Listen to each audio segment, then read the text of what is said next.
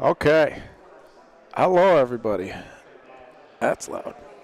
Hello and welcome to I would call it day one, but it's not day one. How many days is this? Wednesday, Thursday, Friday, Saturday, Sunday. Day 3, Friday bracket of the 2025 Lorenzino's Best of the Best Singles Tournament from the Lorenzino's Bocce Club here in Youngstown, Ohio. I'm Mike Chaldone.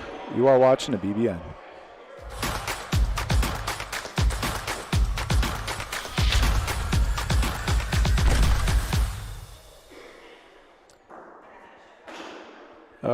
My computer is already doing something. That's not good. Well, hopefully that's the end of that. That was a strange little glitch that we don't normally have. You probably didn't notice anything, hopefully. First up, we got, looks like,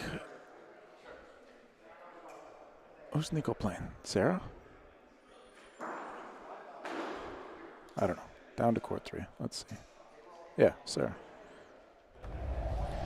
Nico Fox and Sarah Monteleone.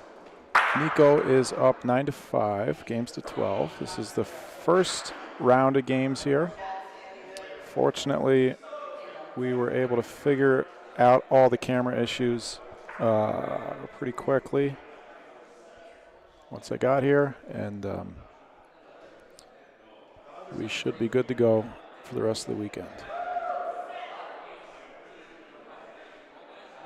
I'll get your scoreboard going for you in a second.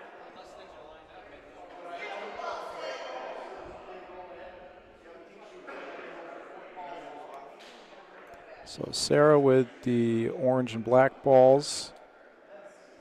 Nico with these ones. Swing and a miss. Going to be 1 point for Sarah. 9-6. I'll just pull up my chat first. I'll do both.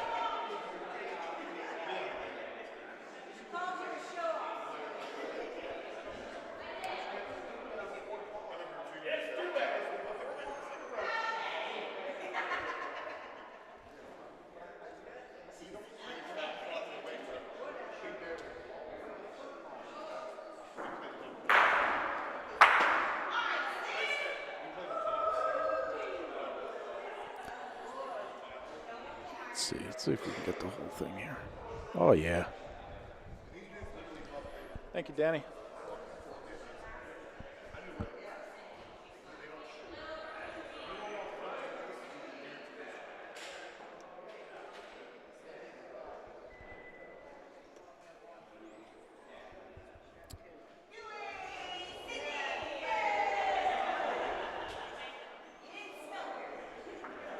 I'll give you a peek at our bracket shortly.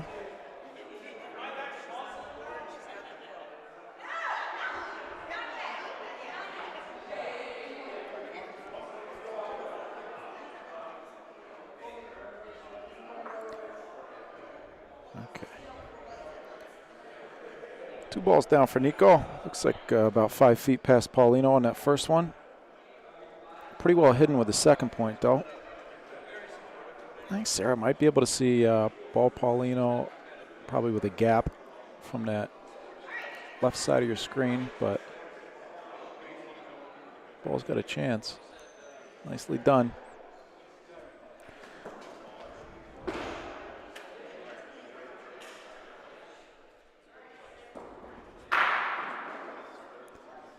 Well, that's a nice stick, but fortunately for Nico, Paulino down to the back, and he's going to be forced to use his last ball. Sarah's going to have 2 balls back.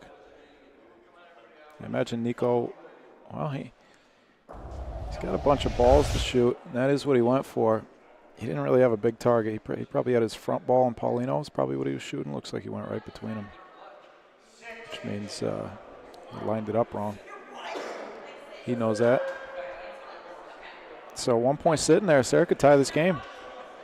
She could get aggressive and shoot her own ball. I think that's what she's looking at, but no reason to do that.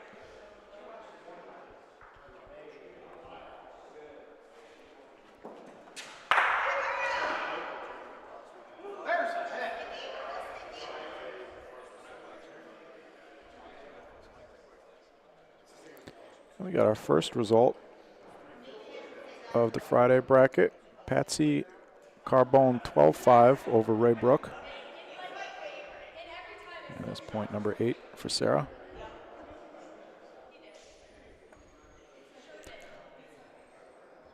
On court, let's see, I don't know which one is court 1 and which one is court 3. That's court 1. All right, so on court 3, Stewie, take a look here. Stewie's up 10-2 on Sid Hardy. Winner that plays last year's runner-up, Mr. Bubba Infante.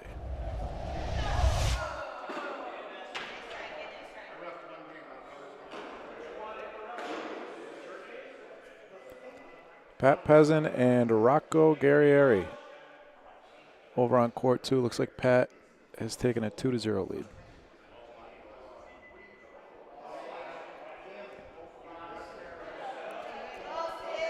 First ball of the frame on court 2. Looks good. Nico's hoping it'll open up a little bit. There it goes. Big target for Nico. See if he can stick another one.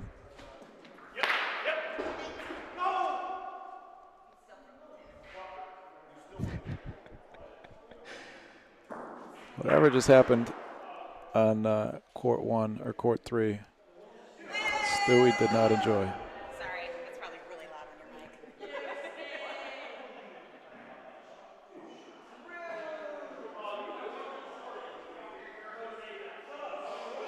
It was a little bit different pointing style from Nico than I've seen in recent tournaments. Looked like he released that ball a little bit differently than normal. Court 3's result is final. Stewie wins 12-2, so Stewie moves on to face Mr. Bubba Infante. Winner of this game on court 2 between Nico and Sarah will play Cory Whitway. Nice shot.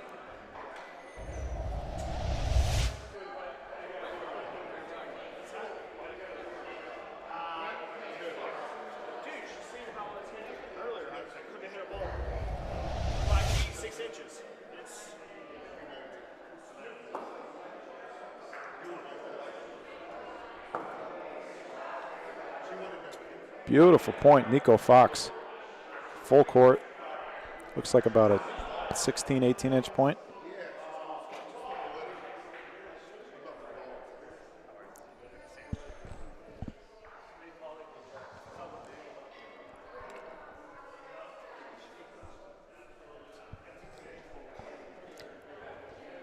Joe Zazar in the house. Nice point, wow. Not much you can do about that, Nico.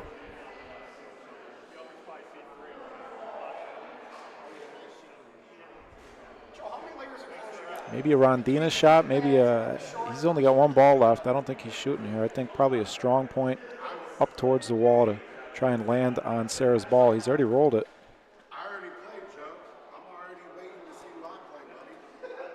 Might be a little too early on the wall. Made a little bit more room for Sarah.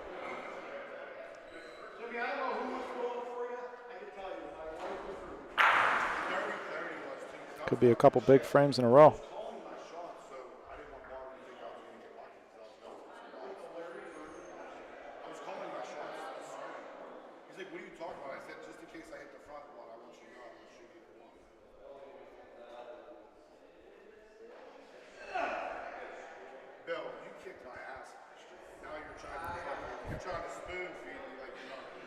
That is the voice of Jimmy Pisano.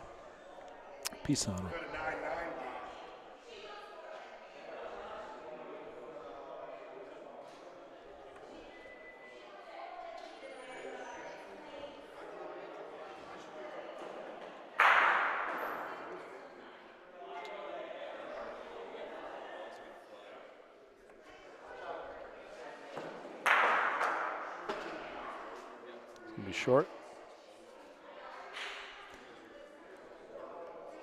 One time.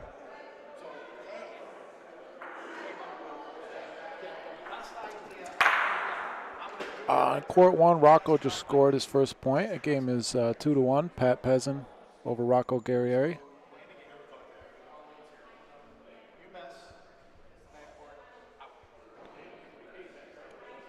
Court 3, we got Joe Cesar and Jim Newbro. That game is starting shortly.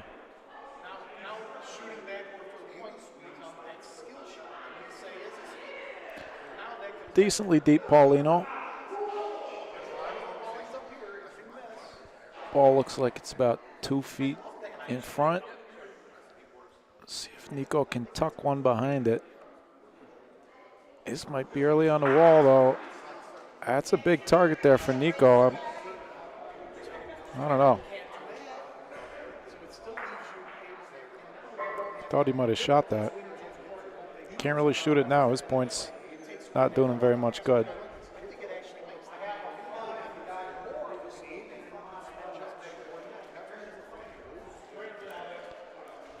But could serve as a blocker. It's gone, though. He's not in a terrible spot here. He can still hide a ball.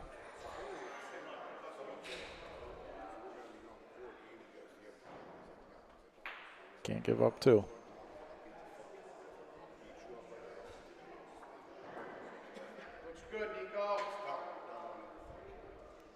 Good looking ball. Rondina might push it. Wow. Perfect ball. Sarah might be able to see half a ball from this right corner.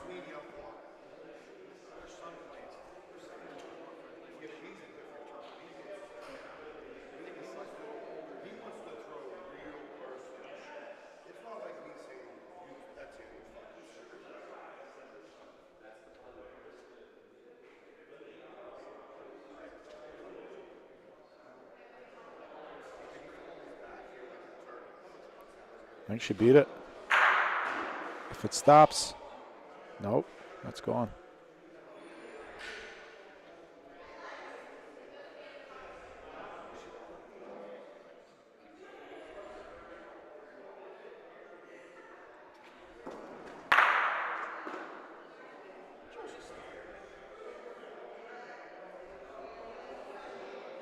I might bump her front one in. That'll work. She will have the last ball of the frame. Or no. No, she's got one out of the court. Right? Oh, she does have a ball. Okay. I thought that orange ball down at the end was hers.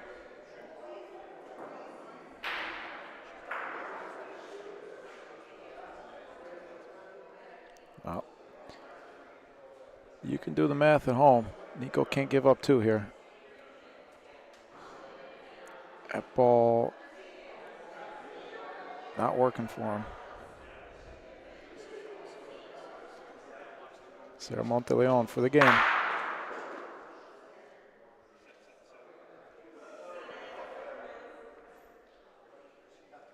Pretty difficult to sell the point here. I don't think that'll happen.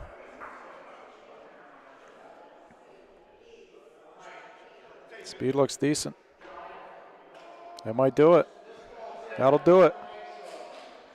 Sarah Monteleone completing the comeback. That was, at least since we tuned in, I think she scored the last, I think it was 9-4.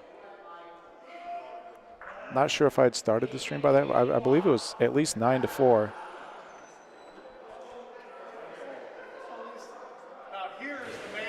Last 8 points of the game. Congratulations, big boy. We're like, oh, it's so hard for you. You did awesome. The only thing that I was like in the air about was Well, here's your bracket after our first couple games. Those ones went fairly quickly, about 40 minutes or so.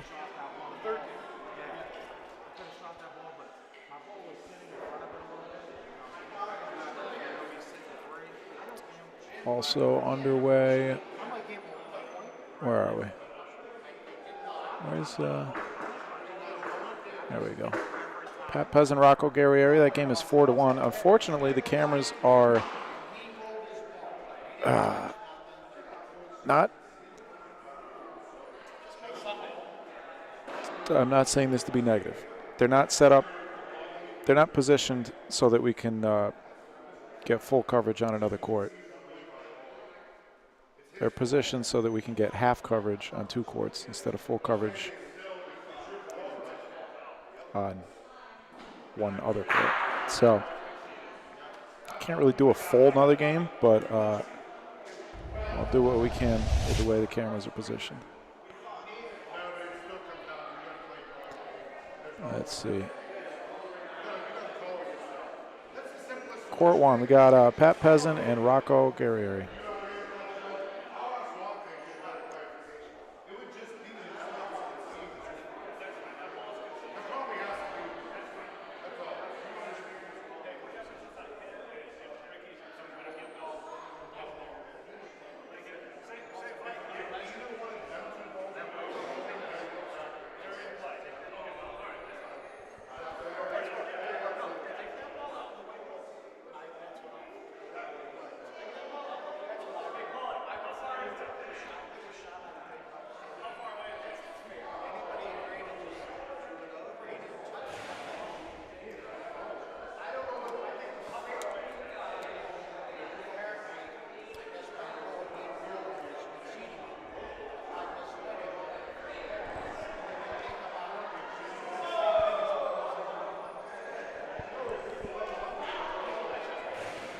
Next up on our feature court, we're going to have Danny Catullo and Mike Brook.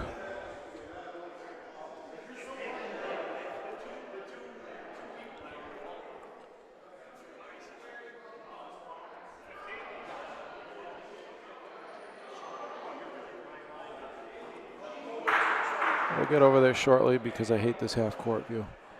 Pat just missed by about a foot, and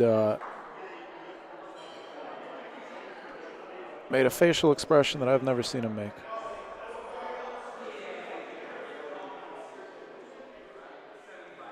Opportunity for a big frame, and he's cursing himself out. 1 point for Pat, 5-1.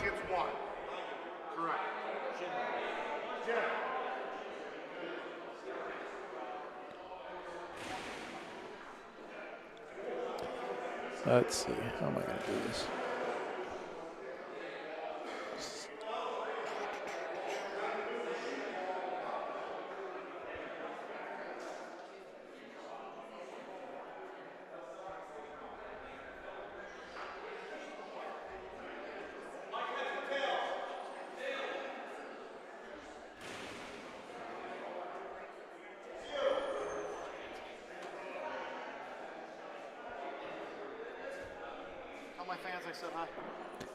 Billy Barnett says hello to all of his fans. Hi, Kelly.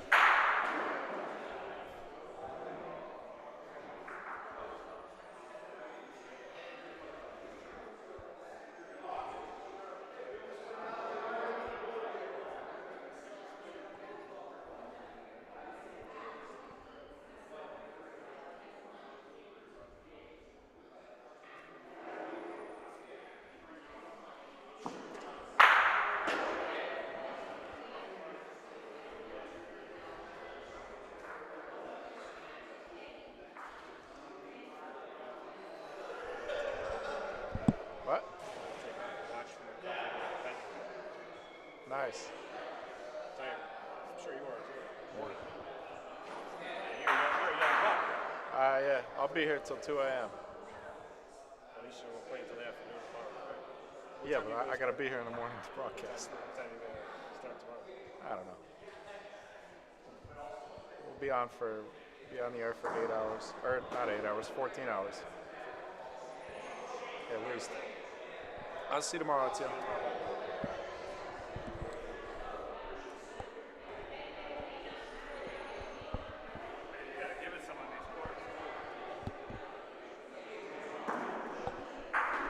Three balls down for Pat.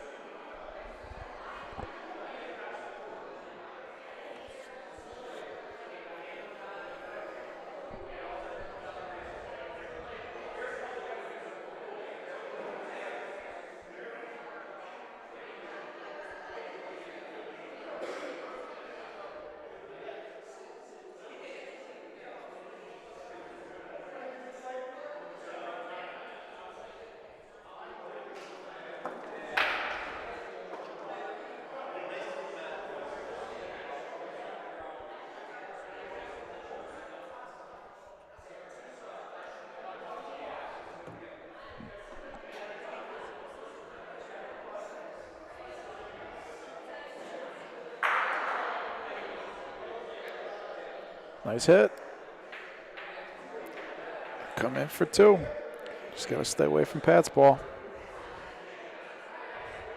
Probably go wall side. He's only got to come out as much as his other ball came out, about a foot. Pretty hard to come out less than that with the Rondina.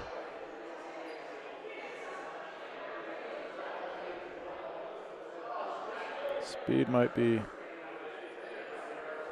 a little much. Looks like just 1. I'm going to go back over to our feature court,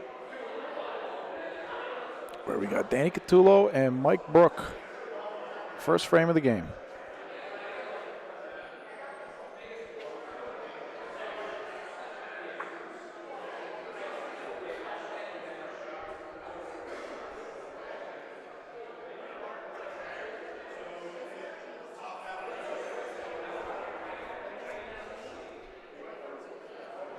Danny Catullo on the left, Mike Brook on the right.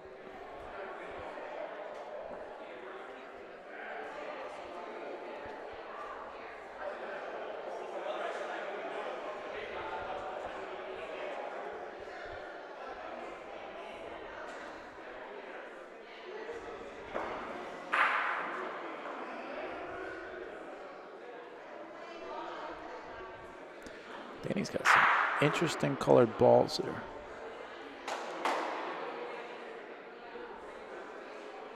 Two balls down for each player. Good hit from Danny, but didn't get the break. Yeah, Sean, what do you think of that math? 5 brackets of 20.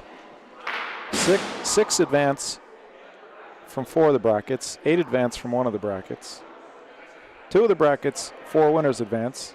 2 of the brackets, 2 winners advance. Everybody carries their loss into Sunday. If you lose 1 and you advance, puts a whole lot of weight and consequence of the tournament purely on the random draw. Some guys have to win 2 games to be undefeated into Sunday. Some of shouldn't say guys. There's women playing too. Some people have to win 4 games to be undefeated into Sunday. We doing this? Let's do Danny's game. Come on, Jimmy. Where do I go? Where you want me to sit? Here, let's. You want to pull up one of those, or you want to? Whatever you want me to do. Whatever's more comfortable for you. Where do I talk? Here. Just put that right there. Jimmy Pisano going to join me in the booth. Are you doing this decaf? Yeah. There's a little juice to this one. Me and Danny loves this shit being washed.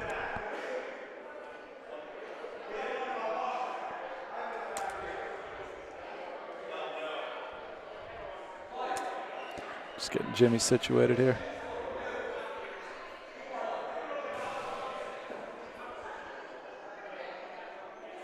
In the booth with me, Mr. Jimmy Pisano. How you doing, Jimmy?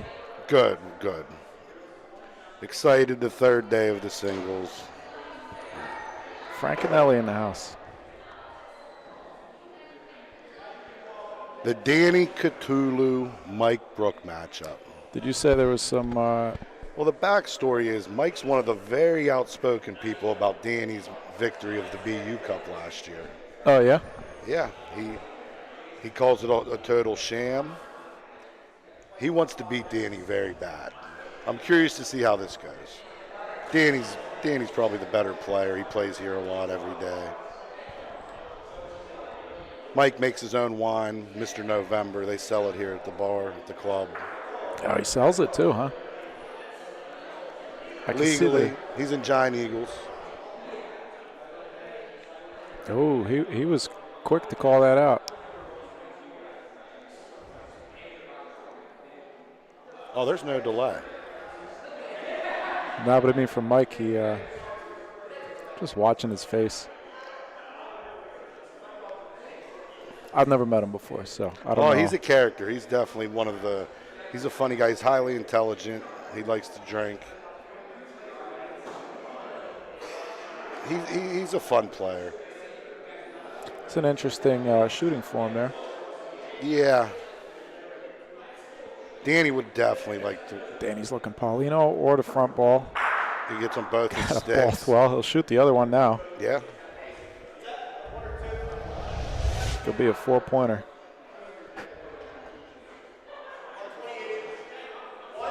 He almost got the back red with it. Did he?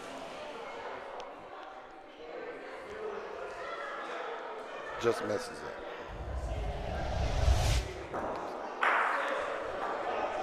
He comes up. He's going to get all 4.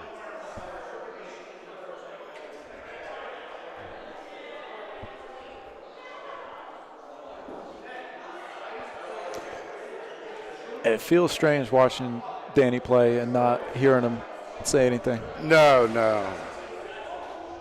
He has big goals for this. Danny's been working hard, so hopefully he can play good tonight, advance to Sunday. A lot of his friends that play here a lot have made it, so he's had to hear everyone a little bit in the cigar room. You know, Mike Amiri's been here every day since Wednesday. The best feeling when you play Wednesday, you have 5 days until you have to play again. That's a lot of time to, you feel like you're on top. So Danny's going to try to advance to Sunday and give himself a good chance to make some noise in this. And then I'm sure he'll be very loud in some of them games. Well, I gave him 4, but it might not be 4. Yeah, I didn't see the ball in the left corner on the TV. 3, only 3. And you never know. Bocce, one missed ball, a little momentum. Sure, Nico was just up 9-4. Sarah scored the last 8 points. Sarah comes to the club three days a week. She practices. She plays in all the leagues. She was here today at 3 practicing. Yeah. She rolled tremendous. Sean, to answer your question, there is no reason that it's weighted like that. It was just random. That's the way the things were done with the 5-flight format. And it's not that certain days have to win more games. It's just completely like in my bracket, I have to win 4 games.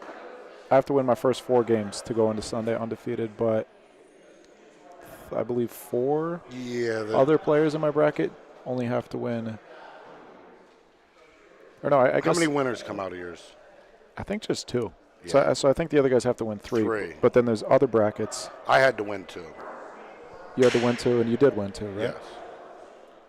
Yes. And there what do you think about that? No, well, 5 brackets, you're never going to make everyone happy. And the way they should have did it, in my opinion, which Rock does a good job, like I said, you're never going to make everyone happy. Oh, 100 people. Even. I would probably take 2 and 2 and do clean slate. And the reason I would do clean slate is because there's no advantage to teams having to play more games. And the brackets aren't There's no even, right? They're not even. Some brackets are tougher than others. And here it's really... Well, this tournament, it's somewhat close. Obviously, no one wants to play Jose game 1. Yeah, good. And there is an advantage probably to maybe being a local because you're playing against other locals on Wednesday and Thursday that you know. Oh, you get to sleep in your own bed. Yeah. Cthulhu hits his own ball and gets lucky. I think, was he shooting Paulino there? Danny, I don't know if he's going to go on a date or win a bocce tournament. That outfit's pretty good. The haircut, too. It's a sharp Jonathan haircut. Vivo. Yeah, I heard an 80-minute haircut, right? Yeah, yep. I love it. I'm switching barbers because mine goes too quick. I skipped my appointment this week. I'm not going to shave or get a haircut till I win a bocce tournament. It looks like it's been a couple weeks. Yeah, a couple months. Until we win a bocce tournament. Might never happen. You'll get yours. Bubba Infante in the house. 3 points for Mr. Cthulhu, 7-0. This is going to be a snoozer. Danny's motivated. Mike wants to drink wine. Over on court 1, Rocco's tied it up 5-5. Pat went off at a 1.5 favorite for any of those in the betting industry or have interest in gambling. Pat Peasant minus 1.5 points. There is action on that game. Was Pat was winning 5-2. Pat was winning 5-1. Yeah.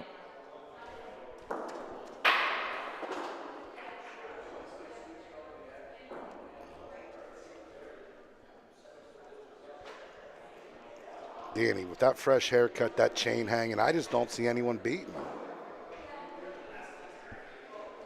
He threw this one to the backboard, though.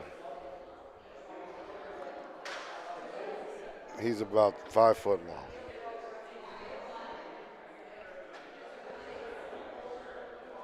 Look at Mike Brook. This is the chance. 7-0. It's hard to tell on the solid balls whether it's rolling enough to get there or not. He's short over there.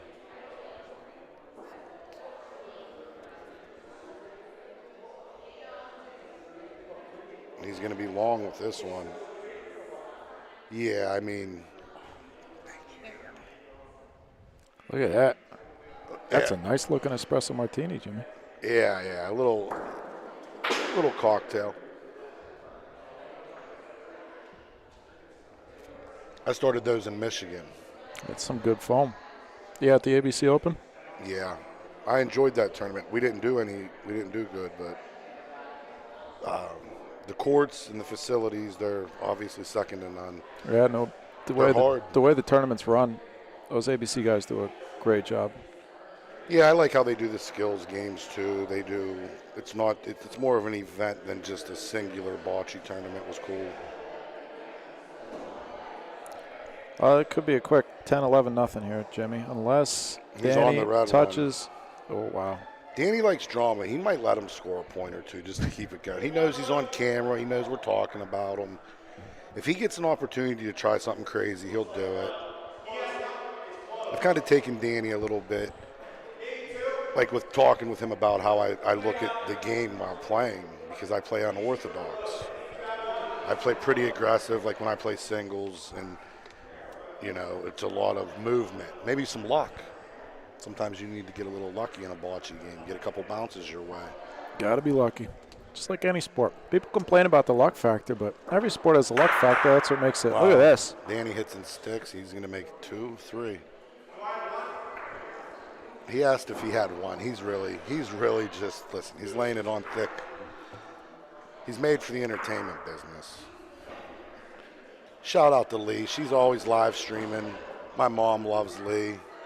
I know. She's probably watching Lee's stream, not listening to this. She has an iPad. She loves it. She puts it on her iPad. And then she knows how to work Scoreholio so she can see scores if the games ain't streamed. Does your mom play? She used to, yeah. She understands the game. Extreme Butch. What's going on? Pistol Pete. Who is it? Is that Pete Williamson? Whoever it is, hello. Hey, Russell. Hey, everybody else. We appreciate you folks spending part of your Friday evening. That Pack game is going to get good over there. Rocco Guerrieri's a great It's already? It's 5-5. Yeah, man. Rocco shoots good and Pat points good. So it's like which one's going to be.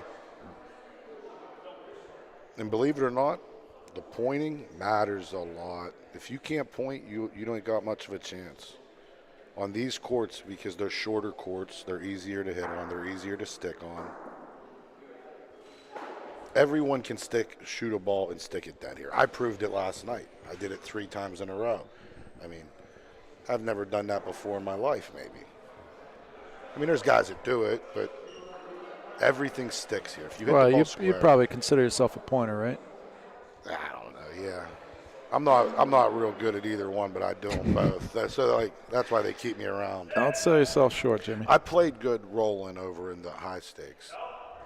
But we had to roll because we don't shoot, we don't shoot 80, 90%. We shoot 70%, 75%. It's strategy, though. That's why pointing matters. Playing defense matters. Going for big frames matters. 3-1 for Mr. Catullo. Yeah, this game's over. Night.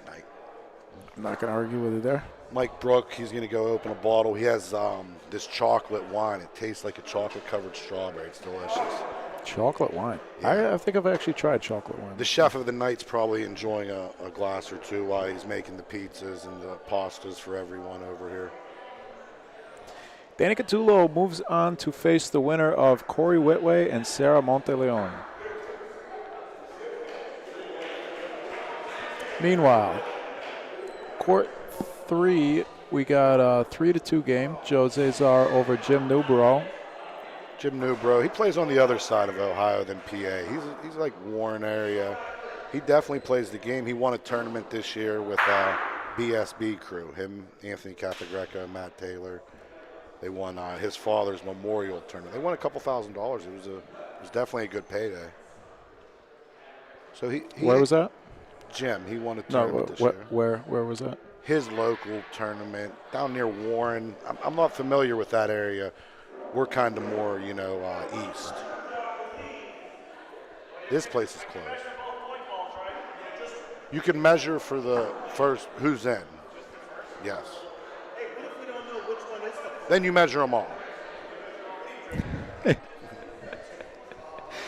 Well, we had a ruling on this court, and I made it because I'm like, I know what it is. And I asked Dante, and he was like, yeah, you're right. So a referee over here ain't an official referee. They're more of an assistant to help you. You still have to play your own game. You have to go look at the balls if they're close. Not all the referees are, they're volunteers. They're just helping out. They're trying to do good, but they might not, know how to read a tape measure that great. So you're welcome to go check out your own situation, measure the balls you want to, and make your own decisions. They're there to pick up the ball if you miss a ball. There is supposedly a shot clock here, right? There needs to be. I heard somebody on the commentary yesterday was saying that there was a shot clock. The issue with the shot clock, you got to find the time frame. What's the number? What would you say? What's that? What would you say for a time frame? 30 seconds. It's plenty. Yeah. Well, I think it makes more sense to have a shot clock, like a clock per frame or per game, like chess. Yeah, that's smart. Rather than. Well, the issue with the per game thing, a team can play slow on purpose if they're winning. Right, but not if they have a shot clock. Well, they keep it on themselves. See, I played. But it would be per team. Each team would have their own amount of time. Genius. We figured it out. Yeah. But of course, then that requires somebody to run the clock. 40 minutes a team. Yeah, something like that. I mean, game. wow, that's a long game, but espresso. Yeah, the number would be close to 40. And what else would be nice is you could have different formats of bocce. You could have a speed tournament called a turbo.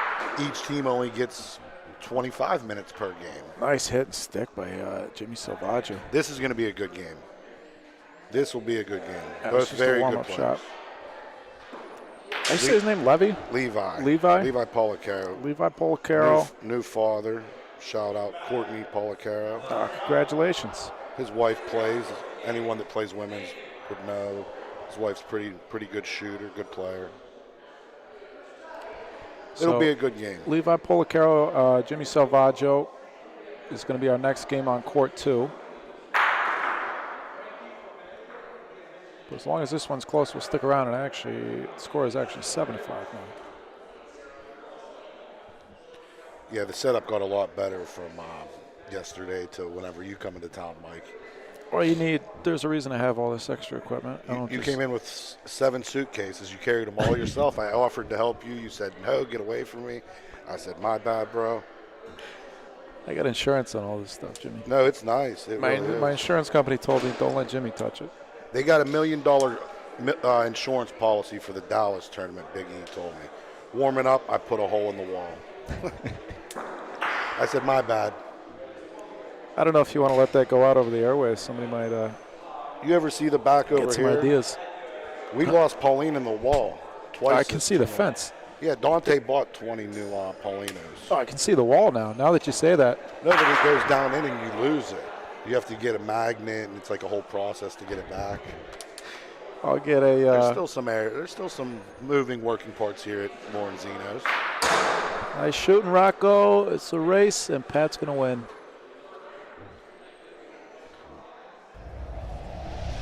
Fortunately, got them both. Hit the ball first.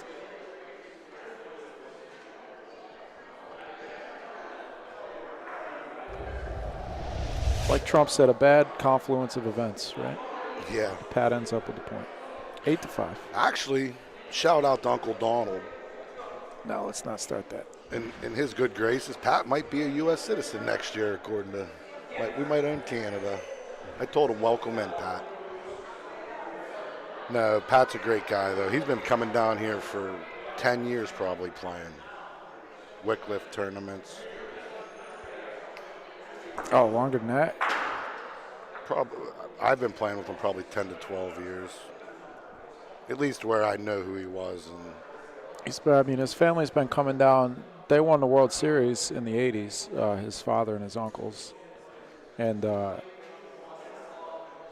I saw the pictures on the vintage page. Shout out Brian Polance. That's my Yeah. favorite bocce page of them all. Yeah. There's 75 million bocce pages. The vintage page is my favorite one because a lot of the old timers, there was some good times, some good people. And there's a ton of new people. Third ball coming for Roco. Pat's going to have 2-ball advantage here. Luch, when would you start? Here's a question for you, Jimmy. Luch says, when would you start the shot clock and who would start it? I'd say you start the shot clock as soon as the last ball stops rolling. Yeah.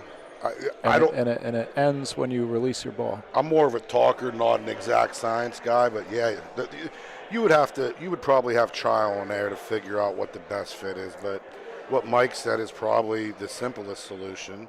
But it needs to happen. I think it needs to happen for multiple reasons. I mean, between the long days, you play these long tournaments, you're there 9, 10 o'clock at night. Well, for the TV audience, too. Nobody needs to be sitting around watching some guy walk up and down the corridor. I want to bet on these bocce games. So, I mean, I think one thing you could look at, too, is rather than just having a straight set amount of time, have a set amount of time until you get to a certain frame count. So if it's a tight game and you go past, 12 frames, then you could add 2 minutes for every frame. Like soccer, extra time. Right, or like soccer, or like chess. A lot of this is just based on how. You must be into chess. You keep mentioning it. I'm not really that into it, but I have friends who are into it, and they make me watch videos. And Rocco's shooting his own ball. He got it to come over. That's a great shot. I don't know if he made the point or not. That's a lot of the thinking that I love to see. Like, a lot of guys call it luck, and they say that's why backboard. But that's a skill shot to me because you have to hit the right side of the ball to give both balls an opportunity. Yeah, well, he's lined up here where he's got either or of his balls to hit. That's the setup. Shooting, he shot that underhand with just the right finesse amount of speed. That's half my game when I play singles is a little bit of gamble. Don John, how you doing, John? Pat scatters something. Nice shot. What a shot. Pat shoots hard when he wants to. Look at him whip that, the way he whips his arm. I always cheer for Pat now because he's in a no-win situation. He plays with Jose.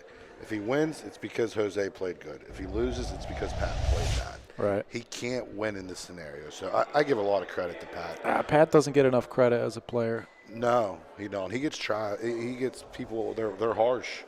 The rest of Jose's teammates too. Jason Wisniewski, Hunter Galero. Yeah. That's also why Jose don't win every tournament. He's pretty loyal to his same little circle.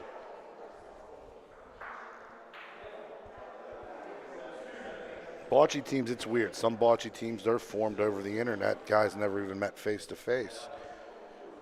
I mean, that's today's age with Facebook and social media, live streaming. Pat's going to lead off here. He's up 9-5. Well, that's what's going to end up happening with the Tournament of Champions player pool, which is one element of that confuses me. Yeah, it confuses me. I'm trying to qualify, and I don't even understand what so it. you can get a haircut. Yeah, so I can get it. I do need a haircut.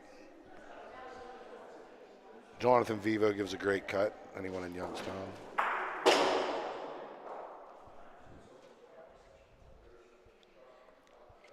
Sean, the reason for adding time later would be so that the game just doesn't just expire in the middle of the game. And you don't add a lot of time, but you add maybe 2 minutes per frame so that you have to keep playing quickly. It's something that they do. That's also something that they Chess. do in chess, yeah. You're a chess guy. I'm not a chess guy. I at know all. how to play the game, but I do not know how to play the game.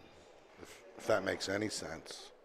Sometimes the only way I can get my friends to hang out and drink beers with me is if I watch chess with them. So, This 3-0. James Salvaggio's up 3-0 on Levi. yeah, we're gonna get over there shortly. 8-3 on court 3. Jose Zar over Jim Newbro.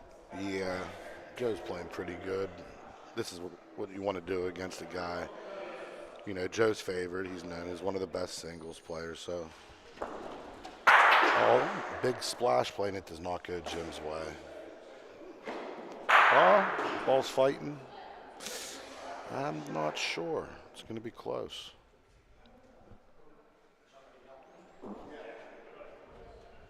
So 3 balls back for Pat Peasant. I know he's taking a look at that Paulino. Roco does have a ball in the back about 6 foot off the backboard. And the Paulino does come off the backboard here. Does he have a front ball he can put in a line with it?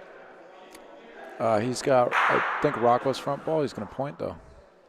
He needs 3 to win. Yeah, he got to make 2 of the 3. He got a lot of room. He's a pointer. Pat Peasant, I mean, he's used to pointing out at the Chicharo Club. That's which a perfect ball. If you ever been there, the lines at Chicharo are ridiculously hard to find. I won $20 by wagering my money on Mr. Peasant game 1 plus a 1.5. There you go. Or I'm sorry, minus a 1.5.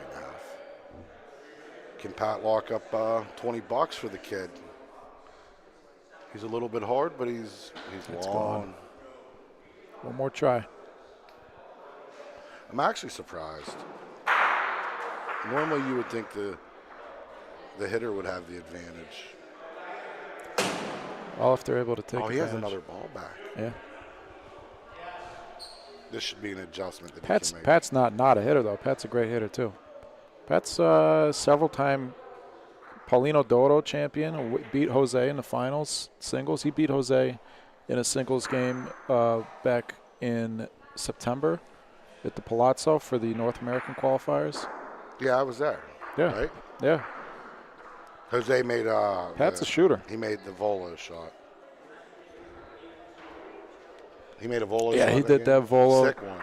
That was, I mean, he made a bunch, but I know the one that you're talking about. Game point, Pat Peasant over on court 2. Jimmy Salvaggio's up 5-zip on Levi. Pat's going to like Polacaro. that lead off. It's perfect. It's up front. The biggest key to these courts, keep the ball up front. If you're behind the Paulino, it's just not as good. It's a great lead off from Pat. It's about 20 inches up front. Paulino flies. And Bad break for Roco. good break for Pat. The breaks matter in this game. Game to 12, it's not super long. You get a couple bad breaks, you could get down early.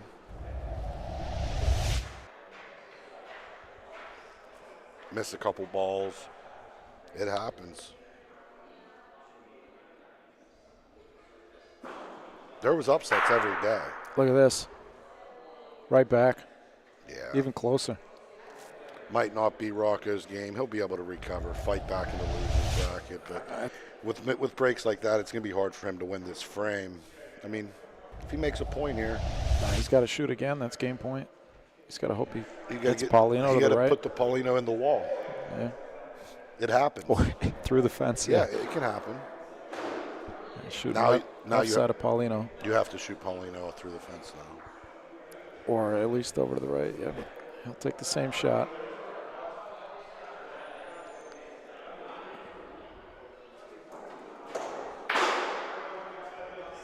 Rocco Guerrieri to save the game.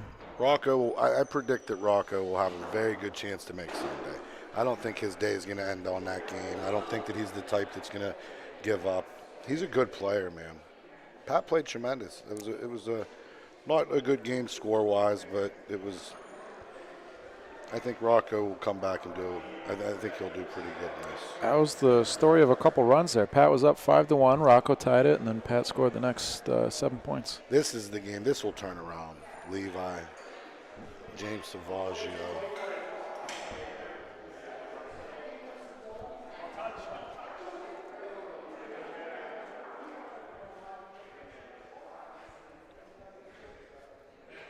Stewie Bubba next.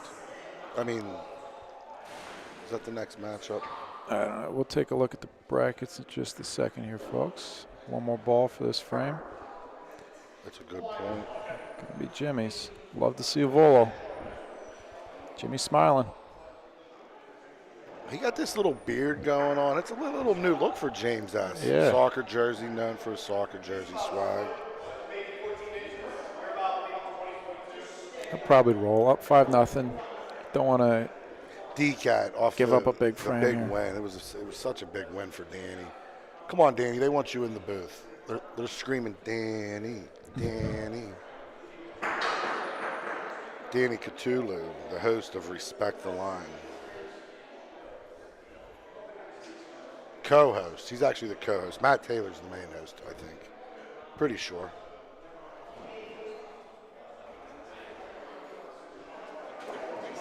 What a shot. I didn't know he could see it.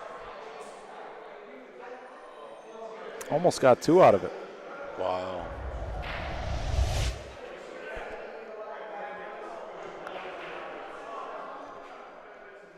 Six, nothing. James Salvaggio.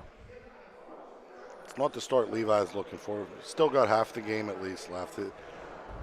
I think he'll get a little run going here. That was a hell of a shot. Big swing moment.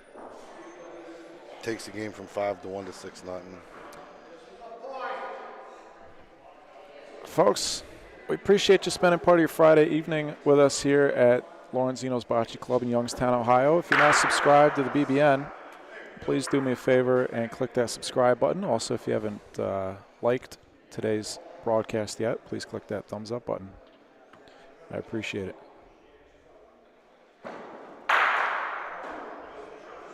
Nice solid hit from Levi. James still got the point. Court 3 is 11-3. Jose Zar over Jim Newbro. Is this the link? Yes, that's the link. Thanks for sharing it. Also, yeah, please share the link with everybody on Facebook, Instagram. Text someone. Like I said, I appreciate you tuning in. Ball number 2 from James Salvaggio. See if we can get a nice stick out of him. Ooh.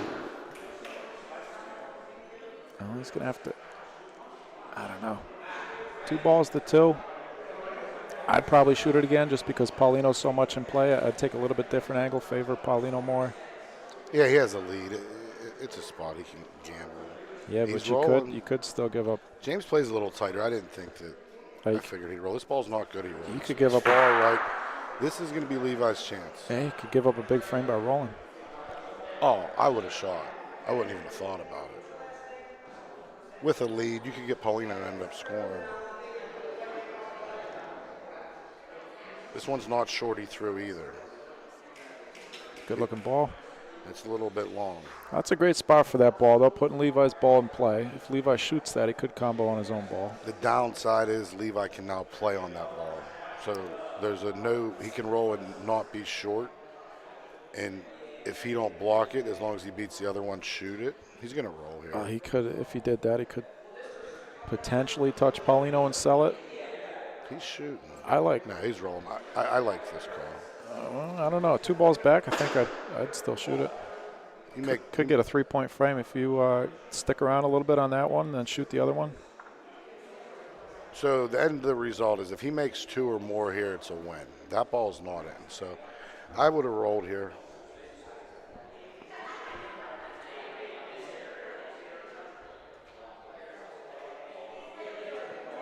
This one has a chance. Hey, Alan. Nah, it's perfect. He made 2. The adjustment. He adjusted off the first one. That's big. When you have 2 balls back, the first one sometimes is a tester. You know, you might not have the feel for that exact spot. And, you know, when you have 2 balls back, you can change it on the second ball. He knew to push a little bit more. Alan, is that how you save money on your vacations? You just go to places that are on fire?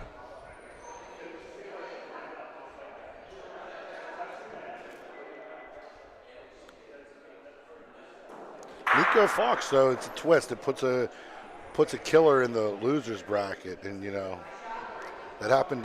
There's been upsets every Nico, day. Roco. Yeah, and if without looking, I would guess wouldn't be surprised if they play right away. Let's see. Nico does not have an opponent yet. Nico and Roco are separated. There's no chance for them to play tonight. And then you'll have the loser of the Levi and Savaggio game. The loser, this is a tough bracket. Every bracket's tough. The ball must have fell out of his hand. James, he screamed he didn't like it.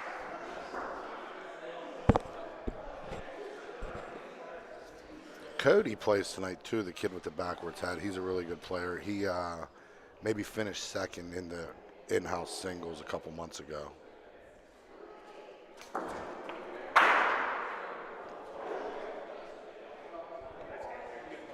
We get a final score over here. Joe Zadar, 12. Jim Newbro, 5. Look at this ball. Look at that ball, Jimmy. What a ball. Wow.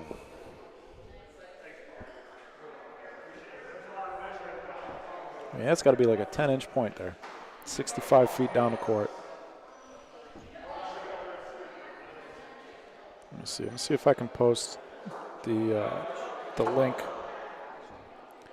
to the bracket in the chat for you. Also, the Scoreholio app, people utilize that to be able to see the scores, know when someone's about to play, be able to check in with one of their family members or one of maybe someone they enjoy to watch can check out whenever they play.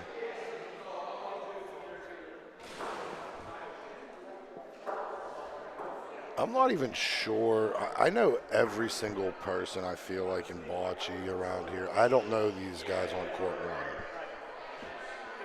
1. Neither one. Neither do I. Is the guy in the yellow playing? Yeah. Look at that.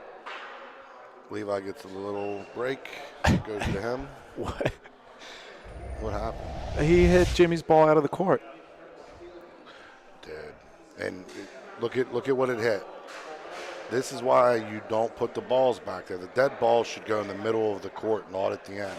That's a great point. If that doesn't hit his own ball. I've been telling him for 2 days. Yeah, his ball comes back on the court. Watch it. I've been telling him for 2 days. When I play, there's no balls there, and the dead balls stay in the middle court. I tell him, you don't put them on the back on the racks either. The Paulino I've seen hit it, shoot across the court. It's a great ball by James. Nah, Levi. Look at that. They moved him, like you said. Yeah, I've told everyone this.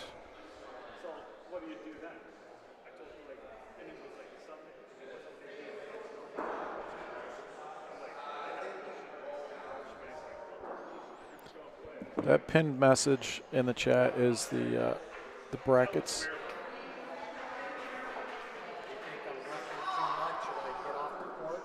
Oh, shout out Paul. No, Paul's a great ref. We need him here the whole time. You're all effort. Paul Saulene. He's the ref of the weekend, guys. He's been on court 3 since it started. He's making the hard calls. He's doing a great job. Robert Stewart, his next match is against, I think, a freshman in high school. I think Bubba would take that as a compliment. Bubba's going off at -1 point in that game. The Vegas sports books are saying that Stewie is an underdog. It might be surprising to a lot of you guys. Winner of that game, play the winner of this game, Jimmy. What game? Winner of Salvaggio and Polcaro plays the winner of Bubba and Stewie. James, he didn't like whatever he did. He left it about 1.5 feet, 2 foot up front. That's a good ball. Levi's shooting this ball. He's going to shoot it backhand. He shoots both ways, underhand and back. He's going to try to stick this ball. He got Paulino. Them are the nicest shots because your target's so big, you can throw it backhand and just try to stick it. And on these courts, everything sticks. Yeah, he had a huge target there. That's also some rules that open Bocce the advantage of being able to take them big targets, but that's also part of the skill, is knowing to do that. Part of the strategy, yeah. Strategy, and like skill. you said, it's not when you're shooting either or too. You got to line it up right. You got to hit it with the right speed. There's normally preference. It's normally not. They're both not optimally the same. I probably said that wrong, but they're not. You always prefer one or the other. You surprised to see James rolling on this ball? It's about a 1 foot point. He plays very conservative, and he got some balls dead. He got one ball dead. Now he does. He's conservative.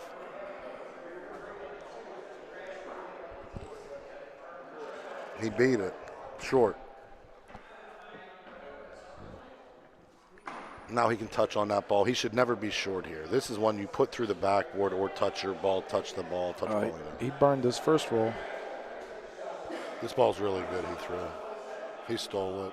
3 balls back for Levi. Yeah.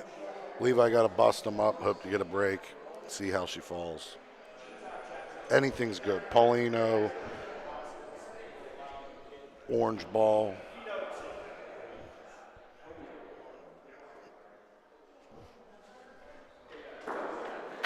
He gets Paulino, it's up. It got to stay alive, and yeah, there is an orange ball there. Oh, he's good. That'll work, though. He's going to make 2 points here. It's a good frame. It's going to make it 8-4. This game's not over. That's a great shot. PA guys are known as slow starters. We never start games quick.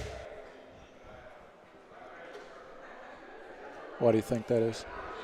I'm not sure.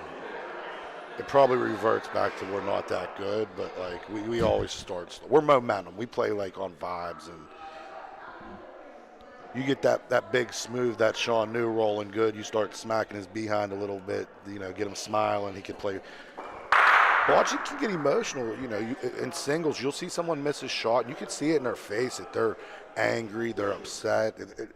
There's no one to goes next. You have to go yourself, so you have to be able to control that. It's easy to let mistakes waterfall playing one-on-one. It's mentally challenged. It's more mentally challenging than people would expect. It's not just a game with rolling balls, if you're trying to win at least. 8-4. Levi's going to go deep sideboard. He comes over, before the baby a couple times a week, since the baby about once a week. So he knows how to roll here, and he understands he's going to try to keep the ball up front. I emphasize the ball needs to be up front because it matters a lot when playing here. Trust me, Mike. When you play, keep the ball up front. Well, I would always try and keep the ball up front on any court. Why do you think that? It's just, it sets people. So your bad balls are now good balls compared in the behind. Your bad balls are bad.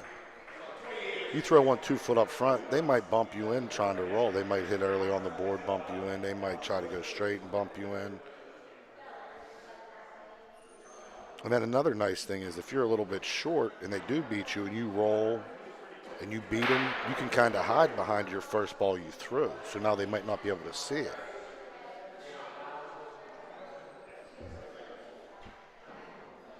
Levi's going to just try to touch his ball.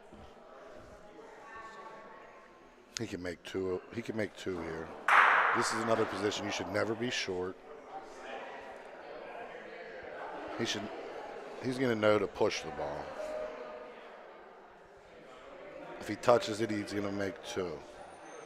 Oh, he makes 1. That was the absolute perfect ball. If he don't touch it, he makes the point. If he would have touched the left side of that, his ball would have went on the right, and it always comes a little bit back off the board. He would have made 2. James wants Paulino to go here. Yeah, yep. If everything would have stayed as is, Levi could have done the same shot. It's a great shot by James.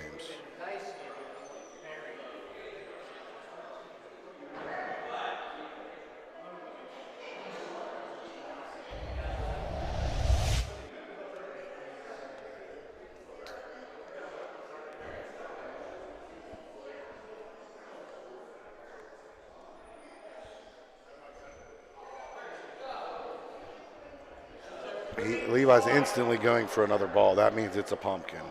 Yeah. Back door. Nope. He touches the orange. You surprised he didn't take a shot on anything? Looks like he's got ball Paulino there. Looks like he's got his ball and Jimmy's ball. All he has to do is get to that back black line. That should be a fairly easy roll for him. As much as he plays here. That's like a spot on the court that it's so much of the game that you have to know how to roll there. Look. The back black line it's a focal point. Like when I practice, that's where I throw between the lines. I guess especially playing singles, it's important to get a feel for that spot on the court. You're going to need to be able to beat points down there. That's Frank Popio. They won the high stakes. Him, Timmy Wilson, Tony D'Onofrio, and Ben Diaz.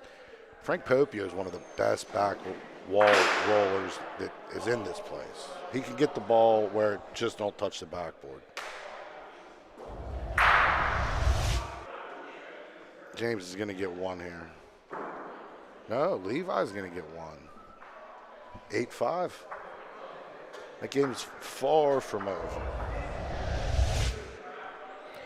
It was 6-0.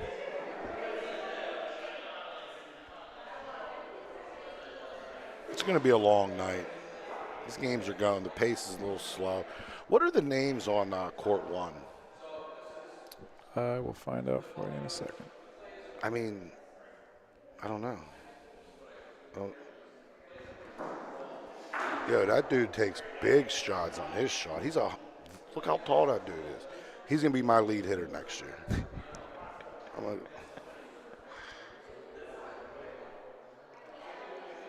I wonder if they came together. Let's see. Court 1 is. Where is it? Greg Thompson and Michael Lucente. Greg Thompson is up 3-0 in that game. Bocce is going to get to the point we need where are they from? Yeah,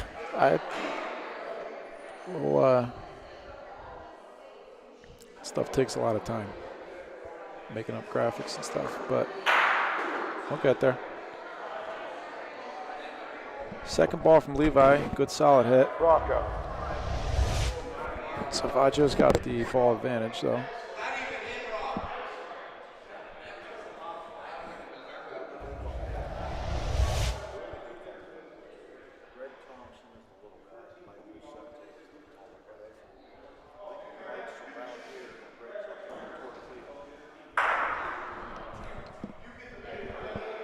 They're both kind of local. One's from Cleveland-ish and one's from here. I would have bet one of them was Canadian. They come in packs. They all got nice SUVs.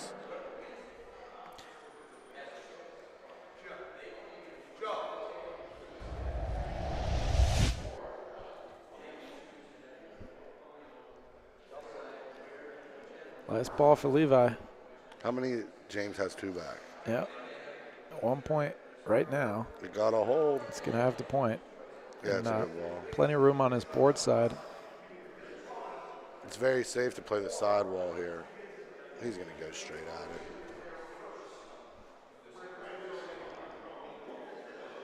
Uh-oh. He threw it the front one. Uh-oh. It's not going to be enough to sell it. Oh, boy. I don't think it'll be enough to sell it.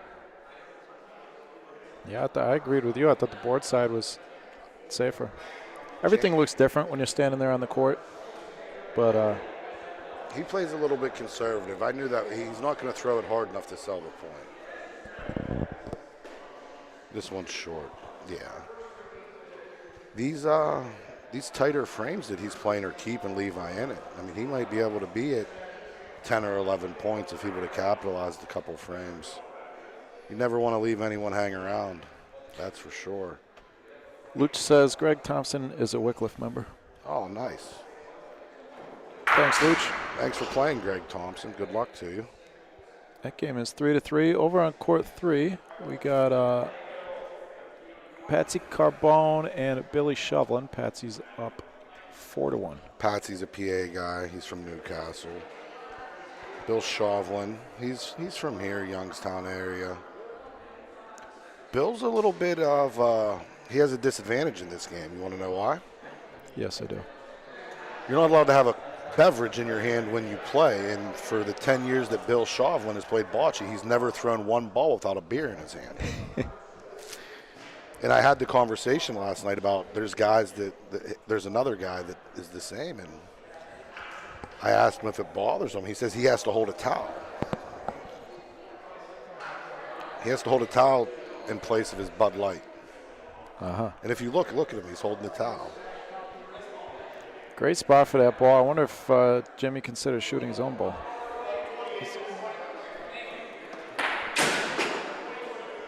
He didn't shoot it right away? Well, he's got that. Levi hit a ball.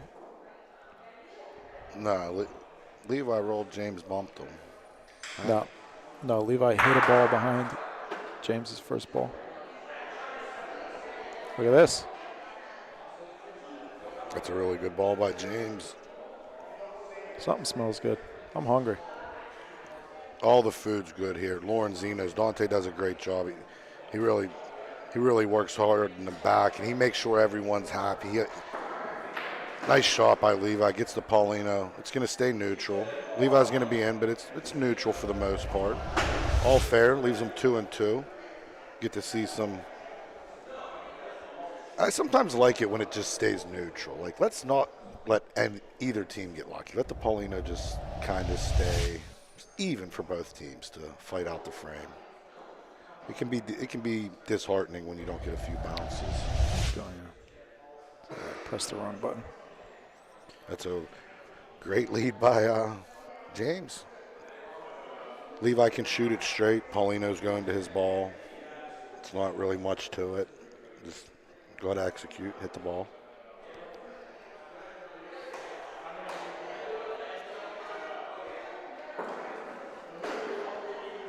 As they would say in Koppel, hikey, or the younger kids like to say, pull it. Levi's going to miss. Now he's got to play some defense. It's not at stake to lose the game, so that's a positive. James can only get to 11.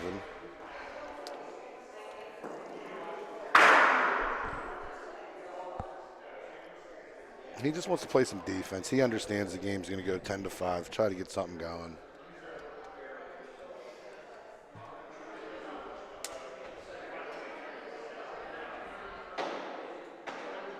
He's stomping. That means it's long. Yeah, he threw it long. He's not going to like it. 5 foot behind. 4 foot, 5 foot. This should be a layup for James. 11-5.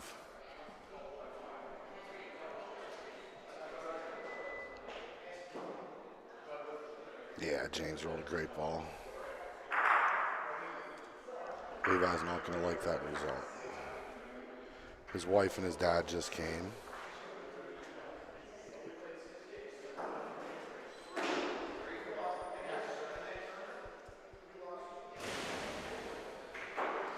Yeah, it's cool. It's I appreciate like your setup.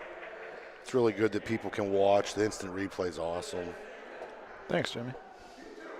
I played one good game in my entire life, and there was no film of it because DCAT was on court 1 watching a different game. I said, thanks, DCAT. This is. But it's nice, the replay and all the angles. You can see, like, it's insane that you can see everything. Like the ball that hit the ball in the back, clear as day. It's nice, the replay.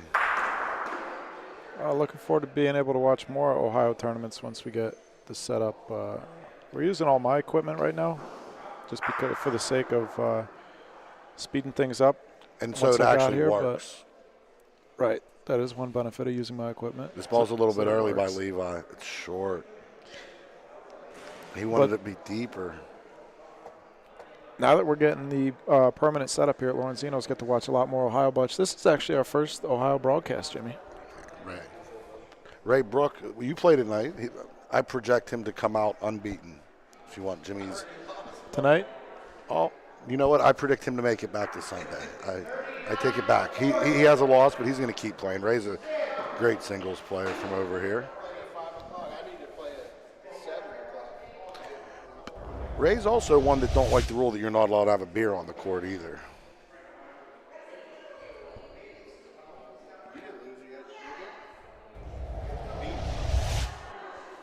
Levi's in some trouble here. 3-2. He's going to try to bump his ball, make two, or come behind it and hide it. He has to do one of the two. And all of that involves just not hitting the board early. This is a good ball. Touch it. If he touches the side, he makes two. He made one, maybe two. That's it. Keeps him in the game for now. James is going to put everything in play. Front ball, Paulino, back ball. You have a 3-foot target. If you hit any of it's good.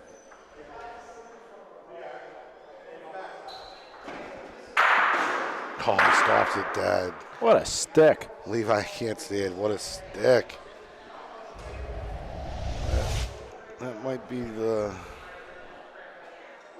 So Levi's going to have the same shot. It's the same situation. You got to touch the front ball, try to make two.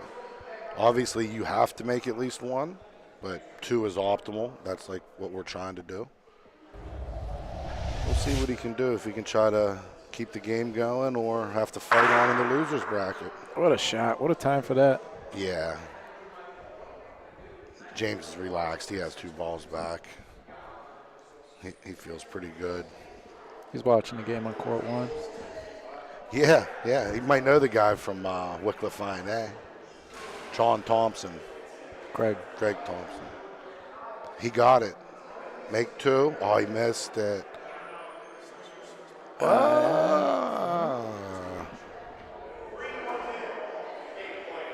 Yeah, so like this is an example of like we don't have referees. Cody should let these two look at it. They're obviously going to measure. Levi's never not going to measure this ball. It's a $100 tournament. Why would you not? It's free. I actually think he might be in from our view, but perspective is everything with. They're close.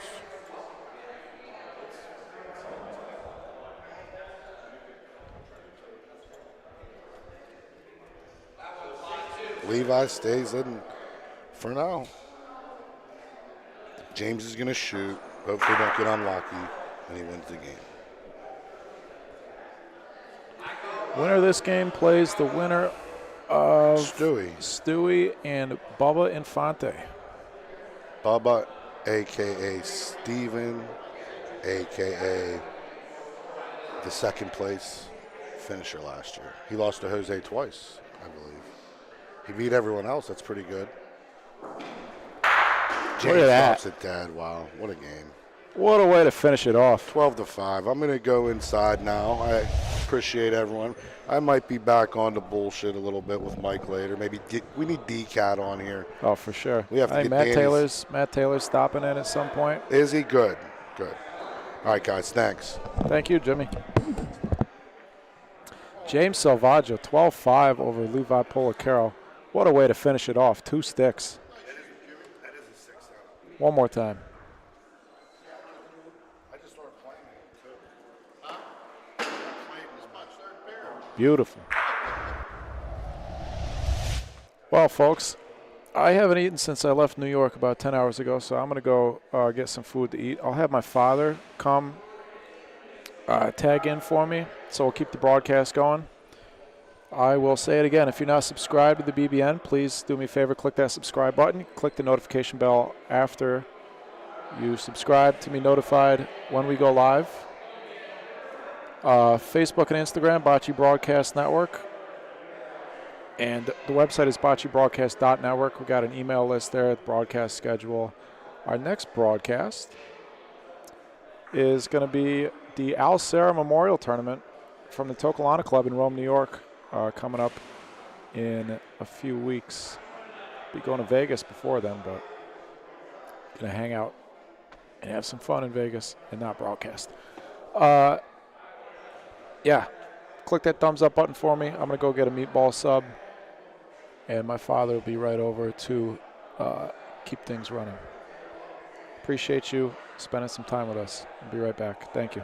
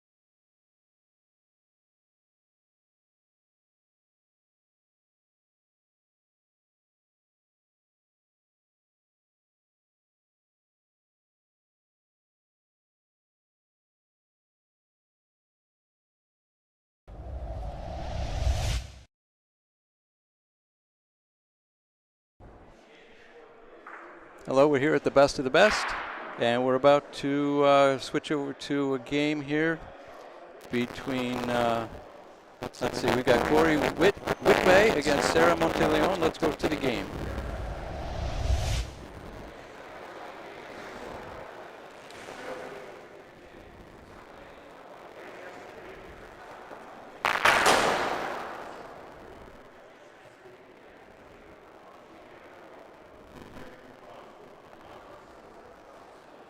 So I'm assuming that's Cory. And you got 1-0. These games are going to 12 points, as it says on the scoreboard there. And I'm sure Michael told you a lot of the background of this tournament. This is the Best of the Best singles tournament. There are 100 players. There are 5 flights of 20 players each, and a total of 32 players will advance to Sunday, to a Sunday tournament. Each flight is a double elimination, and the top 6 or 8, in the case of one flight, the top 6 or 8 players will advance to the Sunday competition. Everybody else is eliminated. So this is probably the second or third round of games here today in this flight.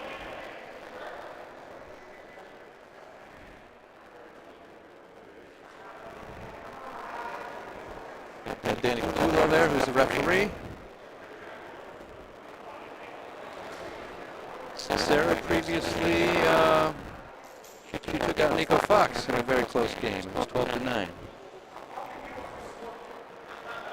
And it looks like she's just going to make it. Let's see if Danny, no, Danny's shaking his head no. Shaking his head no.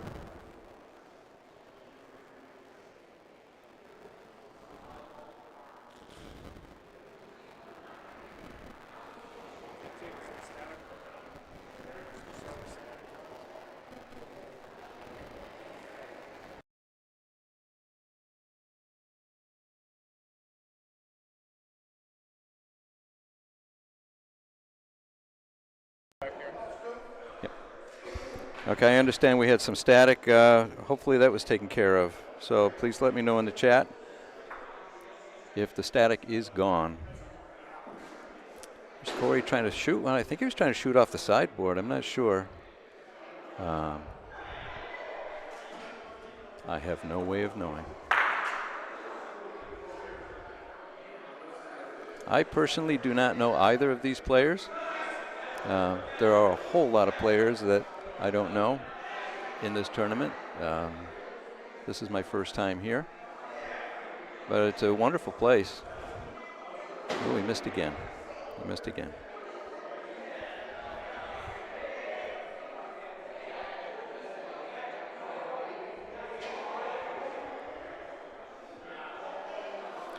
Okay, this is the last ball of the frame.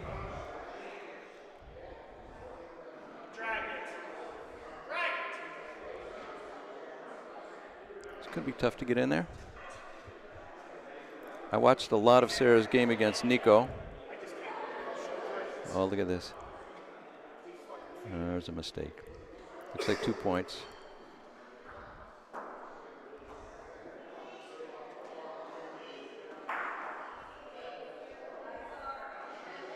John Lopez speaks fluent static. I'll vouch for that. Like, I'm sure that Michael's covered this, but anyway, look, I think the courts are 68 feet long. They're a little wide. They're probably 11 feet wide, I'm guessing. They're Coleone courts.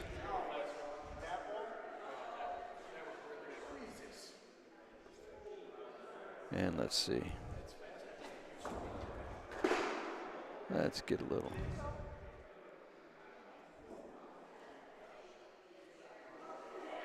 bit closer.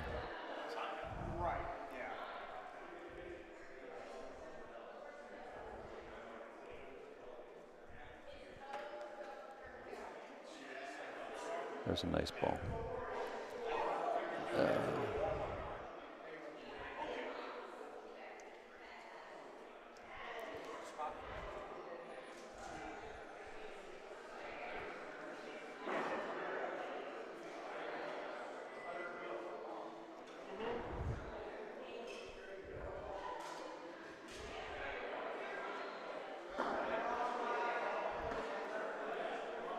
Swing and a miss, up to the right. So I mentioned that Sarah beat Nico. Nico Fox. For Cory, this is his first game. So some of the teams had to play a play-in game, and she was one of them.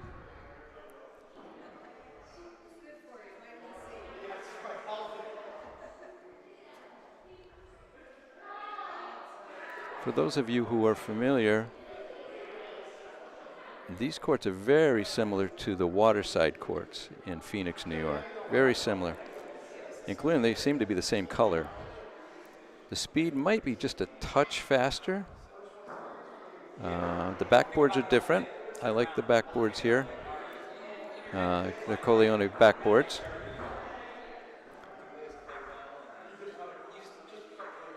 There are 3 courts.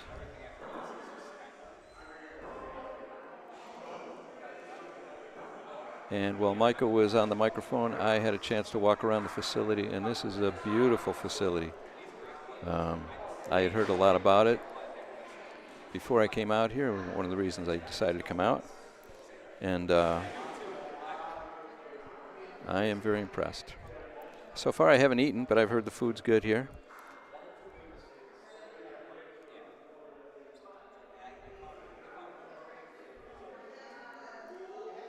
And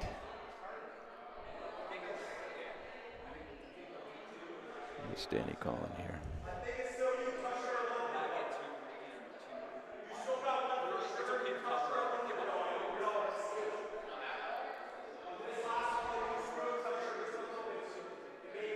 So Danny's explaining the situation. It was one point, and I didn't hear everything he said. There's a lot of echo in this room. The acoustics aren't perfect. And there's a nice ball right there.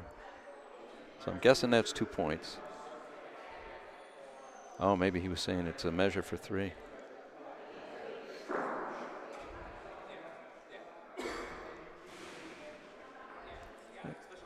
Some familiar. You can see on the court to the left, there's Pat Pezzin.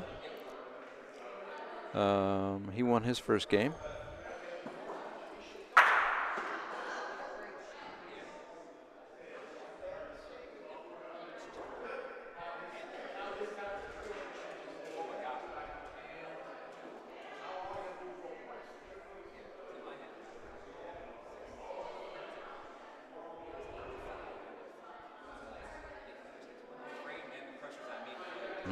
They're calling for an inside measure, official measure.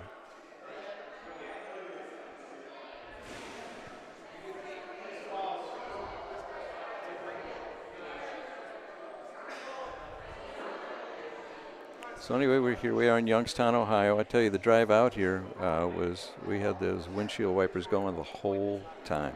Sometimes for a significant amount of time they were going on the fast speed between the rain and the fog. It wasn't the most pleasant drive. So how many points?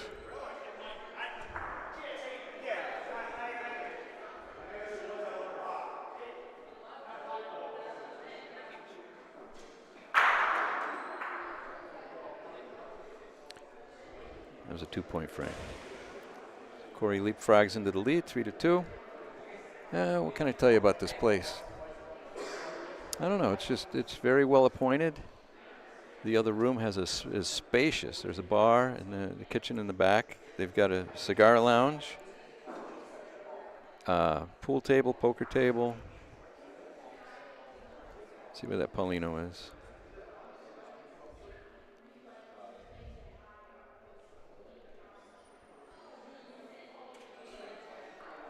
Let me move that up a little bit.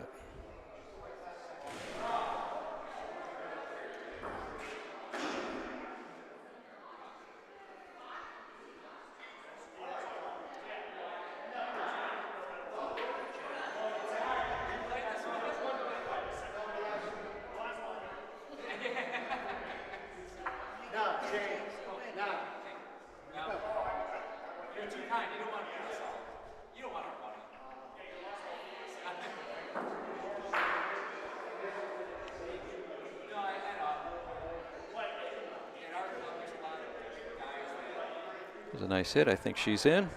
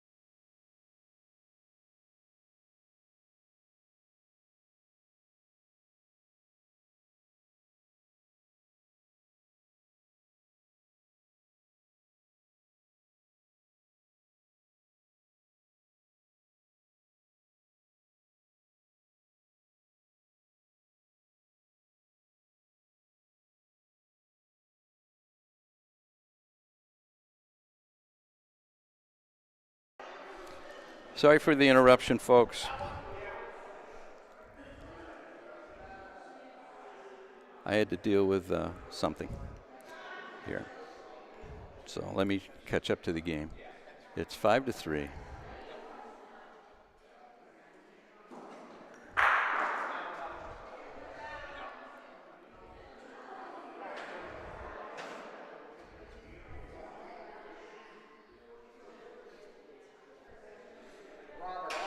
Not a great first ball. Cory should be able to beat that.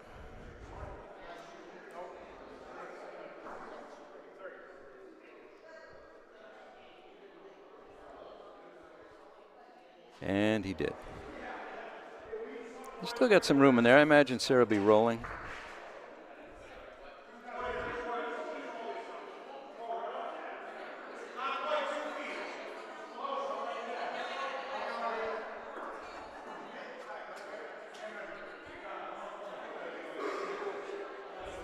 You can see in the background some of the court sponsors. We got Vivo's Barriere on the court on the left. The court that we're broadcasting from is sponsored by Watertight Roofing.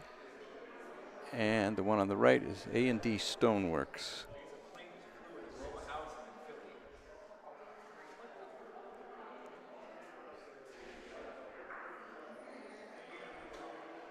That ball is pin high, and I'm thinking it's good.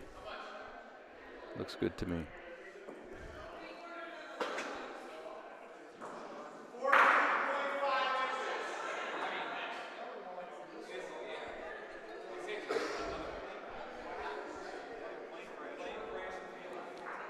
Before I forget, I want to give a shout out to somebody who always watches our broadcasts, and I've never mentioned him on the air.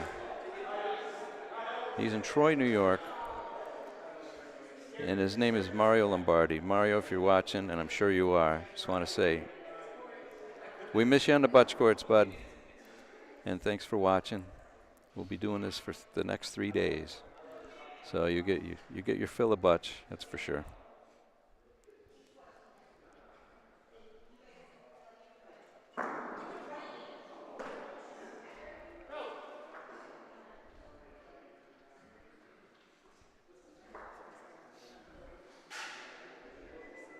And anybody wants to, you know, if you want to say hello, send a hello in the chat so we know who's watching. That's always nice to know.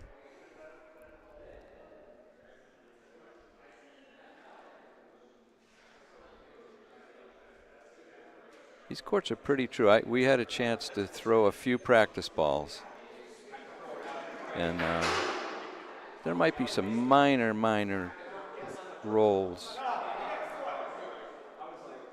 but they seem to be pretty true.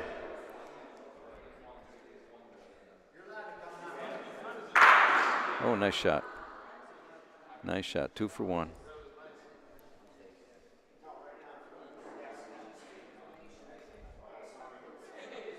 Oh, I missed the replay on that. Son of a gun.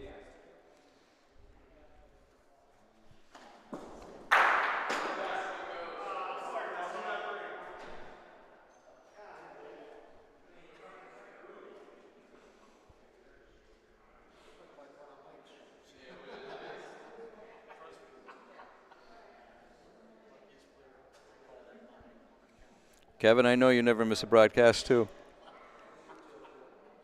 I think in the last broadcast you said you were going to try to start something in Philly, the Philly area.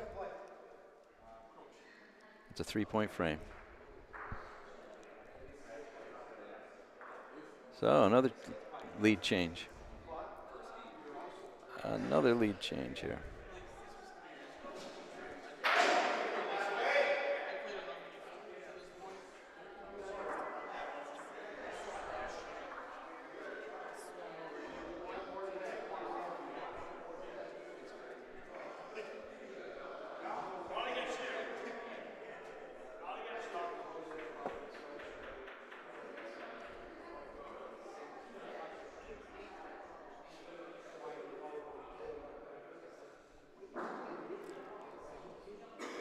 Next court over on the far left, you could see in the orange shirt, Bubba Infante, who came in second in this tournament last year, losing only to Jose Boto. Hey, Brad. Nice to see you're watching. You should be here, Brad. I think this tournament is suited for you. Although the ceilings are a little bit low for long volo shots.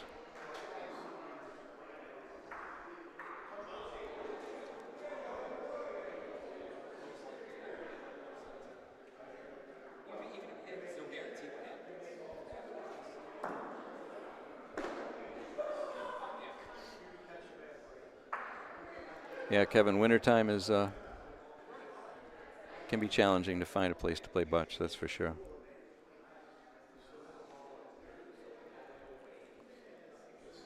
The court in my yard, when the kids were little, I froze it in the winter, and that's where they skated. That's where they learned how to skate. And I think that was good for the court, too, somehow. Laura down in Florida, 70 in Key West. You must have your heater on.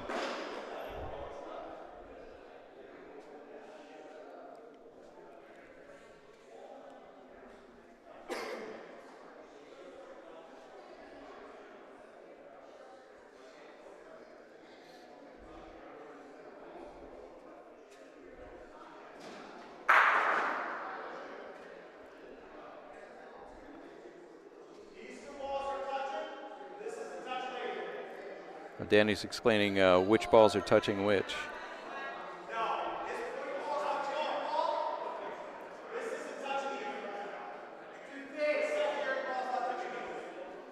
Two of them are touching and one of them isn't. I imagine. Well, she's got 3 balls back. She should probably open things up to shoot the whole mess.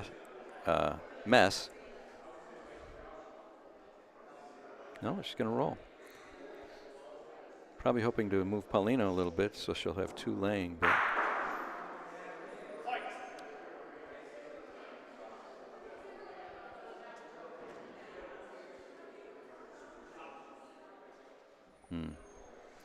that confuses things a little bit. Now she's kind of cornered herself into rolling these points. I think I would have shot the big pile there, the group.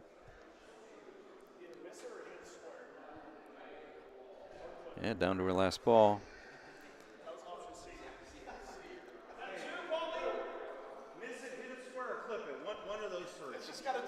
Is that Felice Scala I see in the background? I think it is.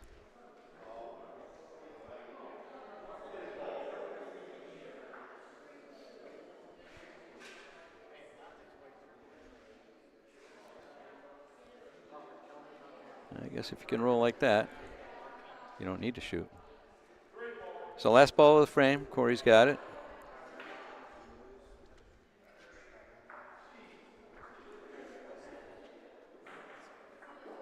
Rocket Head 40. I don't know who that is. I'm sure Michael does. But thank you for that. Yeah, it seems to be the same. It seems almost to be exact same courts as the Waterside. Maybe just a touch faster.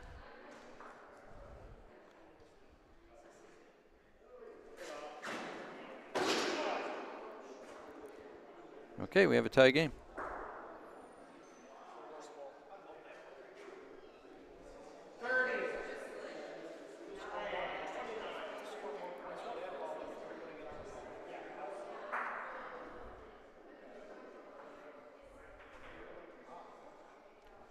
Halfway home, 6-6.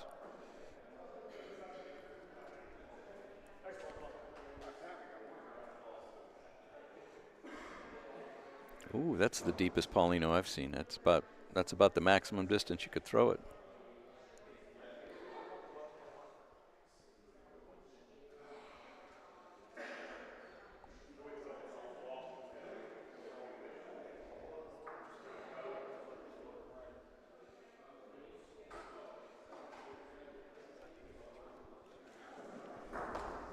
A little short, about 32 inches maybe, as I'm looking at it from my viewpoint.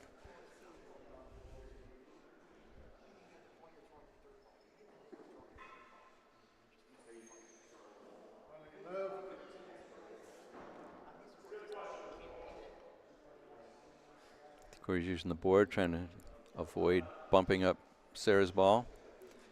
Came up a little short. I'm guessing he'll try to play on his ball a little bit, maybe, or come inside of it.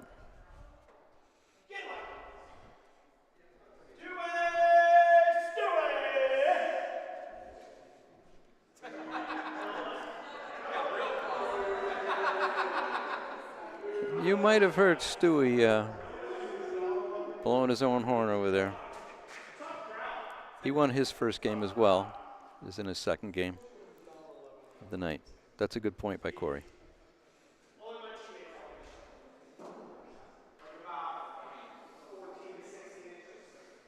Danny says 14 to 16 inches. 14 to 16 inches away.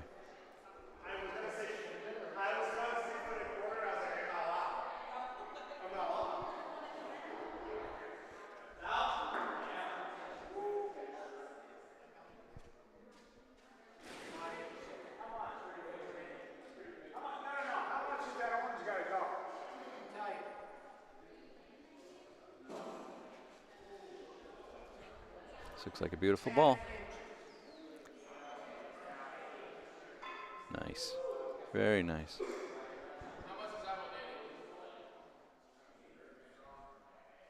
That's got to be less than a foot. I would guess you'd shoot the... Well, 2 balls back for each team, so it would be risky to shoot it. But then again, it's tough to beat. unless you can do that. Nice ball. Now he's got 2. Cory's got 2. Beautiful ball. Sarah's got 2 balls back. Boy, she could hit the double there. Put the pressure on Cory to put in a good last point.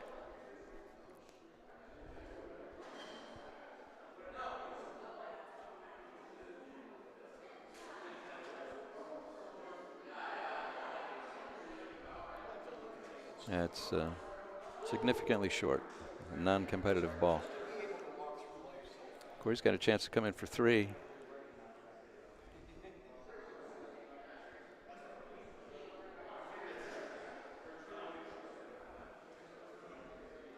Oh, I'm sorry. She did have another ball back.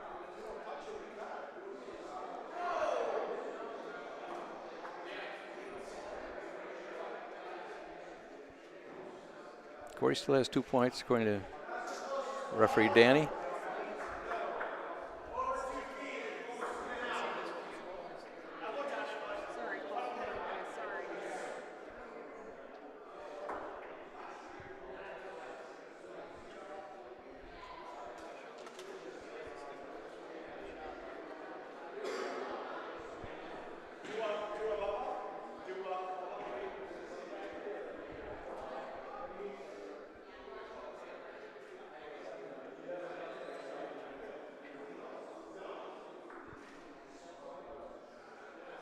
Has he got enough to reach? No. 2 points for Cory. 8-6.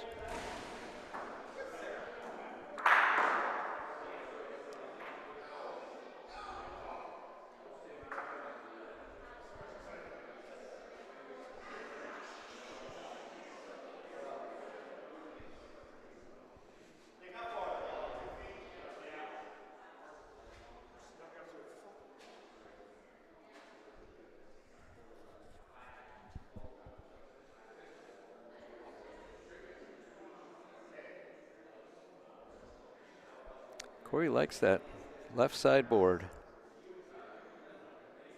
I can see why. Nice point.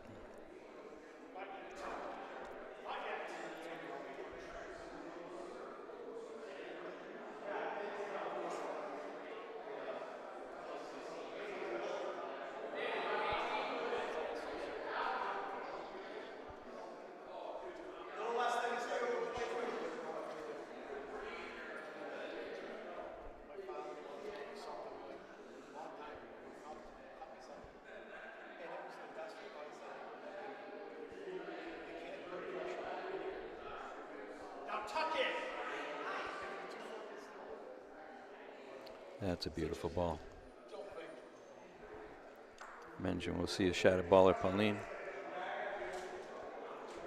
Maybe off the sideboard. He seems to like the sideboards.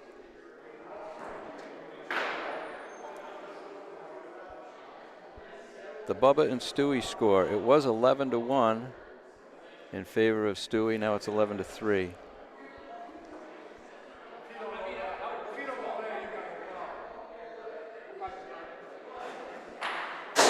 Nice hit.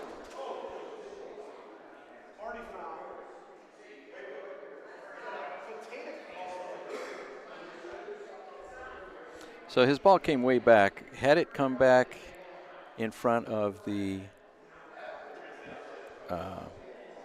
other line that's closest to the ball right now, then that ball would have been dead and would have been taken out of the frame, or taken out of the court.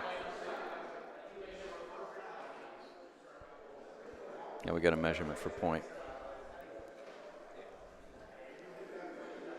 Yeah, Bubba and Stewie are playing right in front of me, actually, on court 3. And there's a lot of people around the court that I can't see through. So I can't really see what's going on.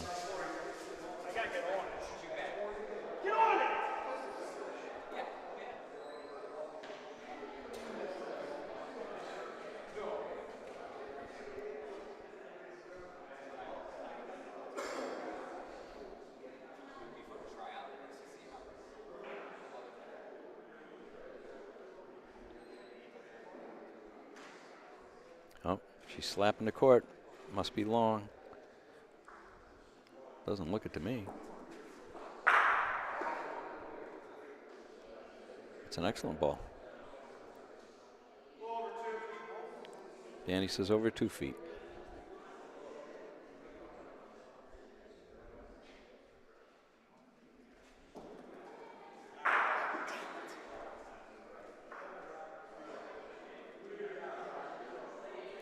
I think Stewie just put the finishing touches on Bubba. Nice ball there by Cory.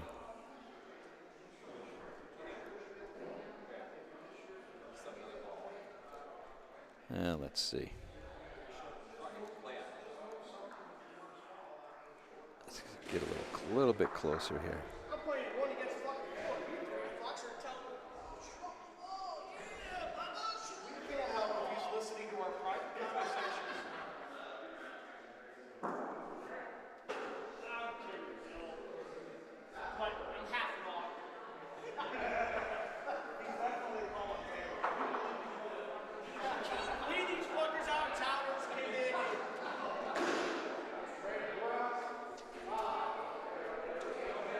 So last year's second place finisher suffers a loss in his first game.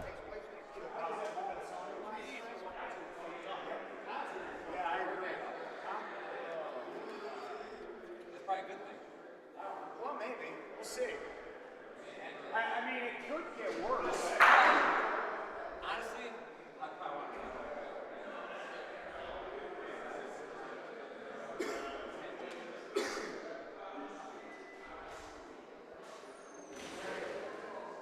Got a chance if he touches something. That's nice. That's a 2-point frame. 10-6. Cory's opened up a lead.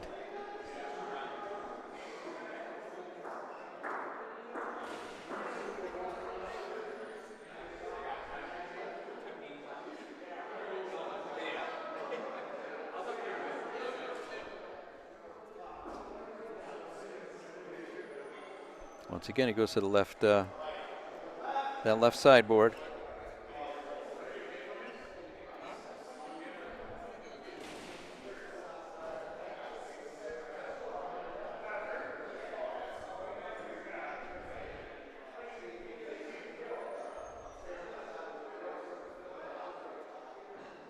Oh, he's in a good spot.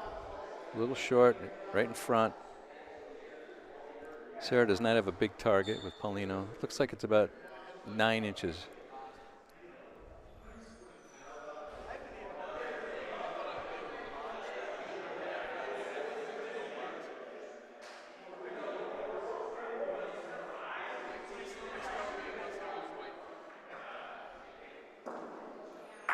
Nice shot. Nice shot.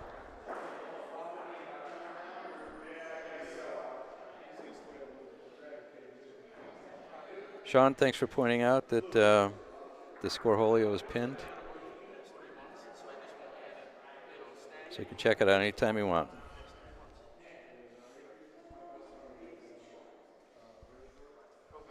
And hello to you too.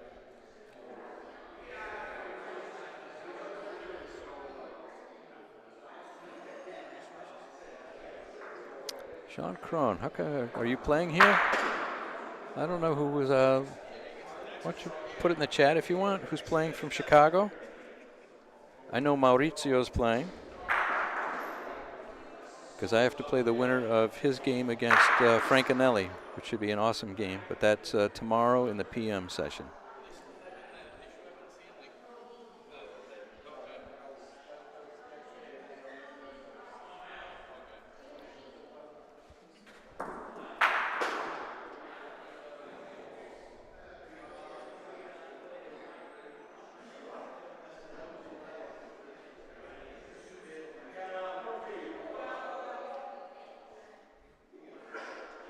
That's a nice looking ball. Beautiful. Big target.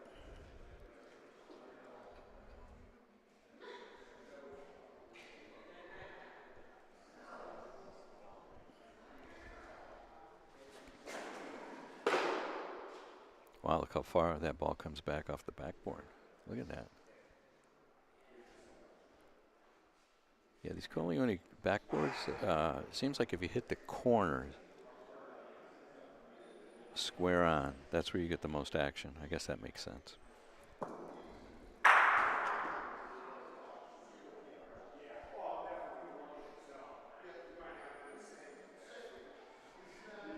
Bridget, hello. That's it from Illinois? You guys got something going on this weekend there?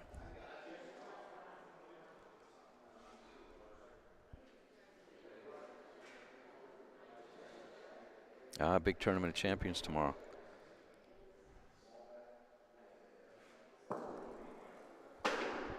Good luck to everybody there. Where is that played? And how many people are in it?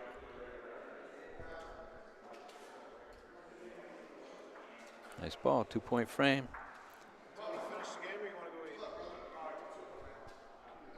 I'll finish.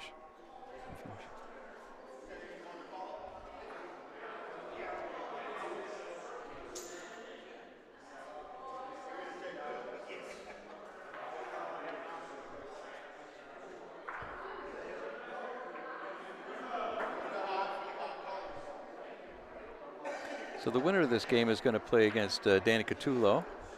Danny won his first game, obviously. Maybe that's why he's reffing this game, to kind of scope out the opponent.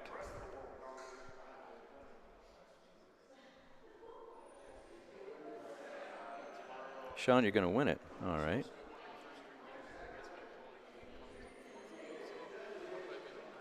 Might that be a first?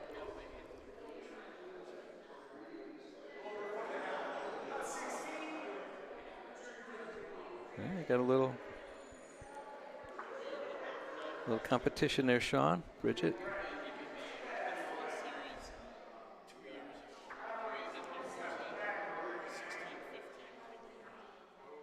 The ball works.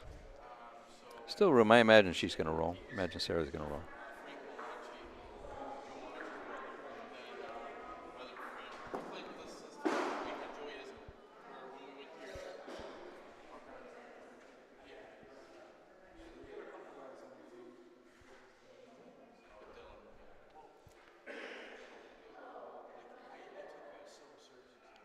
Bridget, thanks for explaining the tournament. Appreciate it. Sounds interesting.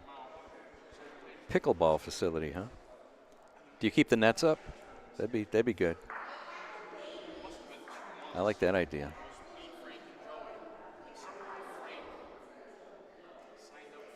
Sarah's down to her last ball. And that Paulino is wide open.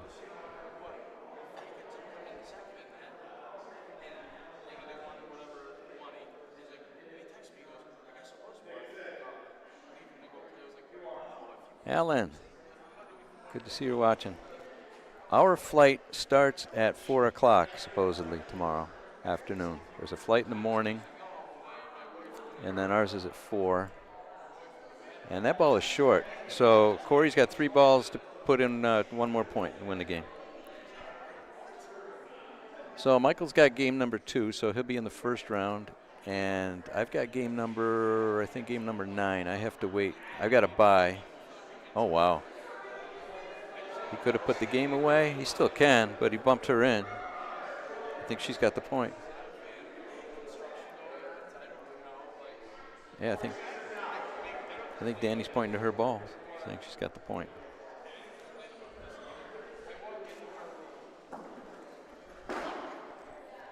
Yeah, Alan, I have to play against the winner of Maurizio from Chicago. Against Frank Anelli, who is my partner. He's from Scranton, Pennsylvania. He was my partner when we won the last 2 tournaments we played in. That should be a good game.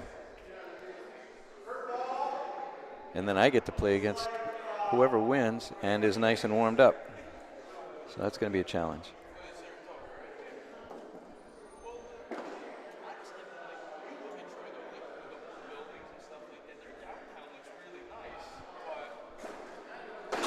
Wow, 2 misses. Could have been game. Now it's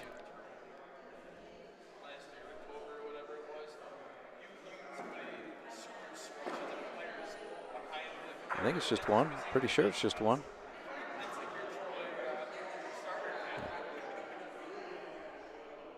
Okay, new life. Cory had 3 balls back and a point. All he had to do was roll in. One other ball. So I'm sure he's rueing what he was unable to do.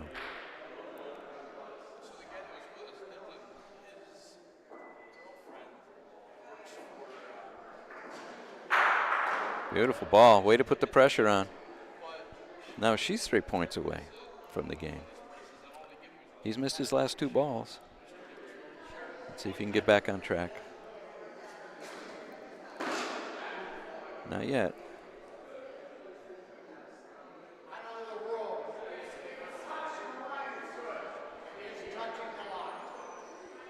Rain in the Bay Area of California. Oh, I feel so bad for you guys.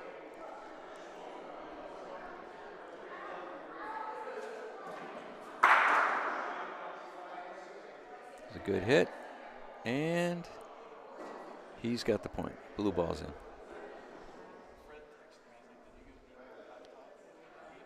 The way Sarah's been rolling, I imagine she put in a pretty good ball right here.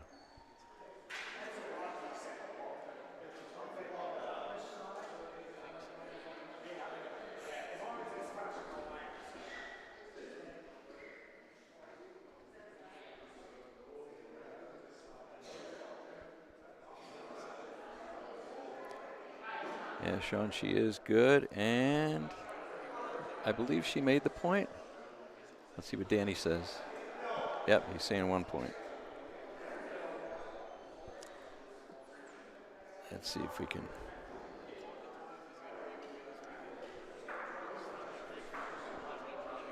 Two balls left here for Cory.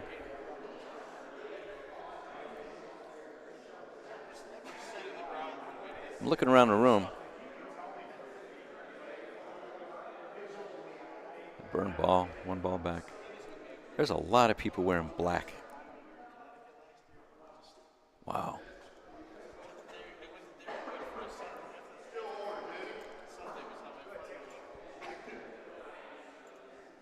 Black must be the color of bocce. I don't know. I always thought it was a colorful sport. He's going to burn another one. Nope. He touched hers, and his ball is in. His ball is in for a point.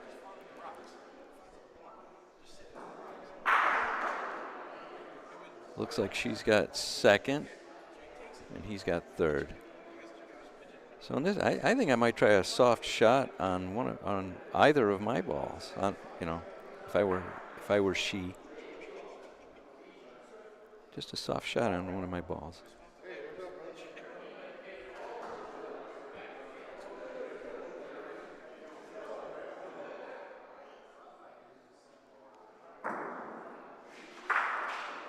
And works out.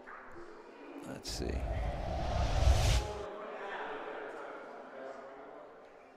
Ball touch, Paulino, no.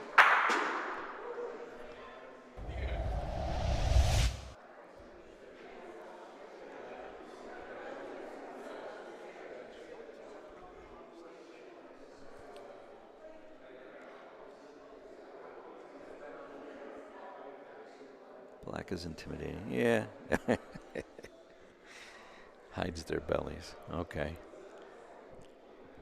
Not everybody can be in as good a shape as you, Alan. Well, actually, they could, but.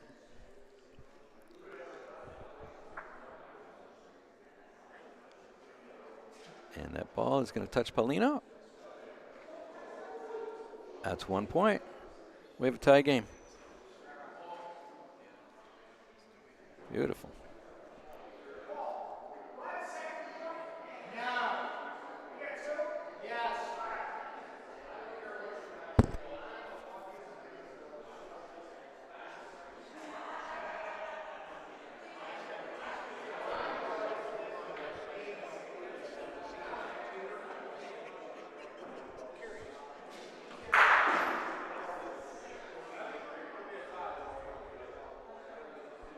Not quite as deep this time.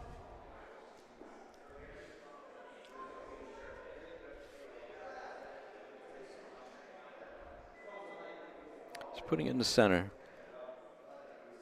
Maybe she's doing that because she realizes Cory likes it near the board. But she left an opening there.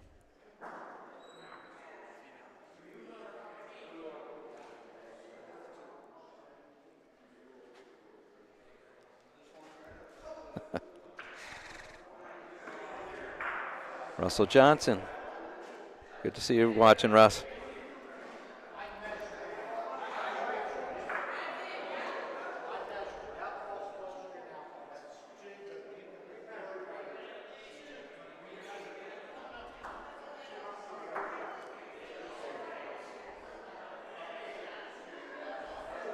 Little Paulino action here. Not quite, but that's a nice ball. Nice ball. It's about a little less than 2 feet, I'd say.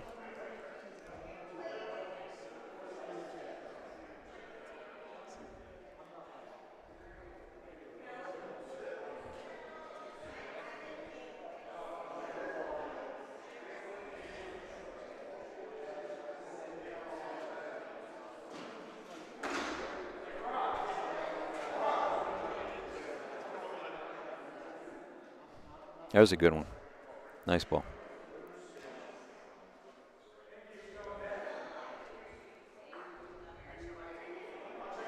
I think I'm looking at that. I'm thinking a shot. Maybe ball or Paulino.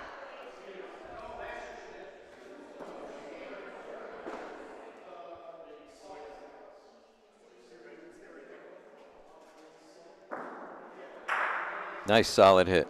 Didn't disturb her balls. Nice.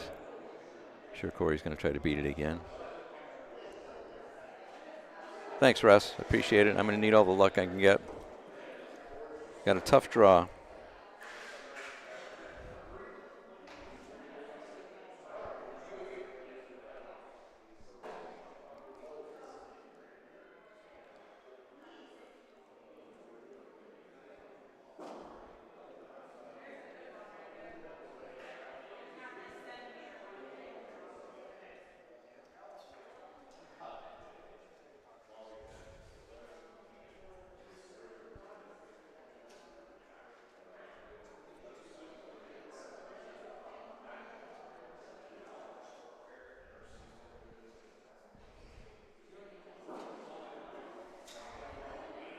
Well, I see Michael is back. He's finished eating.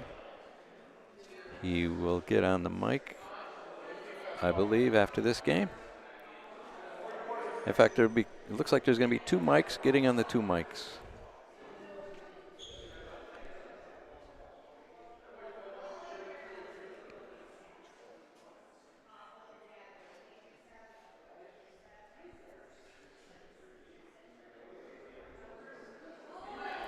There's a beautiful ball. Is it going to make it?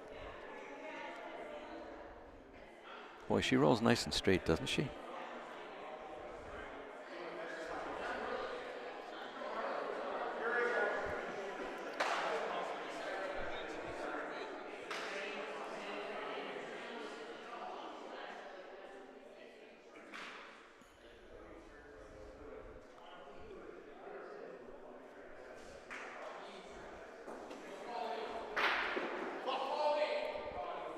Pat Peasant is winning 8-6. Oh, hey, John.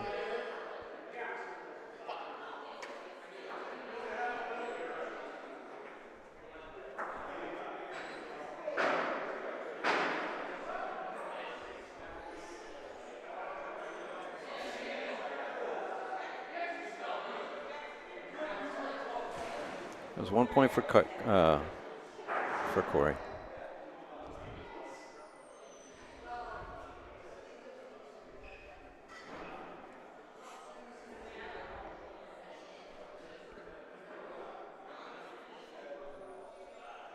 It's now 9-6. I see over there on court. You can at the top of the chat.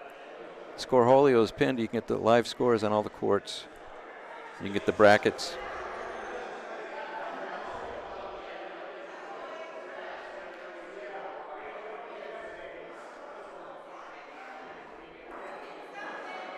Oh, she's yelling at her ball. I don't think she likes it.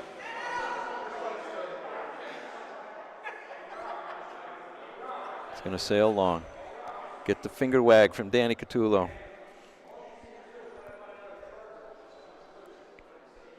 Of course, the sign of a great roller is adjusting from one ball to the other.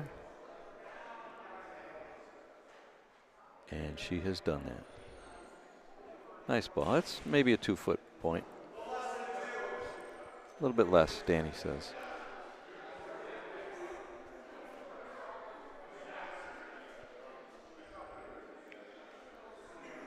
Cory's going to that board again. Likes that board.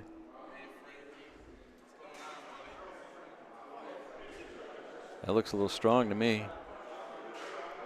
Yeah, that's going to be gone. 2 balls left for each team.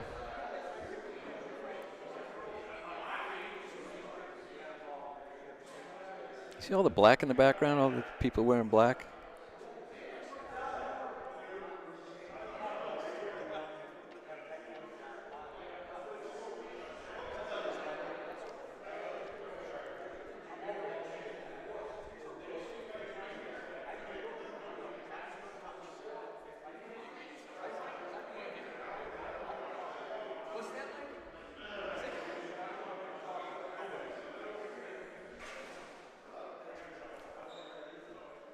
That ball's a little long.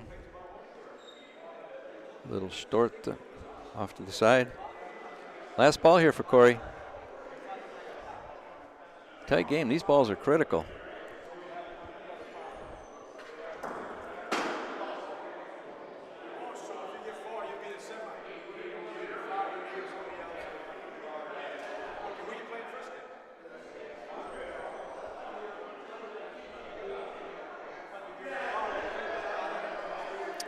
See what he's looking at.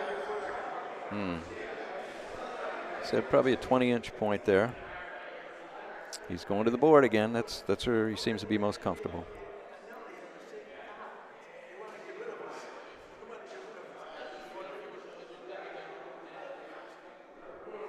That ball is a good one.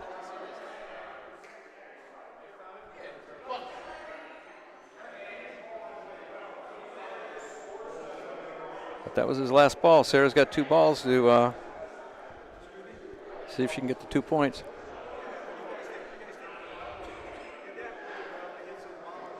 She's going to shoot that or she's going to roll?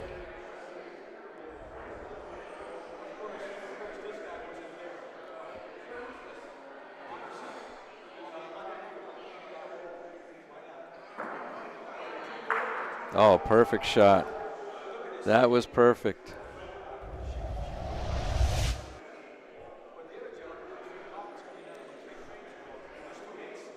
Nice.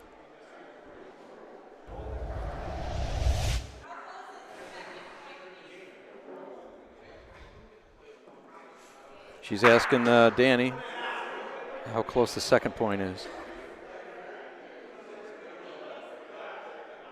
I agree, Kevin. It's been a good match.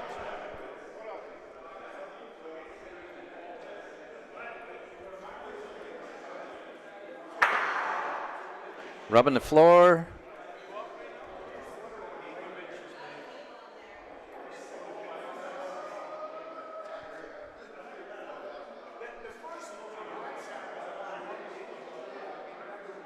Cory saying it's good.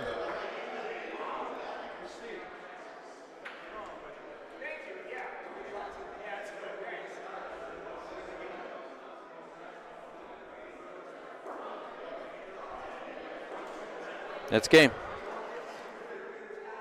Back and forth game. That was a good game to watch. I'm glad we could broadcast that one. Very good game. I'm going to step out now, and we got at least one mic going to get on one mic, and I think 2 mics going to get on 2 mics. So I'll put it on waiting just for a second here, and I'm sure the mics will come in. Thanks for watching. Don't forget the push that thumbs up, subscribe, get some notifications, and keep watching. We got a lot more Butch coming tonight, tomorrow, and Sunday.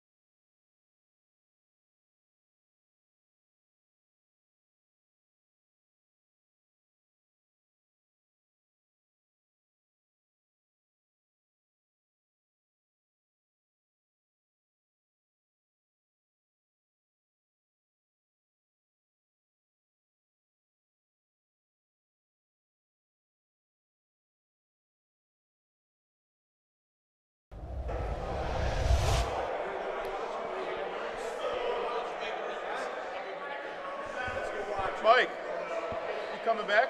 Yeah. All right. I gotta watch a little bit of Nico's. Oh yeah. Where's Oh, he's gonna be on court 1. We got one active game underway right now, so we'll switch over here. We got Bubba Infante versus Ray Brook.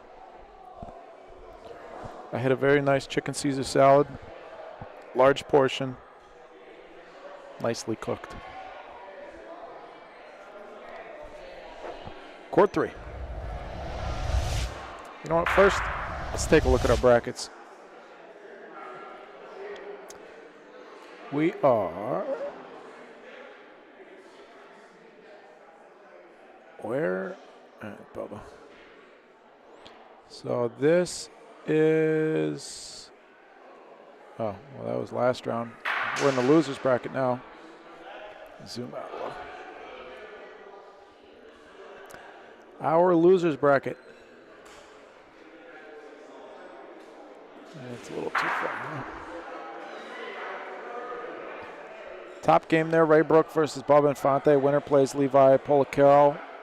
Nico Fox is up now on court 1. They're warming up versus Cody Haleko. Winner of that plays Greg Thompson, as you can see on your screen. Our next game up on the feature court is going to be Sid Hardy versus Bill Shovlin. And we got Roco Guerrieri and Cory Whitway waiting in the wings. Let's go court 3. This game is 4-2 in favor of Ray Brook, who is using the green, white, and black balls.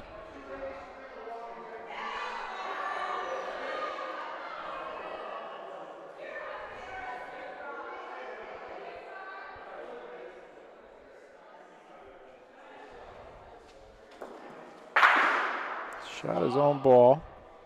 That might work.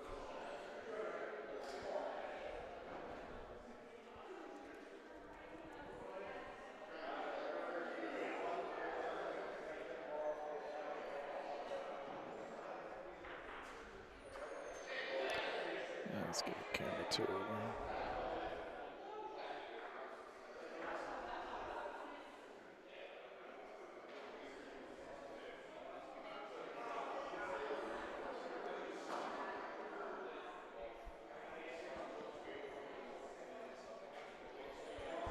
Bubba Infante on the left in the red. Ray Brook with the two 22-inch chains on the right in white. Ball's about we'll call it 40 inches. Hidden behind that wall.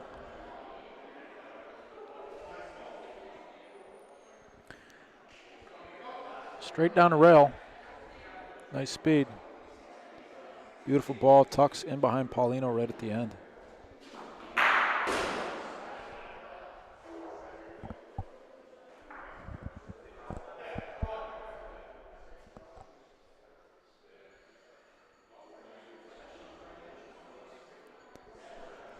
Ray Brook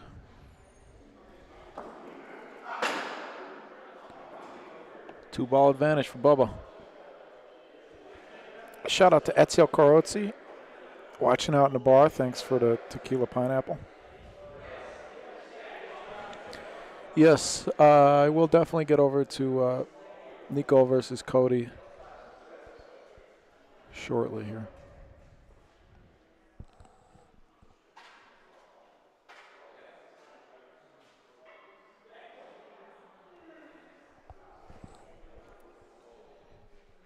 Look at this. What a ball. Wow, that's close. Can't really zoom in on it much from this camera position. Bubba says raise in. Could be a frame saver. Trying to protect his 5-2 lead. I don't see what Bubba's going to do here besides shoot. He's got a 2-ball advantage. Hoping for a break. Hoping for a good bounce. Probably trying to hit the right side of that point ball. And he misses to the right.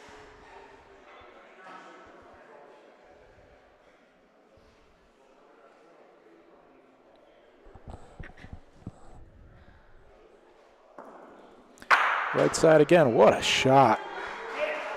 Surgical removal, Bubba Infante.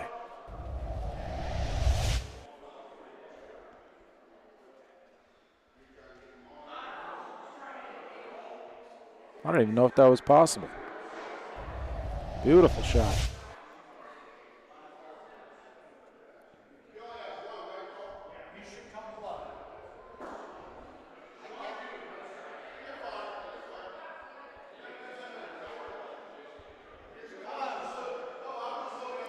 Ray's asking Paulie whether or not Bubba's got 2. But you tweaked my curiosity.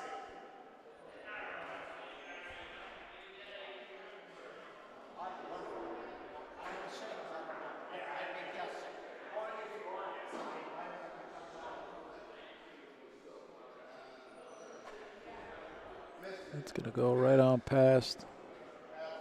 Bubba might have 2 there.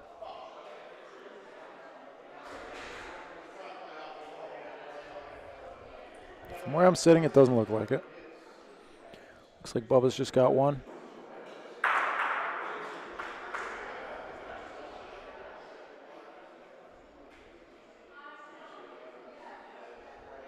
Same line he took with the first ball. No, this one's not short. That's gone. That could be a big missed opportunity for Bubba, down 3. Big difference between a 1-point frame and a 2-point frame in this spot. Nico Fox takes the lead 1-0 over on court 1 against Cody Haleko, who just suffered his first loss at the hands of Pat Pezin. So Pat moves on to face Michael Lucente. Winner of that is into Sunday undefeated. We've got 3 more games in a winner's bracket besides that one. Stewie versus James Salvaggio, Sarah Monteleone versus Danny Catullo, and Patsy Carbone versus Joe Stazar.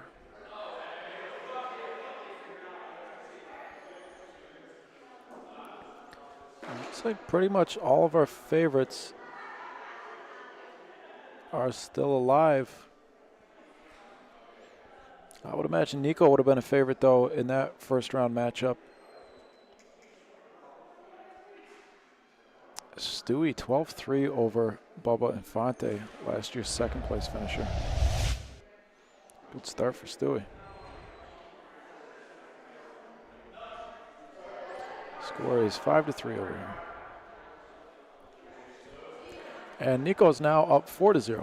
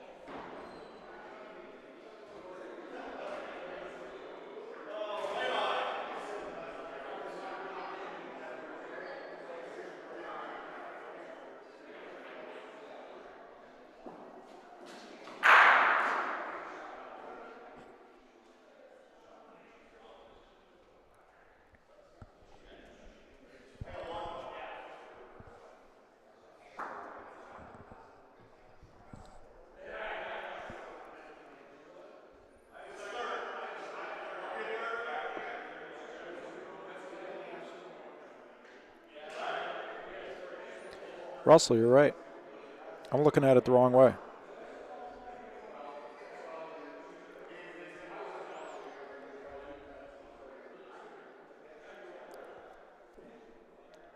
Only 2 undefeated go to Sunday. I was looking at the 2 games, but that's not how it works. 1 game, 2 people advance to Sunday. So those are not, those winner bracket games are not yet to advance to Sunday. Those winners will have to win one more time.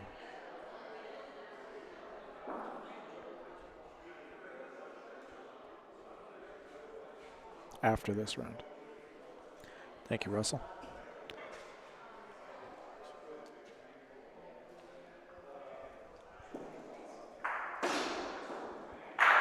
Joining me in the booth, Mr. Mike Paolillo. How you doing, Mike? Good, Michael. What's up, Bocce World? Mikey P in the house.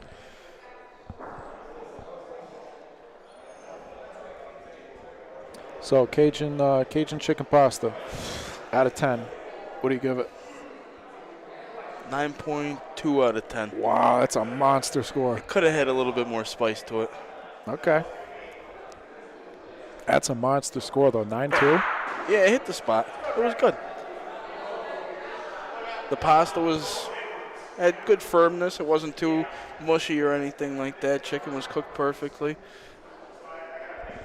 I'd get it again. I'd recommend it.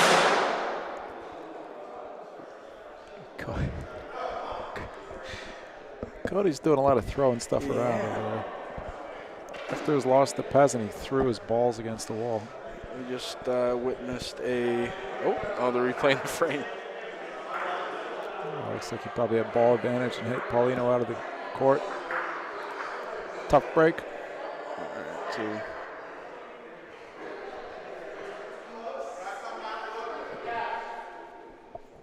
Nobody's happy on that court, Mike. I think both players upset to be playing in the losers bracket already. I think so.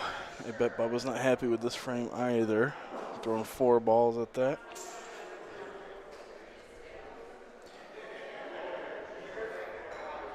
Three balls back for Ray. 1 point sitting there.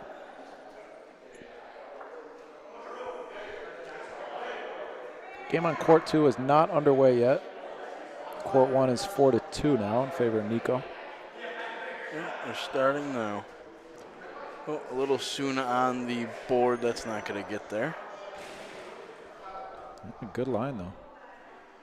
Yeah, these don't. I was here practicing a little while ago. I was trying to use the walls, but all momentum and speed just gets chewed up on the walls. Nothing like playing at Molisani. You can use the boards there a lot and let the ball travel. Not here.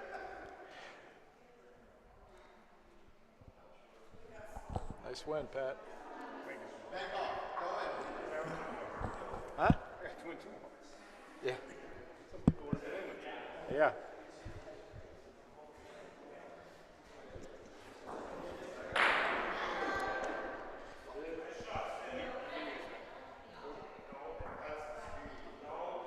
This game right here. Yeah, we're over here.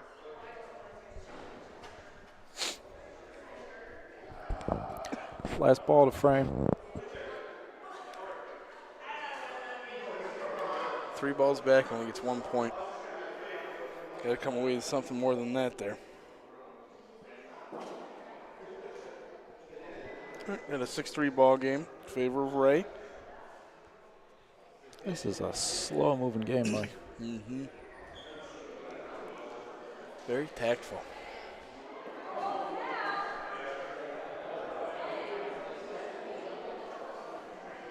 Deep Paulino, it's going to burn.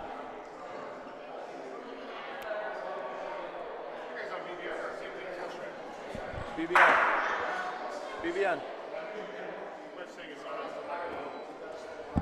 We weren't scheduled till 9 because I didn't know how long it would take me to fix the cameras. Yeah. So Ray burned his Paulino throw, so Bubba will throw it out, and Ray will throw.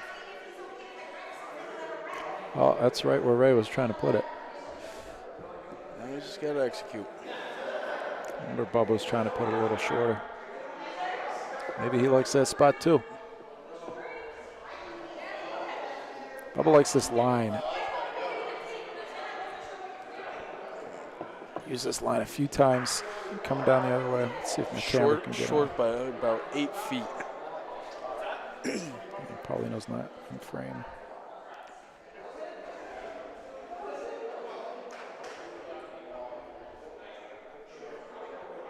Bubba must have took off the winter hat at one point during this game.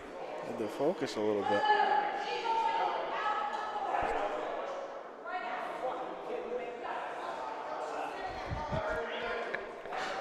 He had some choice words for his ball, but that's not a bad one. A little over a foot. 5-2 now, Nico's game.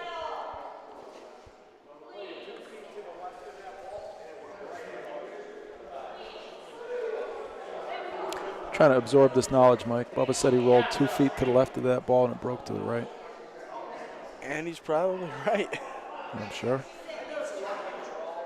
This is a much better ball by Ray. Nice ball. Sitting right behind the Pauline.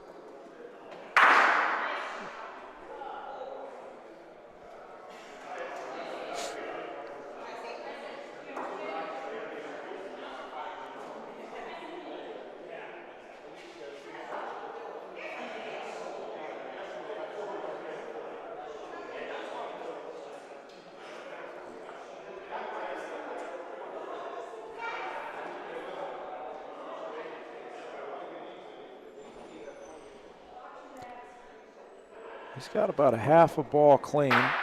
Nice. Paulino works too. Bubba's still going to lay point there. That was a great hit. Or actually, Bubba got what he needed. Yeah. Forgot who was shooting. Robert, Stewie Stewart.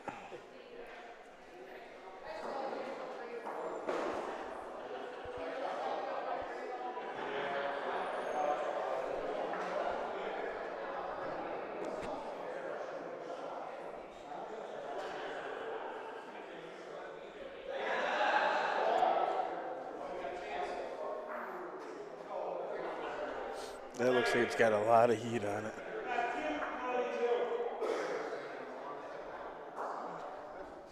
Still 1 point for Bubba.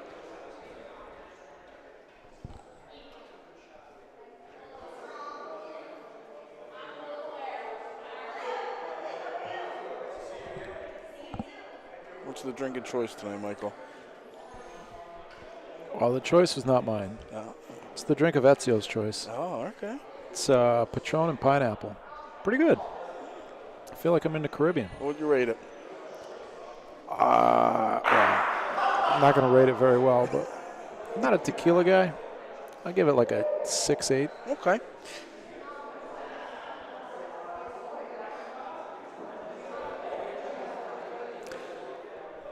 Well, not a great spot on the court for our cameras.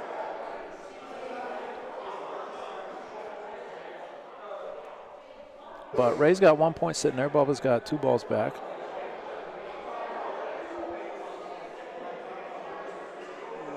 Gonna take a shot off the wall, I think.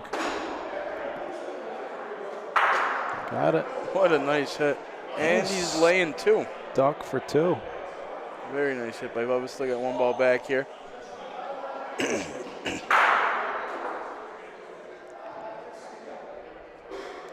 Paul, our referee's calling for 2 points right now. Nico's up 8-2 on court 1.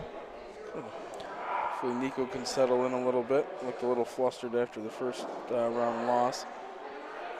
Court 2 is 1-0 Sid Hardy over Bill Shovlin. And there's 3 for Bubba. 6-6. Might be our first big frame of the game. And it's 6-6, about an hour and a half in.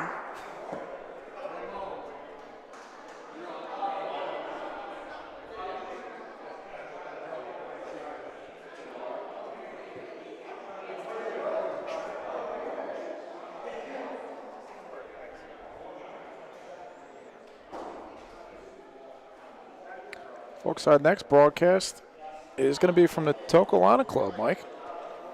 Friday the 28th, in about 4 weeks. Friday and Saturday, the Al Sayre Memorial Tournament. I will be there and playing.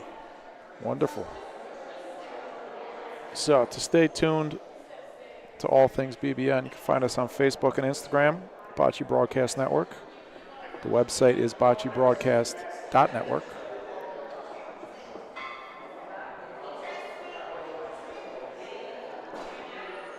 Bubba burned Paulino.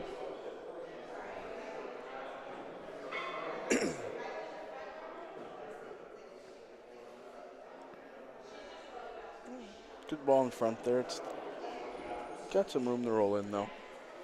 That's a bit of a teaser. Small target.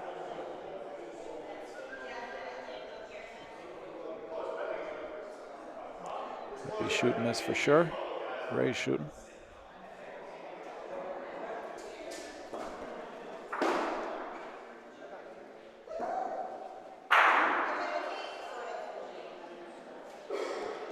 Oh.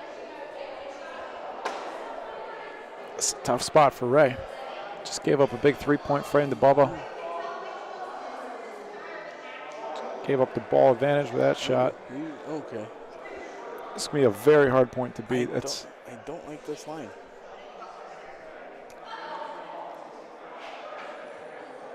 Where would you go, off the wall? Yeah, I think I'd go with it definitely. He used the Rondina a little too much. Yeah, Two-ball advantage for Bubba. I'd go from probably the corner, try to get up towards the wall, let it just funnel in. Yeah, almost as if Bubba's ball is Paulino. Trying to roll on Bubba's ball.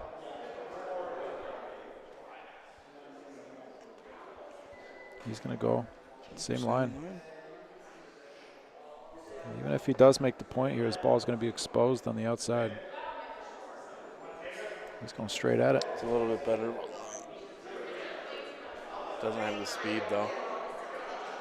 Three balls back for Bubba. Ray still got one more, though. 4-0 Sid Hardy on court 2. Still 8-2 Nico, court 1.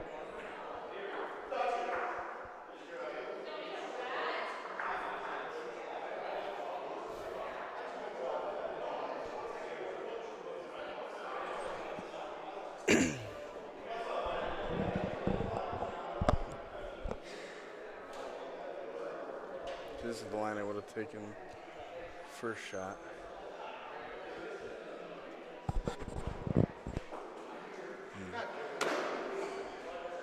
Yeah, Bubba will probably just take that same line. Right line, too much speed.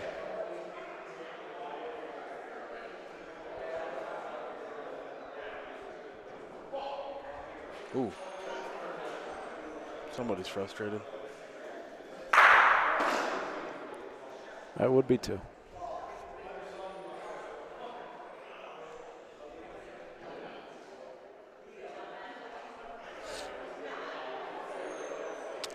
Looks like a really nice speed.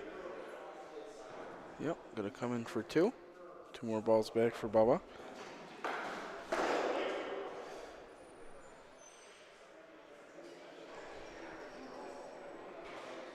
9-2 Nico. And I just saw Cody miss a shot. Another nice roll for Bubba, 3.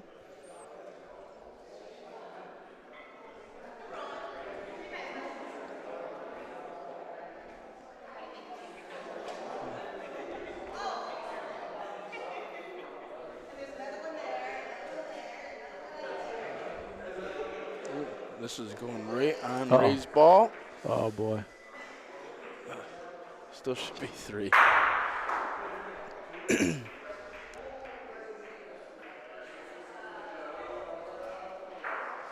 Yep, 9-6.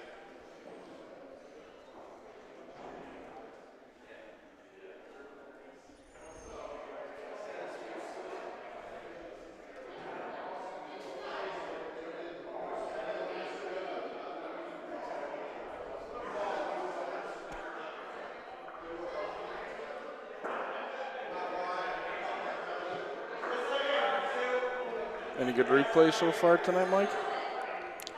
Jimmy Salvaggio stuck 2 balls in a row to win his game.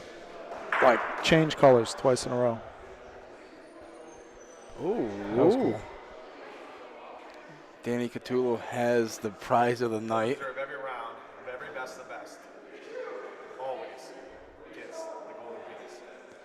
So This is a tradition, like any other. First person out, right, Danny? First person out. Every round. Yep. So is that where we're at right now? First person to lose? Let me see. All three of these are playing for the golden ball. let me show the people. So, did you spell champion wrong on purpose on here? On purpose, yeah. Loser, whoever loses first. As Paulino's in a terrible spot for the cameras again. Buster Colombo won the first one. Mike Nardone won it last night. So we're giving out 5 of these this weekend. It goes to whoever gets eliminated first out of the 20 players. Buster Palumbo, Mike Nardone. Whoever loses first. Not every bracket, every year. Whoever loses first on. So if Jose goes 0-2, he can win the golden case. And it says world champion. We'll keep it here just in case. Thanks, Danny.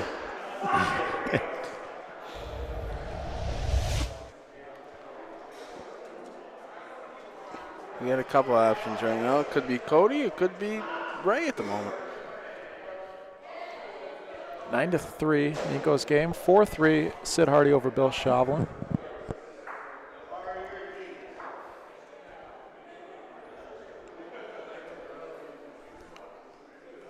I'm glad Nico's winning right now, because if he won that, it might be the best and worst car ride back ever. Man, Cody shoots hard, doesn't he? Yes, he does.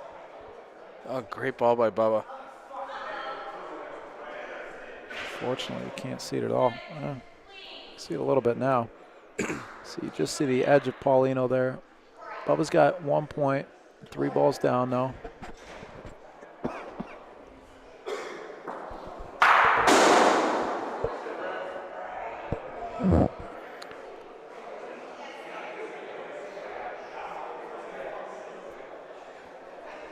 Oh, that'll work. There might be. No, I think it's just 1. Appears to be.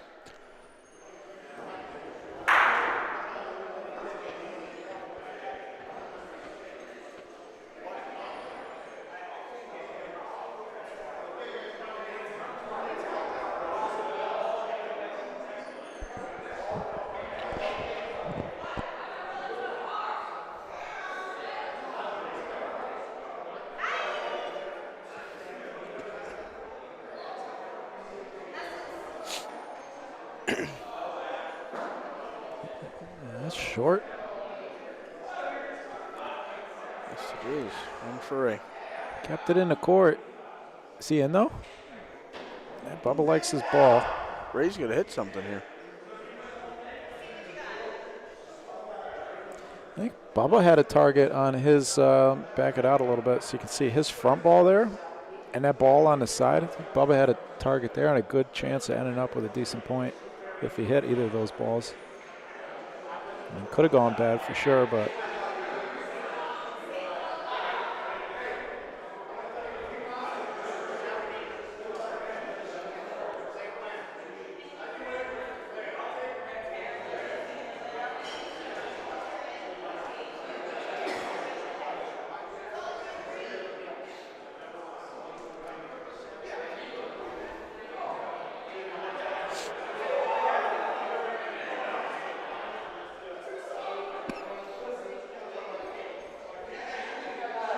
Were you watching basketball? Is that high school? Yeah. Local team from Rome.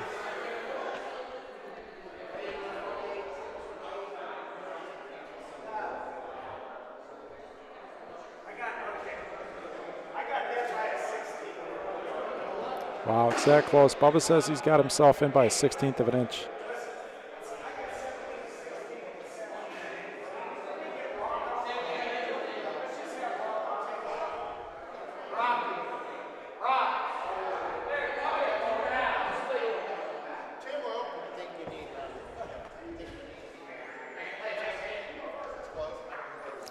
Folks, the 2025 Empire Cup gets underway this April. First event at the Waterside Club in Phoenix, New York. Fortunately, we won't be able to broadcast that as we'll be in Kansas City. Happy to be in Kansas City, but not happy to be missing the first Empire Cup event. 14 teams we got so far. Up to 16 can qualify for the playoffs. We've got Toronto represented now. I don't believe we have any Ohio players.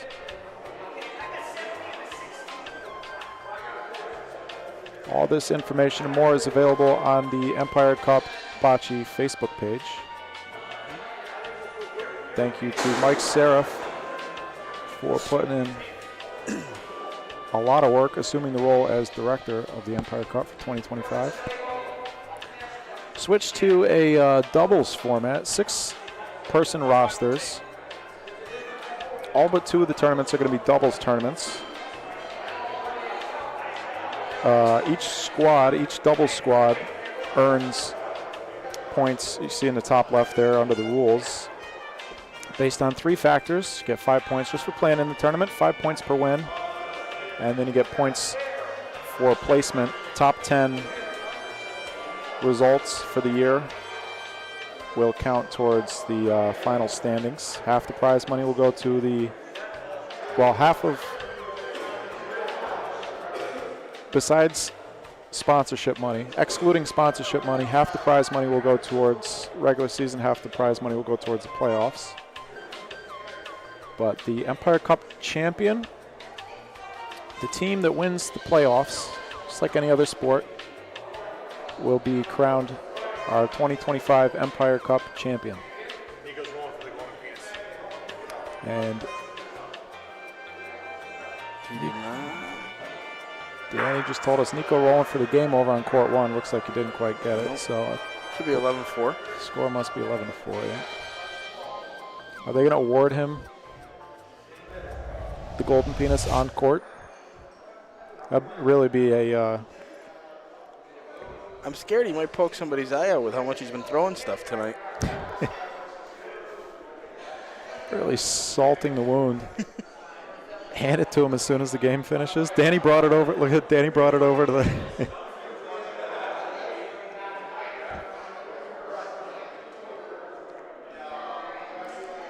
Well, based on the length of time it's taken to measure on court 3,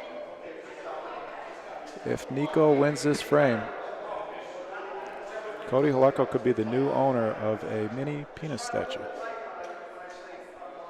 Or ginormous penis statue, if you're Sean Crone.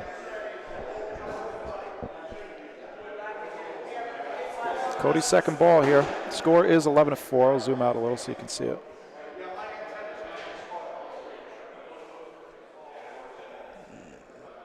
It's in. Still measuring on court 3.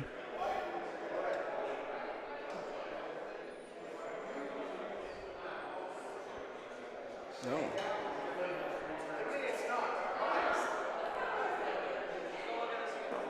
Oh, this is very intense measurement over here. Nico can shoot 3 balls for the game. That's probably his plan.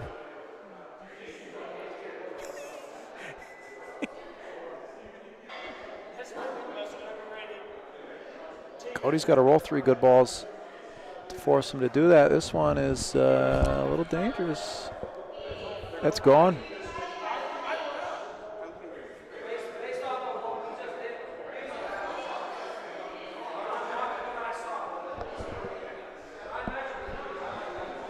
Okay. Could we see it, Mike? The measurement over here? No, our. I think Cody's got 1 ball after this. Oh, I cannot see them. No, this is Cody's last ball.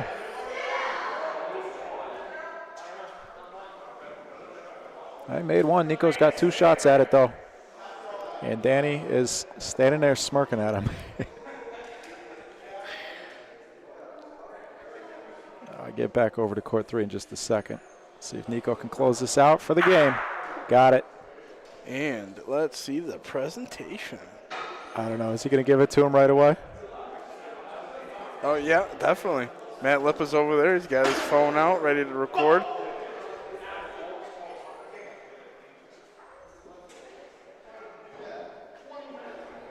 He won't accept it. Cody won't accept it. Oh, he's got his hands full. Oh, he took it. Took it right by the tip.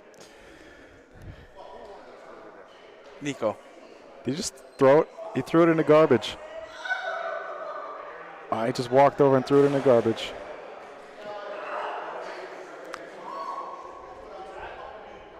He's throwing the balls in the bag. Can't blame him. Car's already started.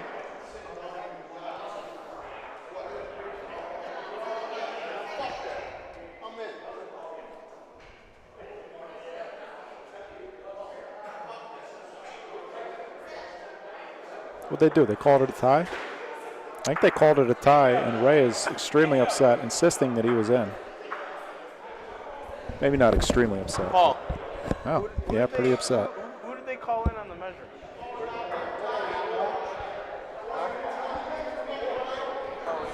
Oh, they called Bubba in.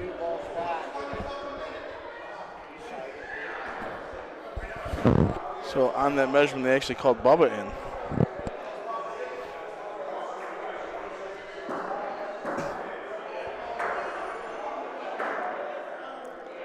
A lot of angry.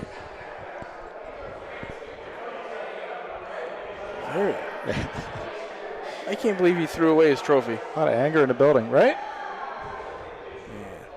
Gotta just have a little bit of modesty with that. John Lopez said, "Don't leave it on a chair."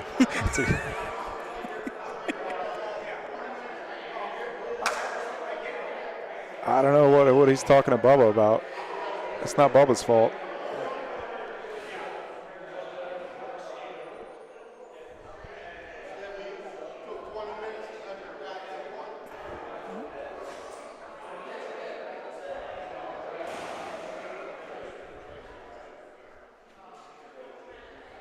Yeah. See, those kind of things you just gotta let go. You can't keep fuming over. It's tough in singles. You don't have a chance to step back and collect your thoughts, right? Now he's joking. He's saying tape it. Got a little chirp going on. Looks like our next two games up right now. We got Nico Fox and Greg Thompson on court 2, and then Rocco Guerreri and Cory Whitway on court 1. Losers bracket games.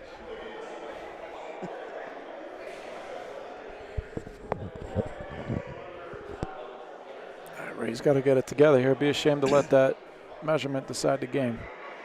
Yeah, looks like it has got to him.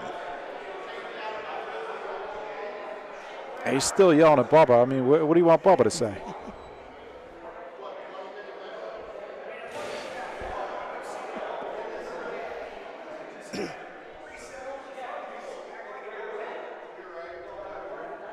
Bubba's telling him just to settle down, act like it didn't happen. That's going to be game. Well, most likely.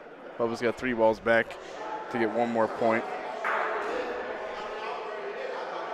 He's in Bubba's ear this whole frame. Now he won't even let Bubba roll the ball. He's trying to shake his hand.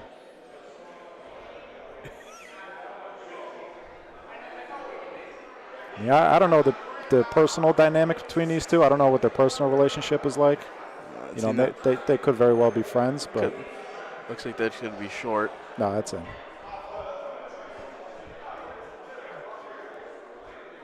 Ray's apologetic, but that's tough to let that, That is a big difference, though. 10-6, 9-7.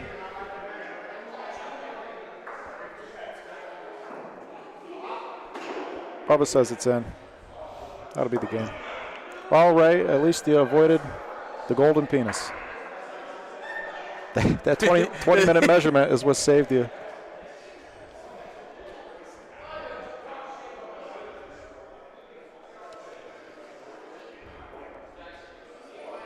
Oh, nice all smiles embrace. in the end, yeah. Over here on court 2, we got Nico Fox versus Greg Thompson coming up. The players are warming up.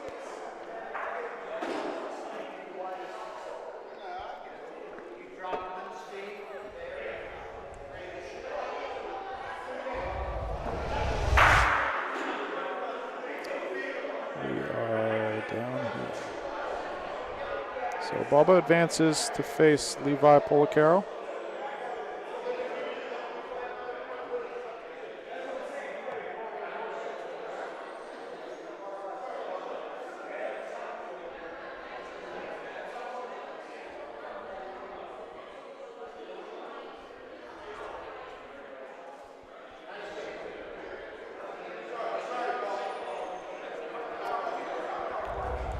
Folks, also in April, I will be at the American Sons of Columbus in Kansas City, Missouri for the Face Triples Bocce Bash to benefit the Foundation for Autism Collaboration and Empowerment. FACE's mission is to promote autism awareness and support children and families affected by the autism spectrum disorder. We are committed to helping fund initiatives that provide early intervention services and therapies, family support, education, advocacy, and opportunities with the purpose of improving quality of life for these individuals and families. There's a abbreviated list of the services that FACE provides on your screen there. Bubba's right back up on this court. The 2025 Bocce Bash is an effort to build on the over $55,000 in adaptive swim and water safety grants that FACE has provided to children and families with autism through their partnership with the YMCA of Greater Kansas City. Drowning is a leading cause of accidental death for children on the autism spectrum. To date, FACE has provided over 1,700 adaptive swim lessons, impacting over 70 families in the greater Kansas City area. And we here at BBN are very proud to partner with FACE for this inaugural Triples Bocce Bash. If you'd like to donate to FACE towards this mission, there's the QR code on your screen. You can also go to faceautismkc.com. Your donations are tax deductible, and as part of our arrangement, 25% of donations donated via,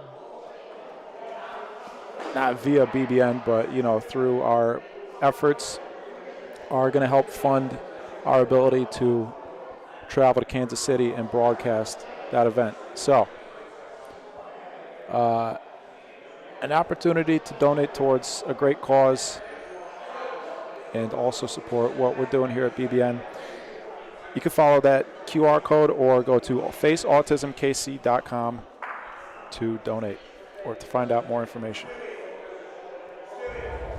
First frame of the game over on court 2, Nico Fox versus Greg Thompson. I'll get your scoreboard situated.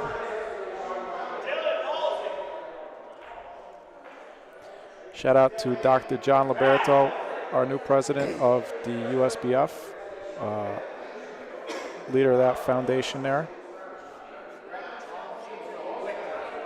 A noble cause.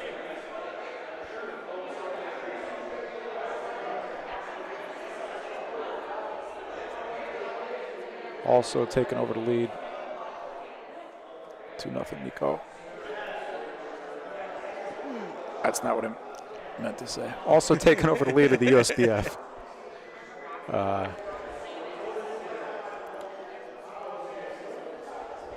Great guy, John Liberto. Looking forward to getting down to KC. Never been there. You ever been there, Mike? I have not.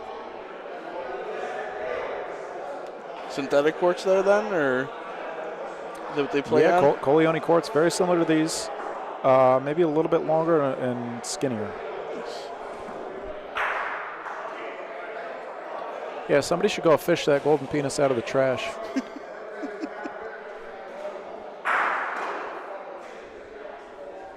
I mean, at least use it for next year. I hate for it to go to waste.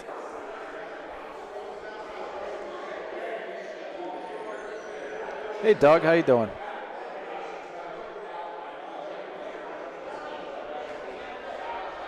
It's going to be a little bit short and wide. Who are we watching now? Oh, Nico and Greg. I can turn the screen for you if you like. Back my chair up a little bit.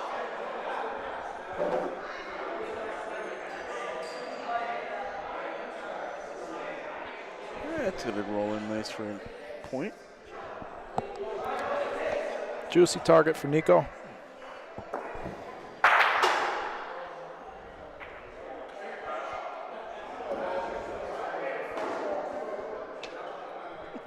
Well, a little too juicy maybe.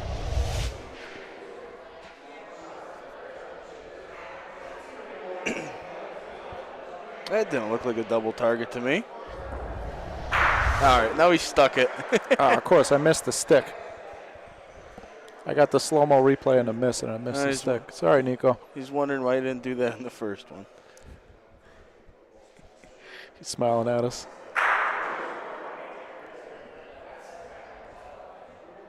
Sorry, Fred.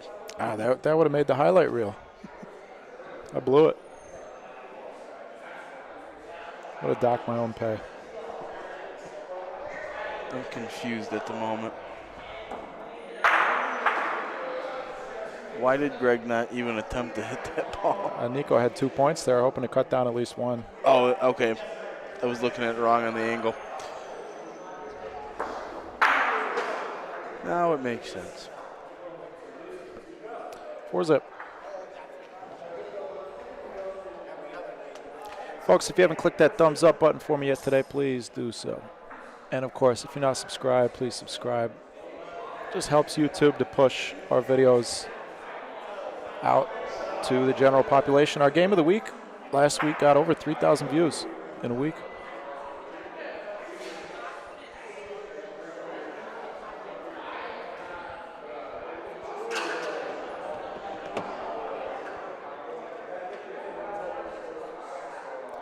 Nico Fox, 16 years old, out of Rome, New York. 2024 World Series champion.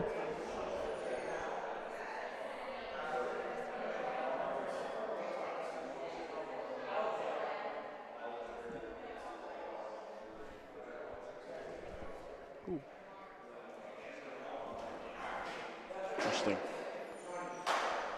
Greg's got to settle down. This game's going to get out of hand.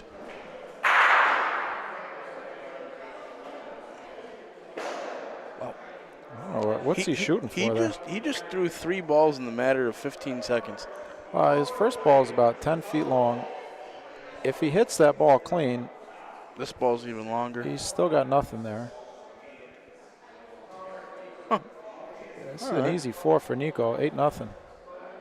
Just walk him down, Nico. If I'm Greg, I wouldn't even make him roll the balls. Maybe take the time to collect yourself.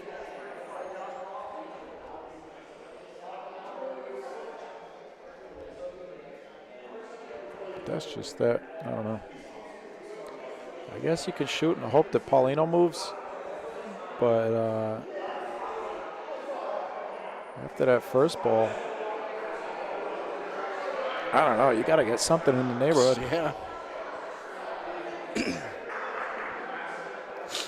Chris Lovell, what up, Chris? Hope you're enjoying it. Warm weather down in Cape Coral. Sunny Florida. Have you been to that tournament before? No. I've only been to Florida once. We go testing the limit of our cameras.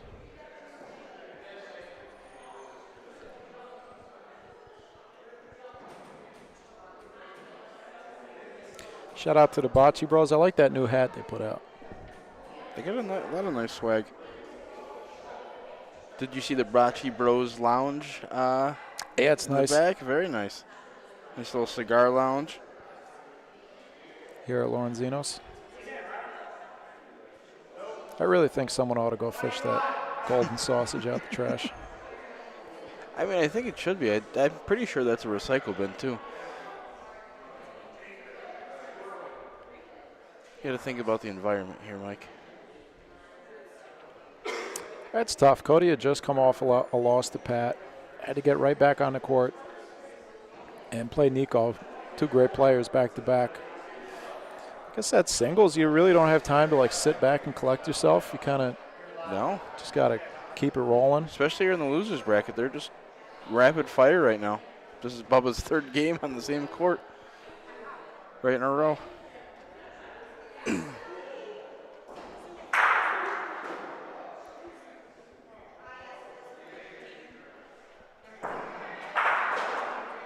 Got them both.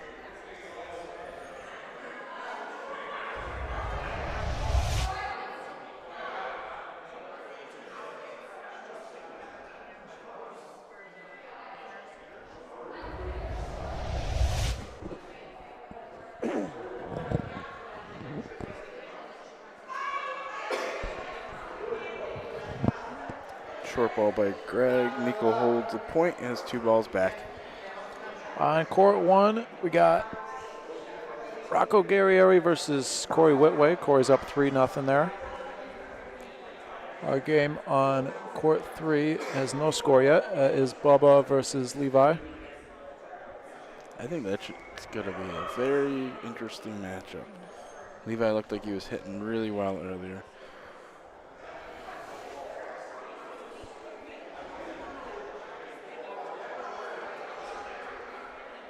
Maybe 3 points there for Nico. Quick 11 to start it off. Not a bad start.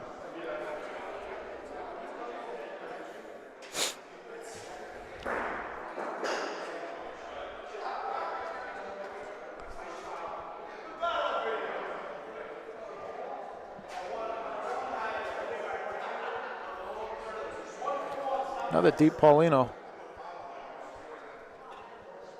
Great spot for that ball. Just enough room to go between. He is like, I mean, that ball, probably 4 seconds after that ball had stopped rolling, Greg was shooting.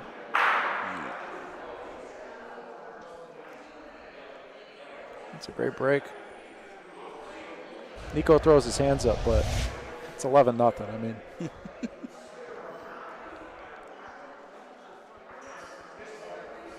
Yeah, well, Nico's just got to crowd this corner. Roll up to Rondina, come down either on his ball or Paulino. Could push his own ball in for the point, could steal the point by touching something, could make the point on its own. He's going to shoot, though. He does have a ball advantage. oh, what a, That's a terrible break. That was a beautiful shot, but I don't think I like shooting her up No. 11-0. like rolling on something there. It's going to be real tough for Greg to get more than 1 or 2 points, even with, well, I guess he would only have 2 balls back. This ball might burn. It's going to burn.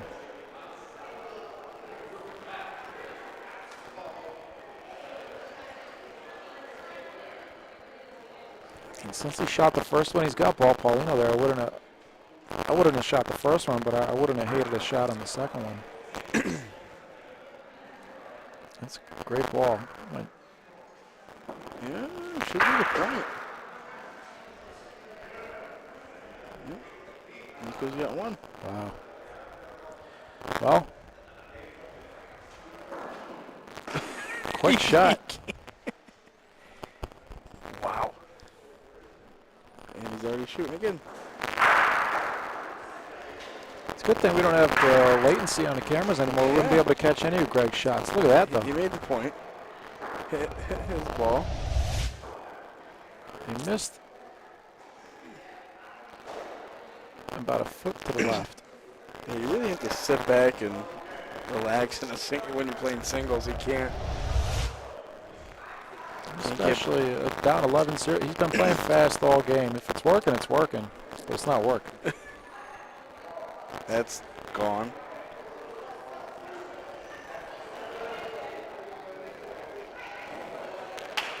Nico rolled his ball for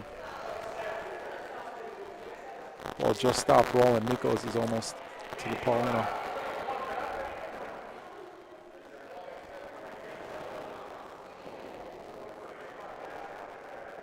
That one's gone too. You sure? Hold a second. Yep.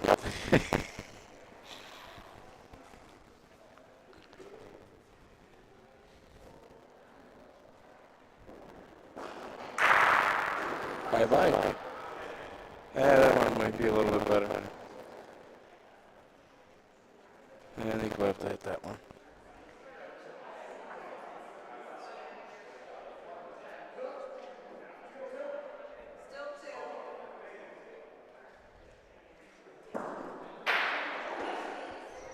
That'll work. Anyone saying that they're static? No. No? Why? Zach Ortiz said, tell Sheldon his mic is staticky. Is it? I believe him.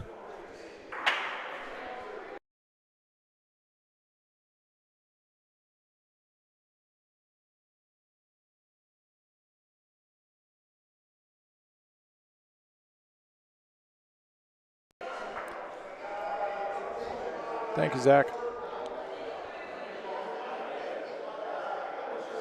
If Nico's in, Greg's going to have to use what could likely be his last ball of the game. Roco has taken the lead on court 1, 4-3 over Cory Whitway.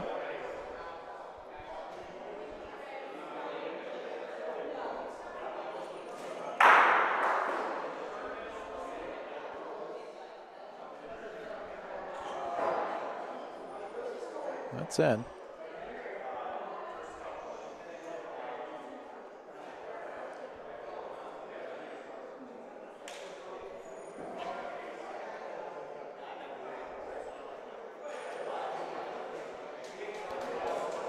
Nico Fox, 12-1. And he advances to face the loser of 22, which is Sarah versus Danny Catullo. Oh, could see he a might- rematch. Might get his redemption. Got Sid Hardy again on court 2. Be able to cover her game this time. Last time she was on the feature court. We got Felice out here getting some practice balls in. I don't even think he's playing this weekend. No, he's not. So what else? Have you tried any of the other food, Mike? You tried a lot of it, haven't you? I had a slice of pizza earlier. What's the best dish so far? Got me thinking. I didn't have the wings. Should have had one earlier, but they looked really good. Yeah, the only thing I've tried so far is the vodka and chicken slice, and then the Cajun bow tie pasta. Bow tie pasta was definitely was good. Nico says I gotta get the mozzarella sticks. I was told to get the wings. I was told the burgers are incredible. I can't try everything. I heard the same thing. Burgers are incredible. Somebody said to get the fried calzone. You got your work cut out for you. I wonder if that trophy's still in the garbage. Certainly not with Cody.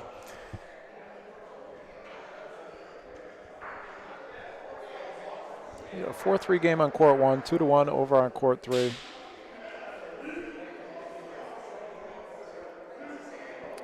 We'll cover this game on court 2 since we missed their last game on court 2. It's going to be Sid Hardy versus Jim Newbrough.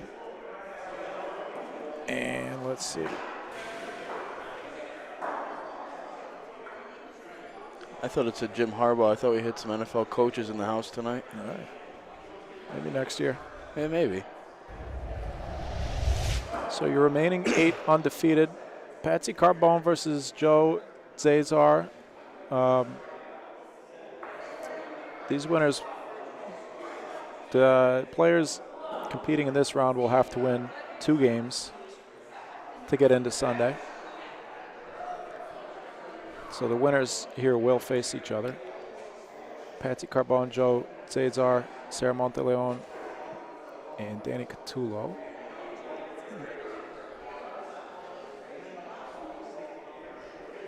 A lot of good matchups.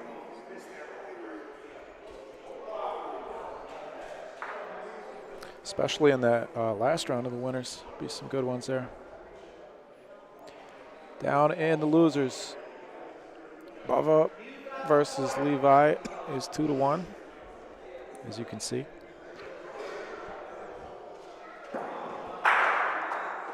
And at the bottom,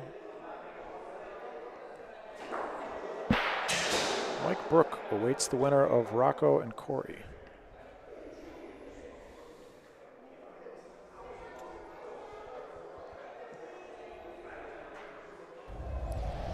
Let's get a little bonus frame over on court one. I'm not going to update the scoreboard because I'm going to go right back over, but you can see it up there for yourself. 4-4, Roco versus Cory Whitway.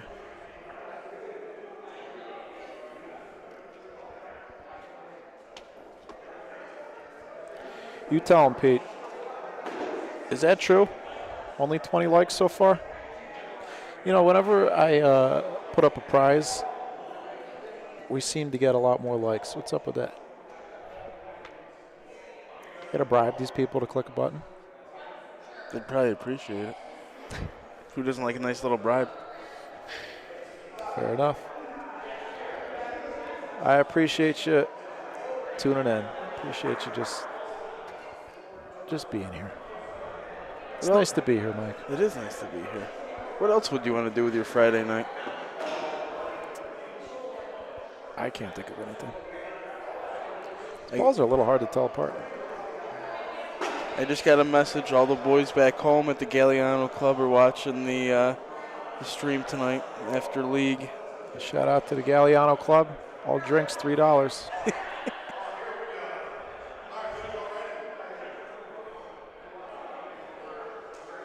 I like their interior designer. It's very nice. They put a shingled roof inside. It's like a tiki bar. That's what they're missing. A couple tiki torches, maybe Jimmy Guy learned to do the luau. I bet Mason would be good at that. Come up with something. Wow, what a ball by Bubba. That's where I was supposed to be tonight. I was supposed to be at the Galliano Club playing the Friday Night League, but I'm here with you tonight. Well, I'm glad you're here, Mike. I am too. I just wish the drive was shorter. 5.5 hours. Oh, you have a little bit of longer drive, so I'm not going to complain. Oof.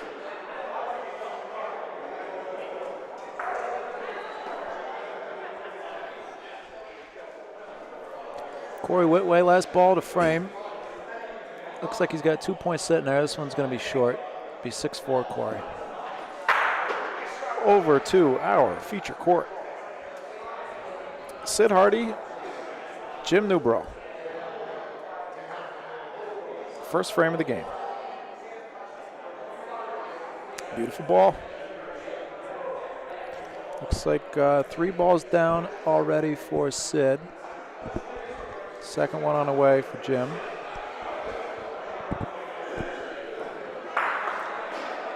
Nice. Clean cut. What a shot.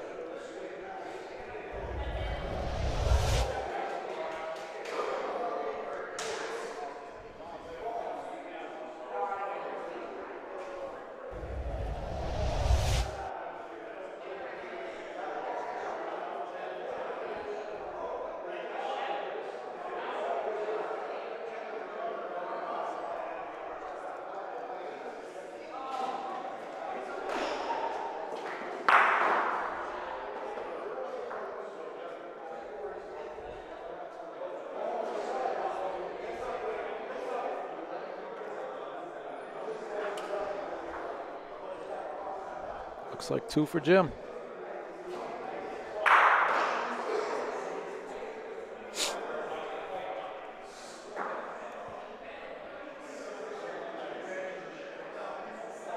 Score was 0-0. I don't know why I had 1 up there.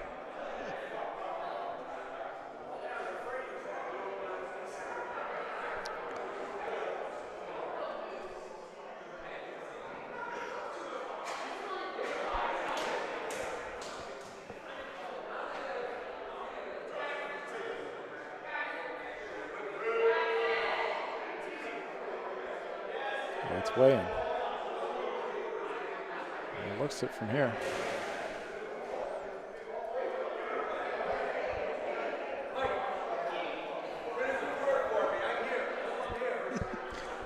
Francanelli wants to let everybody know he's here. He's ready to play, ready to win some games tomorrow.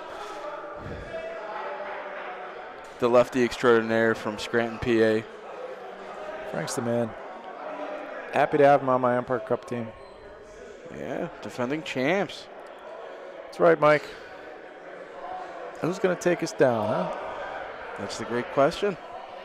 We will see next December, or this December, not next.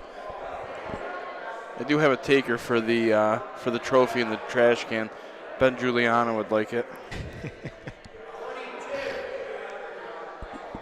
It's all yours, Ben.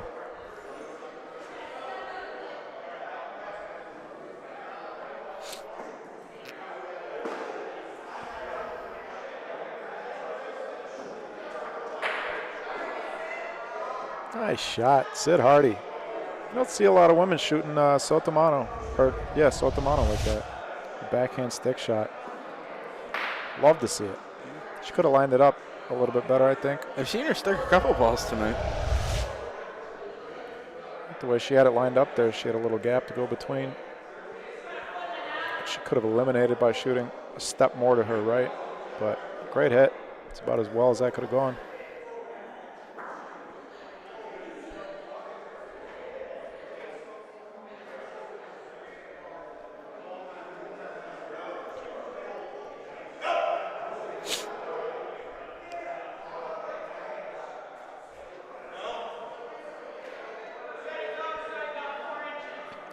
Inches short.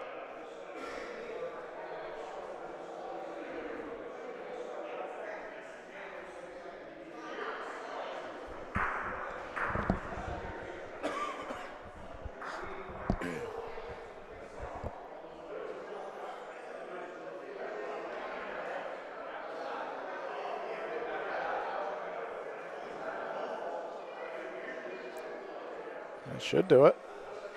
2.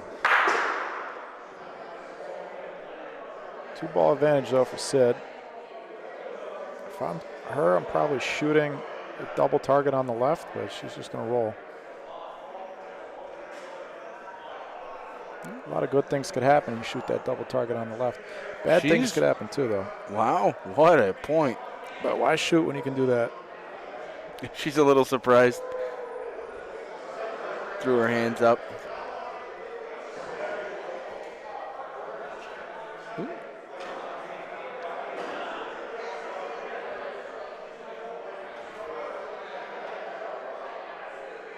Burn. 2 balls back.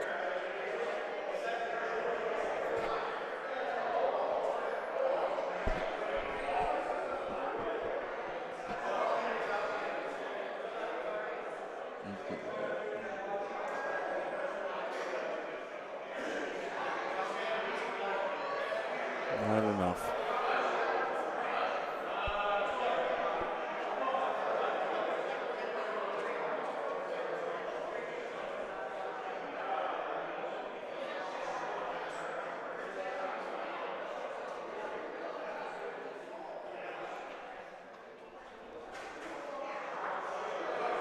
What a ball, though. Did what she had to do.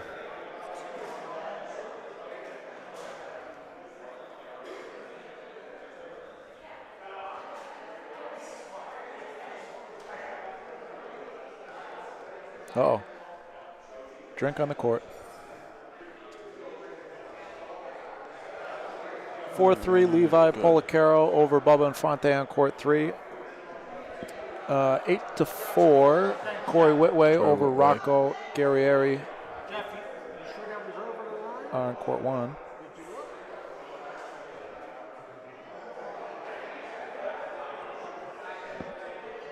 It's a nice ball.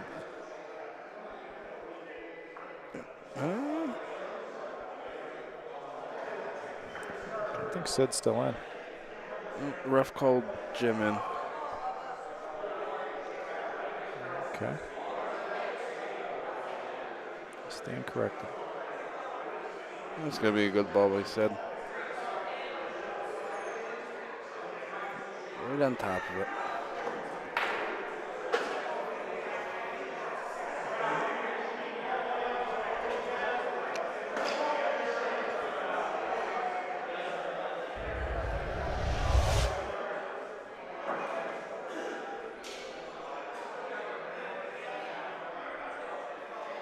What just happened?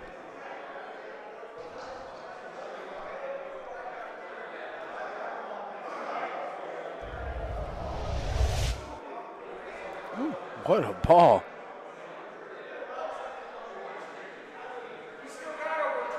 Ball advantage for Sid, though. If she could take this out clean, she might have 2 now.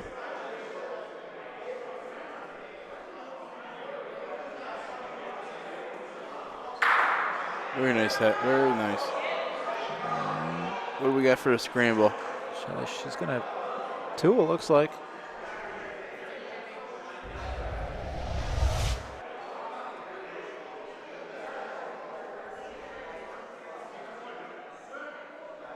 She got a nice ricochet there after the hit on her own ball.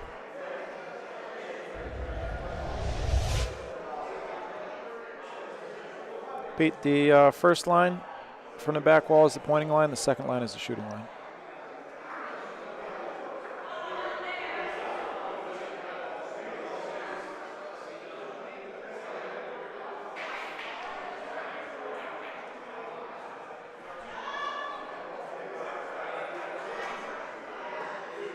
It's at least 2.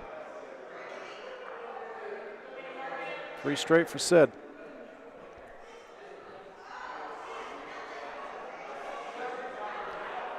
As a reminder, folks, if you want to take a look at the brackets yourself, you can follow that link in the pinned comment, or you can also just go to download the Scoreholio app and find the Lorenzino's Friday night bracket.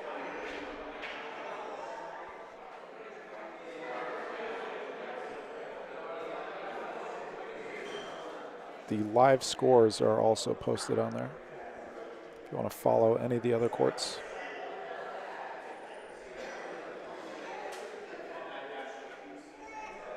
That's a nice ball if it stops. I just kept going. I thought that was a good ball for sure.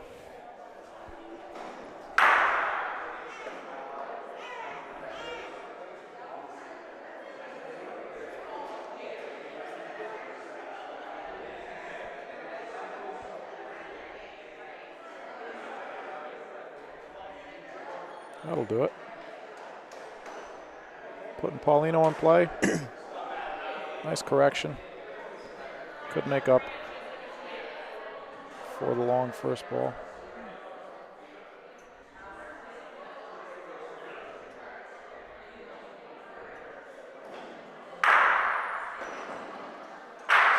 Oh!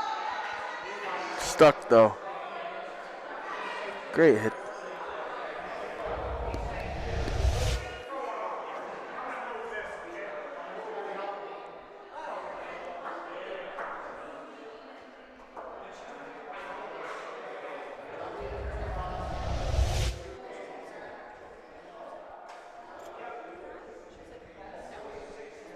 Ball number 3, Sid Hardy.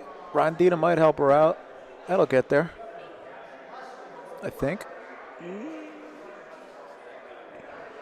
Nope. Try again. 2 balls back for Jim.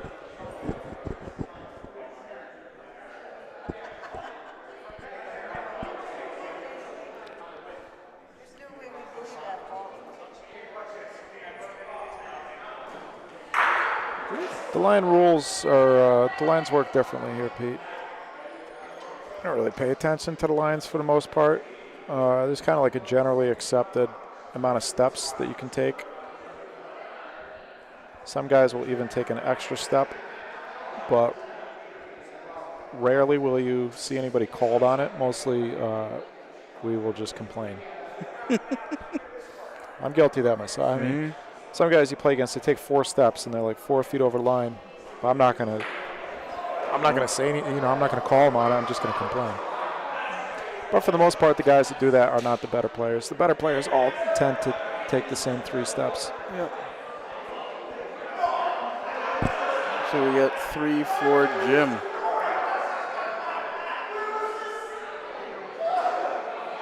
Something happened on court 1. I don't know what.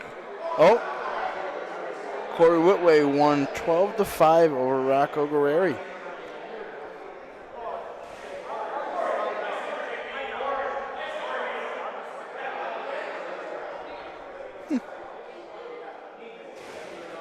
And he's right back up on the same court. That's I guess that's how it works out after a certain point. Is you're just up on the same court over and over again, huh? So, making good pace.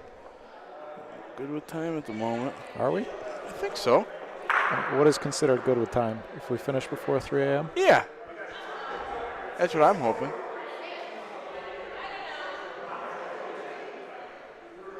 That's a heck of a line. What a ball. Right on Paulino. What a ball.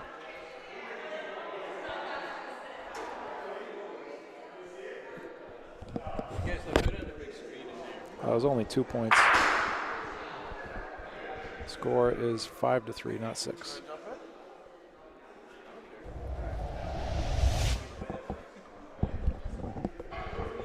Well, Michael, I thank you for your time. I'm going to let your dad jump in. I'll be back at some point, hopefully. I'll see you tomorrow, maybe? Thanks for your service, Mike. You got it.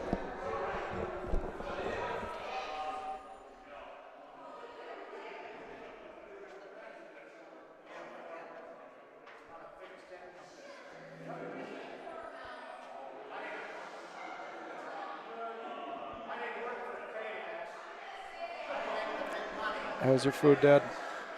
It was excellent. It was huge. I got a salad too. I got a grilled chicken Caesar salad. Yeah, that's what I got. Oh, it was delicious, and it was huge. Did you finish yours? Of course. Yeah, I had to leave a few little kernels. Kernels? Not kernels. Morsels? Morsels. Thank you. Had a nice chat with some of the folks here. This is a nice place. I think I'll walk around and do a video on my phone.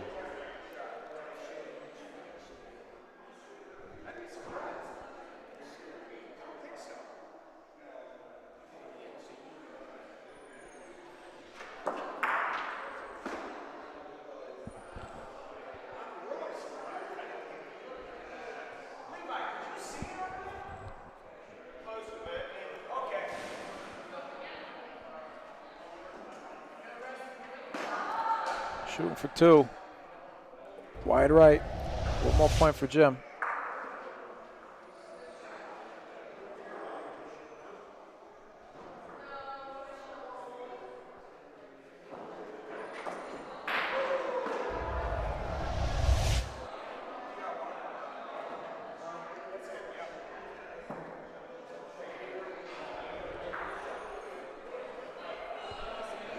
I just caught the end of the game on court 1. Cory shot Paulino for 4 points. Had he missed, Roco would have gotten 4 points. Shot it off the sideboard. For the game? For the game. Yeah, he was ahead 8-5. If he missed, it would have been 9-8. Because Roco had stuck he'd stuck 3 balls. And the other one was, a roll.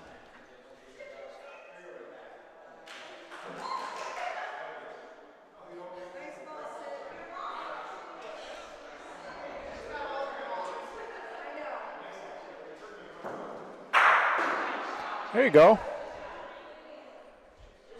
Beautiful. Nice.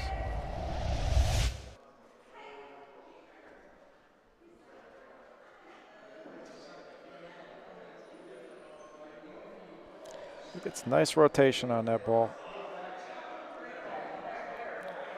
Fully north-south. Oh. And backwards. Yeah.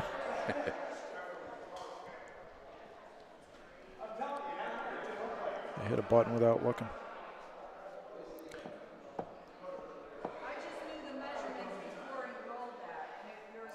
balls down for Sid. Third one on the way.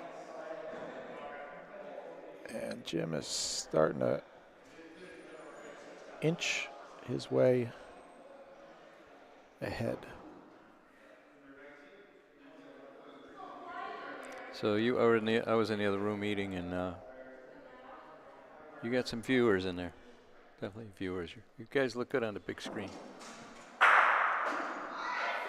Oh, that'll work. Nice shot.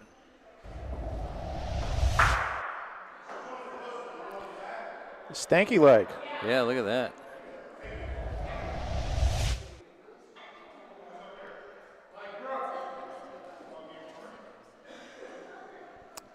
Yeah, Doug Hammond is saying hi to you. To me? Yes. Hey, Doug. You're Lou, right? Yeah, I think. I'm sure Doug's got a whole bunch of jokes if he were here. I just ran out to the car. It's still raining. Unbelievable. I believe it. Sid Hardy, last ball to frame. I don't think that it's going to do much. Pretty wide open on the wall for Jim.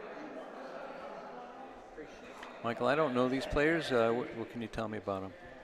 I'll tell you, one is named Sid Hardy, and the other one is named Jim Newborough. Do you know if they're local or? Why would I know any more than you do?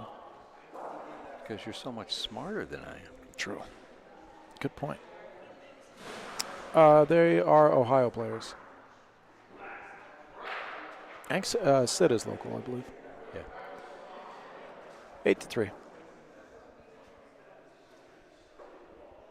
I don't know. What do you think HT stands for? Not Youngstown. HT?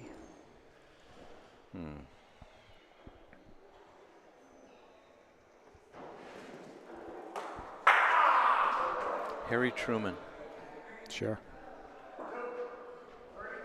Harriet Tubman? Okay. That's all I got. 6 inches of snow in Lockport? Really?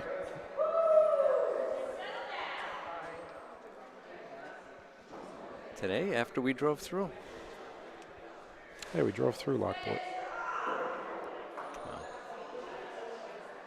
Close enough. We've got some theories in the chat. I did know that Sid was Jen Hardy's daughter. Okay. Jim is Niles. Niles, Sons of Italy. Niles. It's also Ohio. I don't know how far that is from here. Howlin' Tigers. Thanks, Joe. Shout out to Watertight Roofing.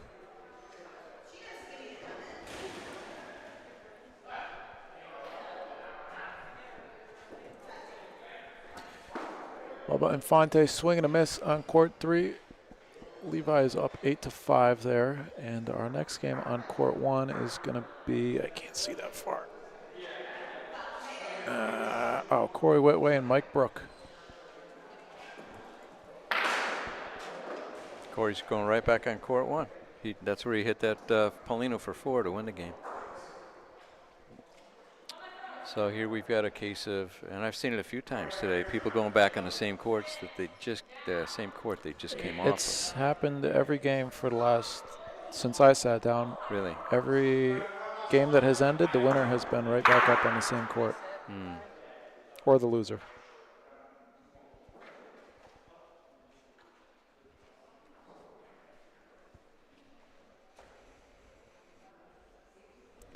It's a better line. It's going to be a great ball. Jim's got 2-ball advantage. Great spot for it. Put Paulino in play. Nothing on the backboard.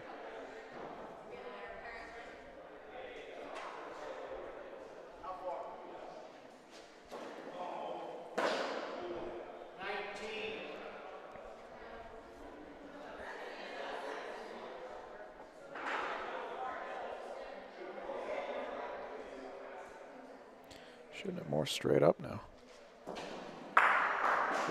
Wow. Cleaned it.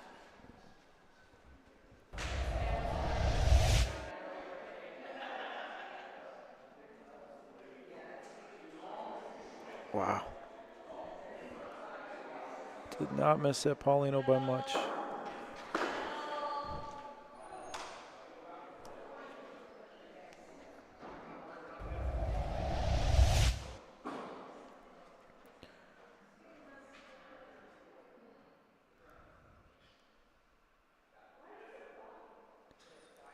It's going to be 7 straight points for Jim.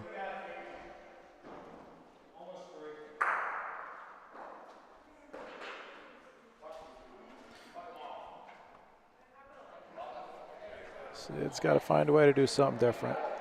Get the Paulino back, maybe go long. We've seen a lot of short Paulinos this game. Oh, yeah.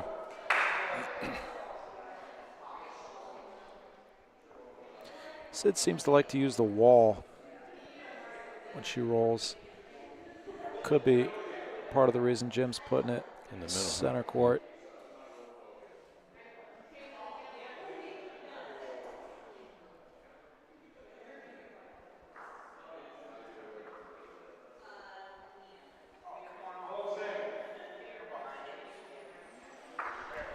Be a nice time for another stick. Every time I say that, they miss completely.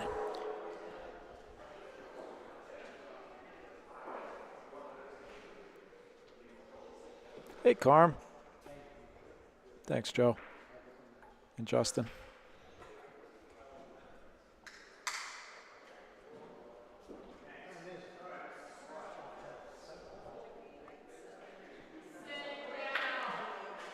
That's not going to do it.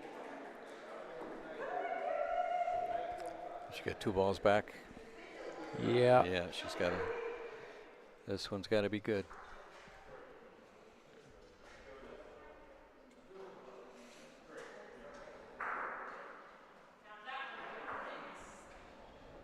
She's already talking about it.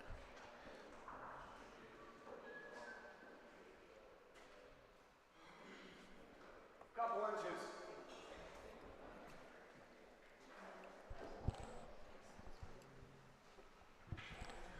Well, this could be Sid's last ball of the tournament. And it looks like it will be.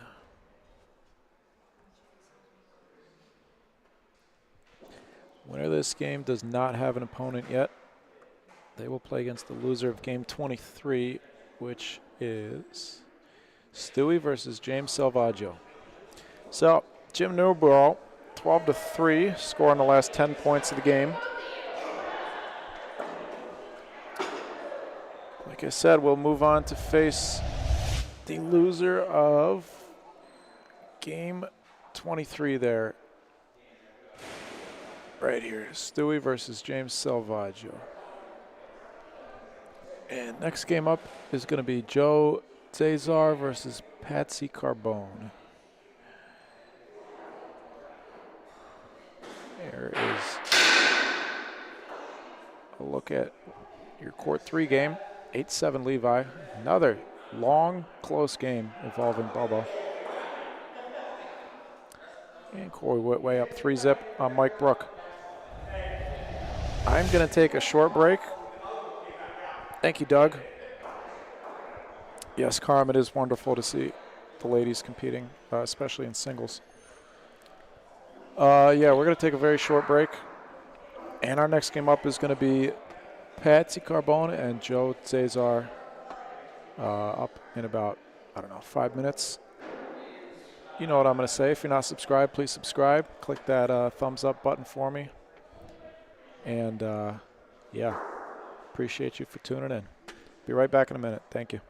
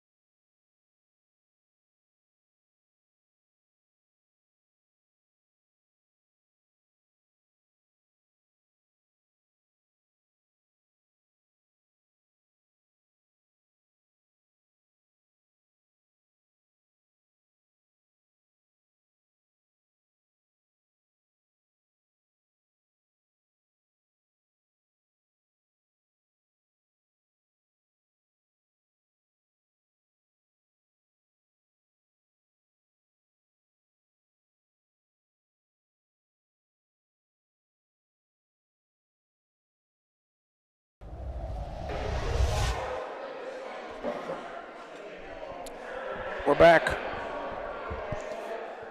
At a court 2, Patsy Carbone, Joe Cesar. This is a winner's bracket game. Take a quick look at how we got here. Joe won his first game over Jim Newbro, 12-5. Patsy beat Ray Brook and Billy Shovlin.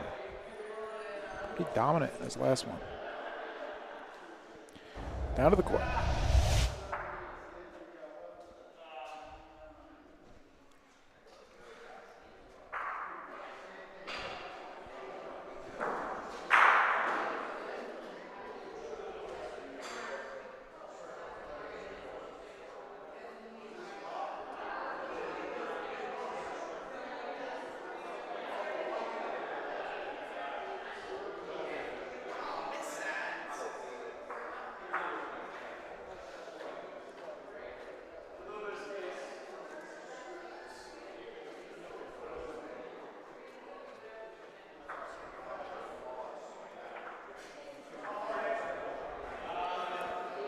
We've got 8 remaining undefeated players. These two, Sarah Monteleone, Danny Catullo, Pat Pezzin, James Salvaggio, Robert Stewie Stewart, and whoever Pat plays, Michael Lucente.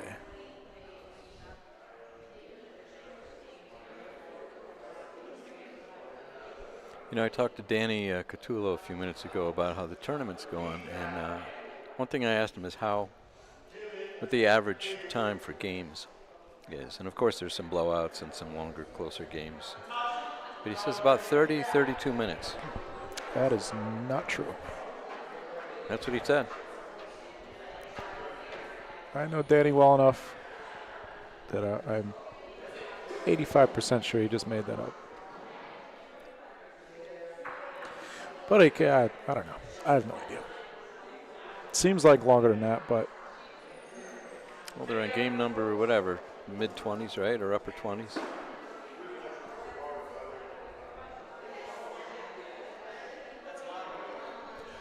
I apologize, Danny. I'm not calling you a liar. One more for Patsy. Joe Cesar. That's a tough name to say. Yeah, is that how you, that's how you pronounce it? Cesar? Cesar. In the white, sipping his White Claw. Patsy Carbone on the right, rolling out the first ball of the frame. And Bill Barnett in the middle. Oh, walking out of the screen.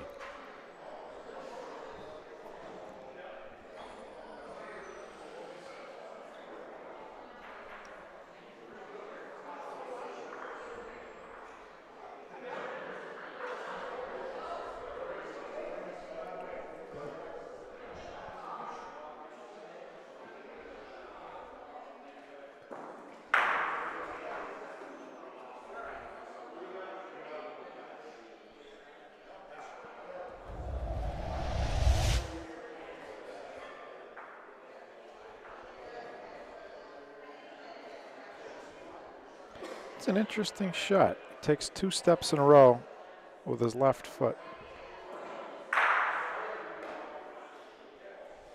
Do I do that? My right foot? I think I might.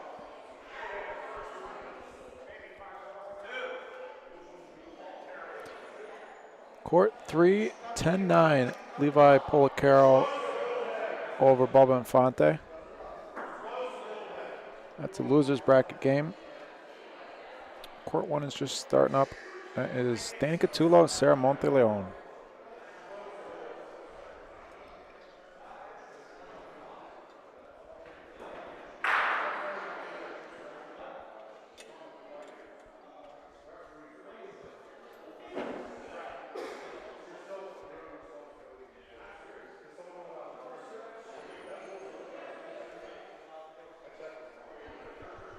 Last ball coming for Patsy.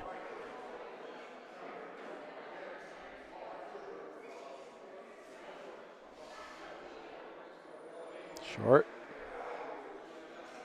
2 balls back for Joe. 1 point sitting there. He's got probably, let's call it 33 inches.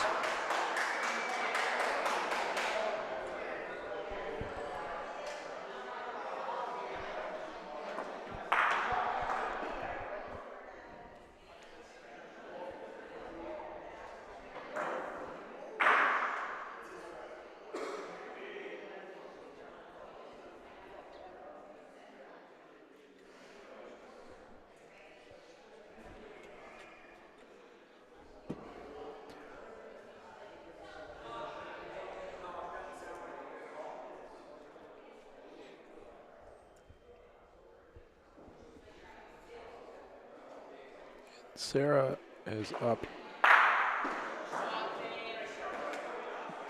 2-0 on Danny Catullo. Looks like Levi just knocked last year's runner-up out of the tournament. Levi Policaro. Apologize if I'm mispronouncing that. 12-9 over Bubba Infante. Bubba, we'll see you next year. Wow, an early exit for last year's second place finisher.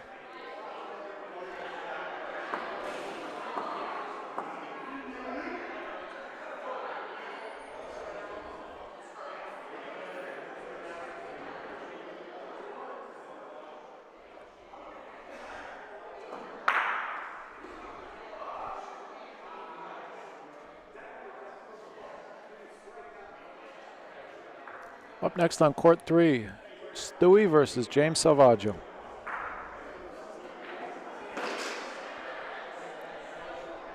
Lefty shot from Patsy. Got a lot of side-to-side action going there. The way he brings it around his back.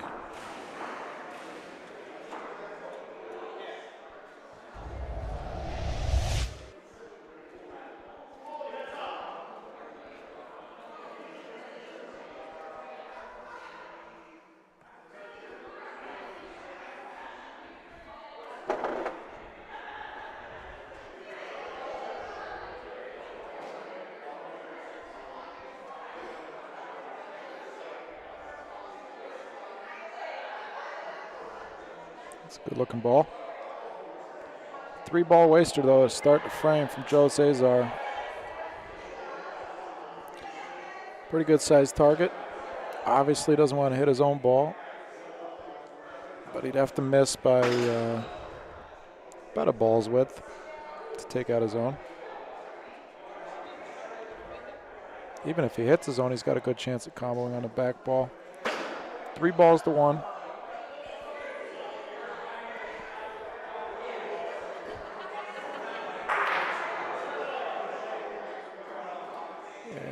Patsy's going to win this race.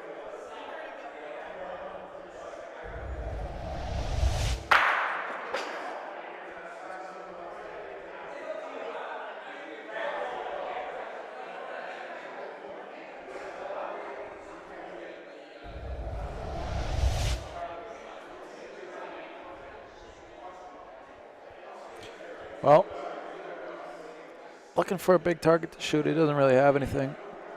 Patsy's got a nice target with his own 2 balls from the right side. But Joe really doesn't have anything to shoot at. I'm not sure what he's asking.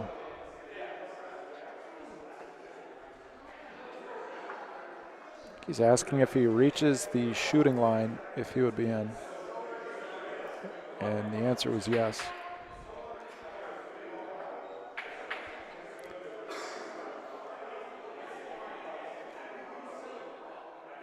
Joe still has ball advantage.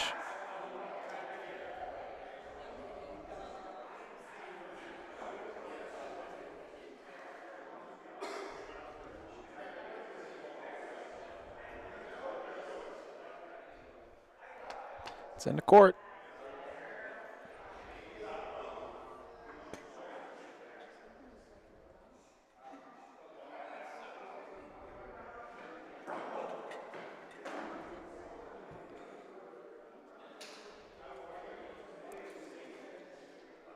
I don't think so.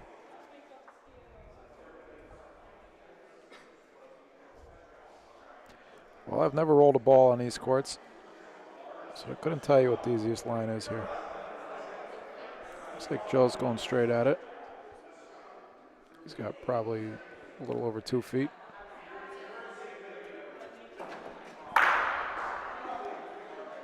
For the lead.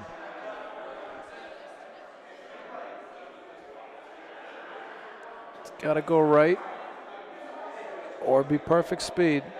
And it's going left, I think, a little bit right at the end. Great speed, 5-3.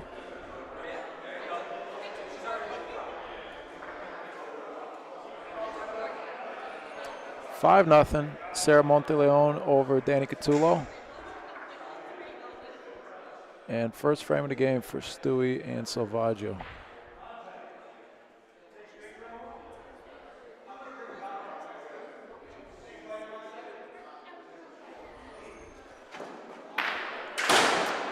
Let's watch all 3 games for a second. Just for a minute.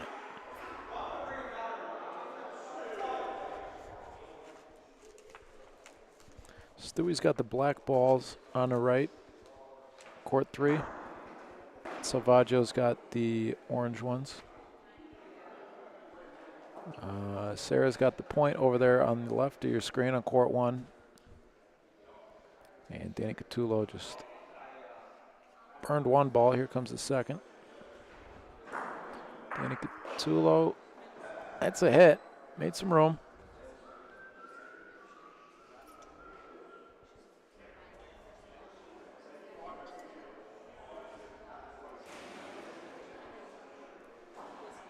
Stewie shooting his own ball, I believe.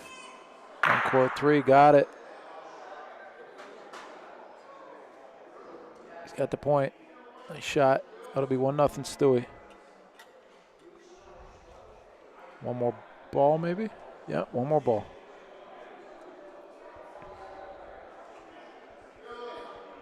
I wouldn't be surprised to see Stewie shoot that ball on the right, all the way in the backboard there.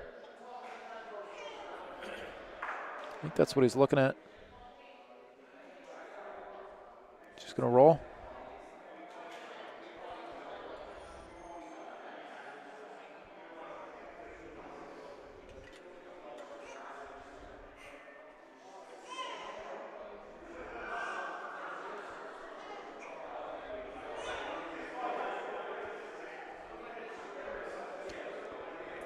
Three balls back for Joe.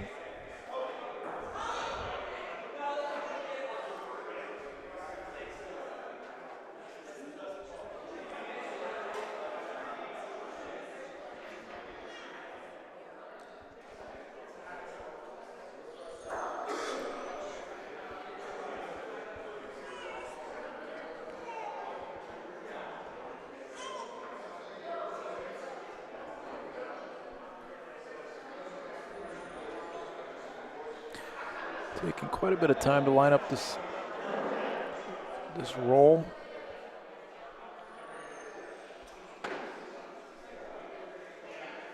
These are big matchups. These are to advance to Sunday undefeated. But this is a long time to take with 3 balls back and about 2 feet to roll in. Trying to find his line.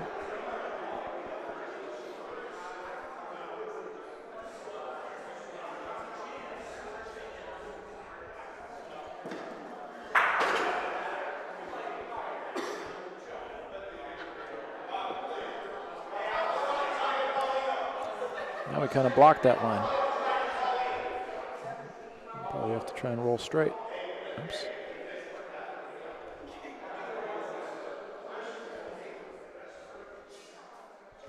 Carm, these are, I think, 70-foot courts, 68, something like that.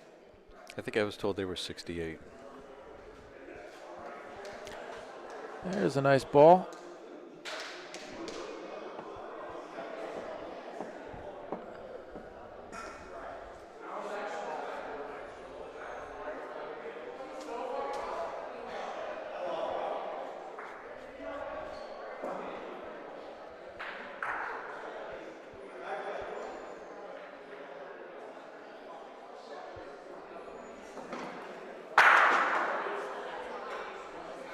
Boy, that style of release reminds me of somebody, huh?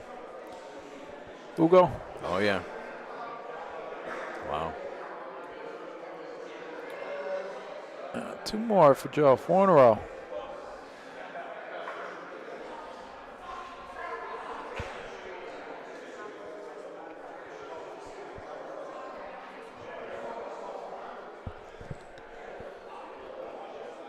They are wide, Carm.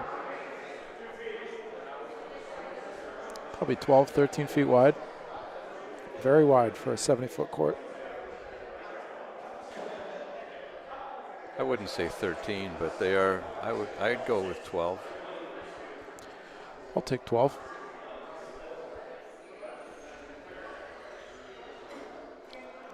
It's a lot more playing surface.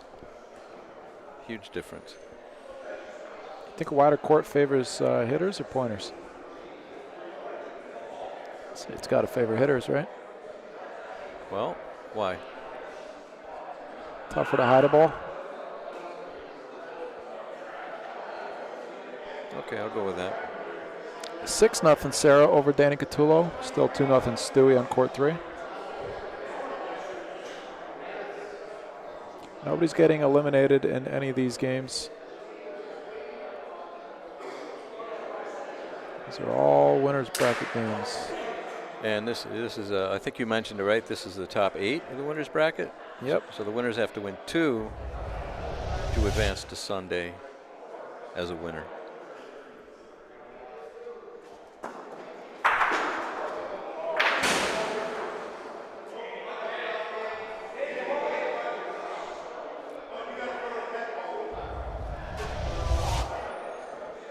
Patsy hit Paulino out of the court. And we'll do it all again. Ben. We wish you were here too. We wish anybody from California was here, but. Is that Ben Campbell? Yeah. Yeah. Hey, Ben. Little ways to come for double elimination.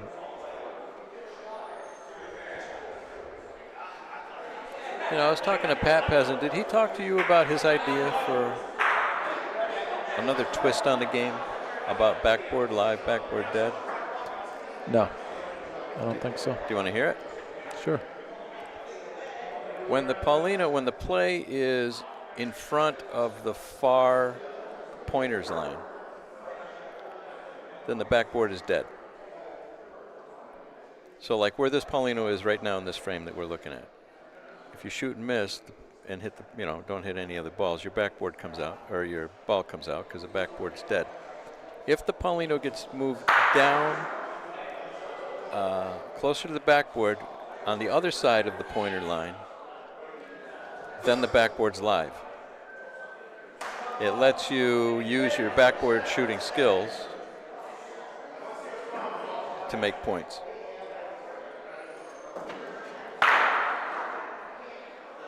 Nah. You don't like it? Nah. I don't like backboard shots at all. I think it's such an advantage for the home team. That's true. And they're just such easy shots a lot of the time. I don't know. If it's Pat's idea, it's probably a good idea. But yeah, I'm wrestling with it myself. I mean, having grown up playing backboard live all those decades that I played, I like being able to use my backboard spin shots and stuff. So it'd be nice to be able to do that.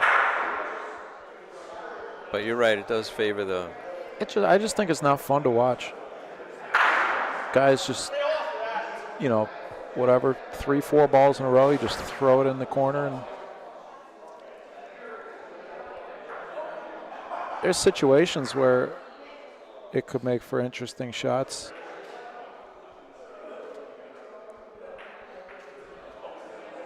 But sometimes it's just so boring to watch. It's like close your eyes and kick the ball. You'll get the point.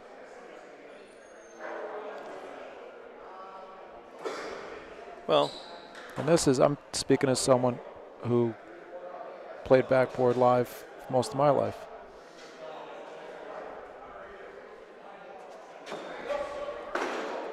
but there are skills playing off the backboard live, certainly.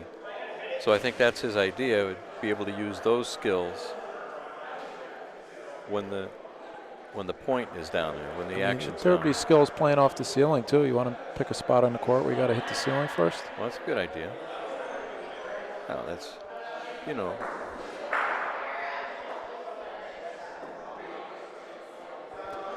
I'll have to bring that one up with Pat. 6 straight points for Joe. 3 twos in a row.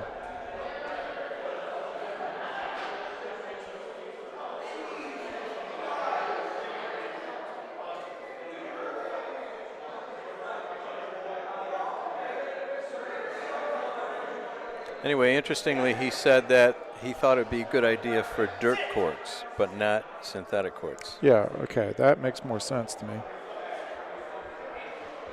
That I could see.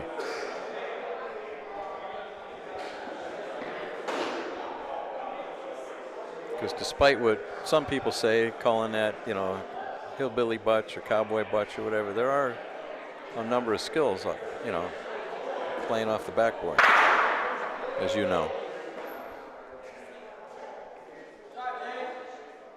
I don't know. I still think it's just such a big advantage for the home team.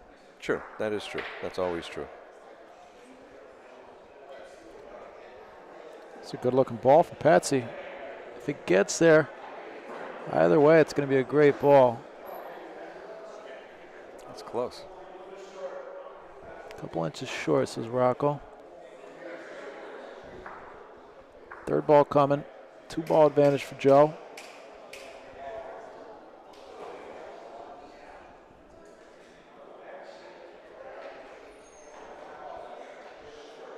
This line does not look like a winning one. Good speed, though. Yeah, perfect speed.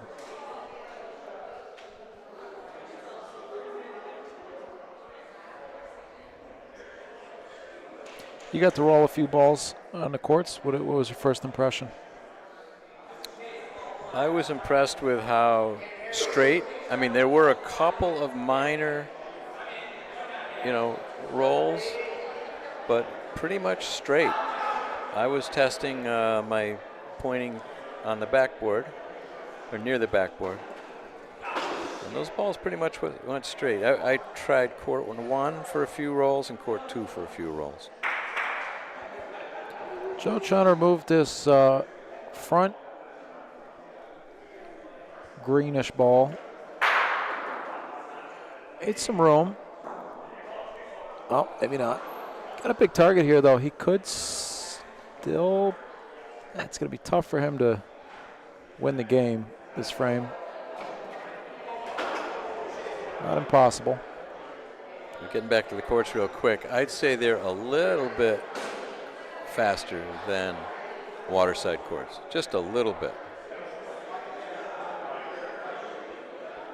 So for those of us who've had the chance to play on waterside, to use that as a reference is helpful. Beautiful shot. Should be another 2-point frame.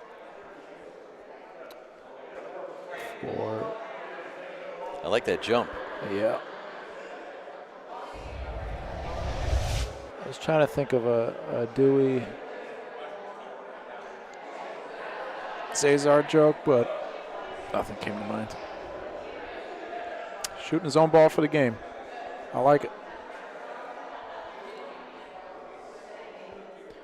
For the game, Joe Cesar. Oh. 10-4.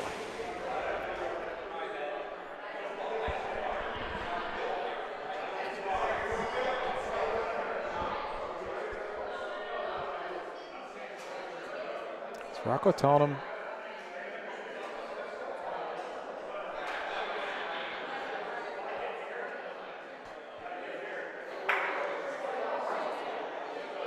We got quite a few more games to go to be chatting between frames.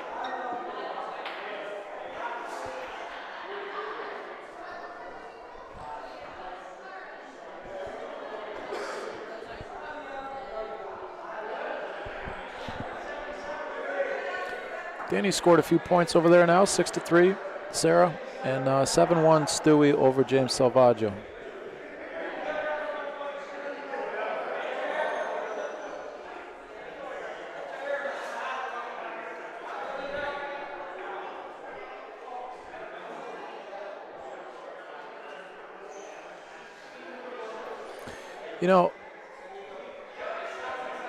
I understand the argument with people not understanding why we don't call the line rule, but I think the lines are in the wrong spot.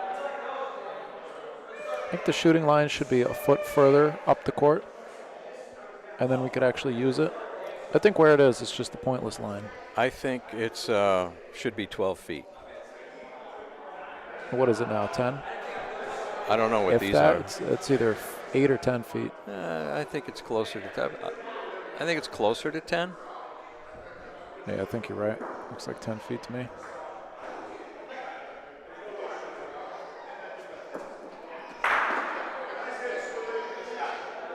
But yeah, you know, people ignore it. Where it is doesn't really make much sense to me, in my opinion. There's maybe, for every 20 guys who would be considered good shooters, good players, there's maybe 3 guys that don't go over the line when they shoot. You don't go over the line. Yeah, I do. A lot of guys think they don't go over the line, but now that we have slow motion replay, you can see that everybody goes over the line. Hey, Pete. Is that Pete Russo? Yeah. Hey, Peter.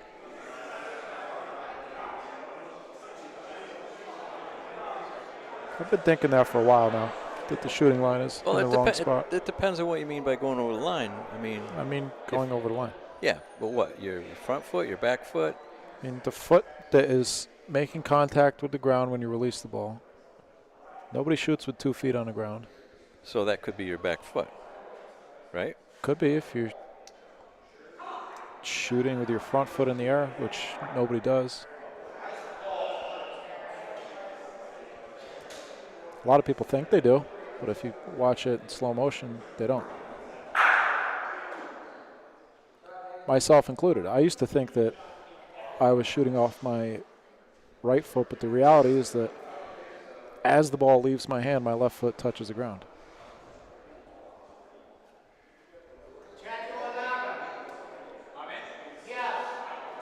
Pete, I agree the line should be enforced, but I think it should be further up the court.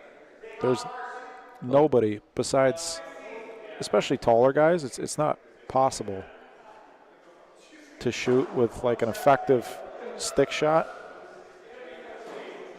a good, good shot that is replicable and comfortable and looks smooth.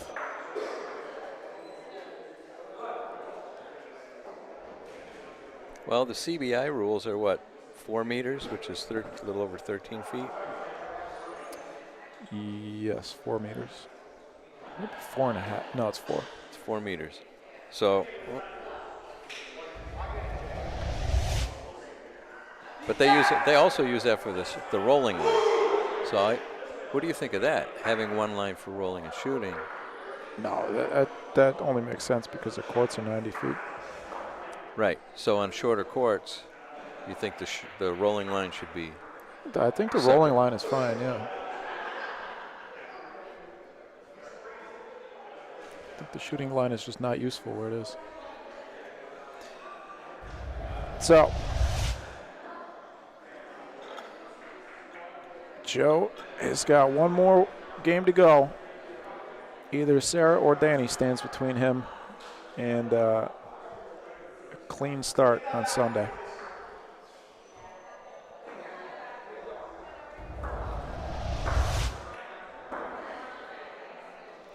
Yeah, that's a good point, Pete. Players who point, and there are some shooters who go over the line who don't have to go over the line. They just start like 2 feet from the backboard. They could avoid going over the line. It's just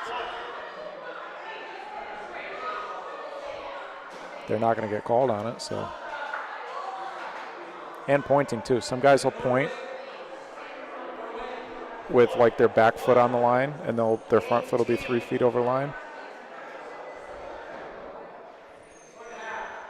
I don't understand that.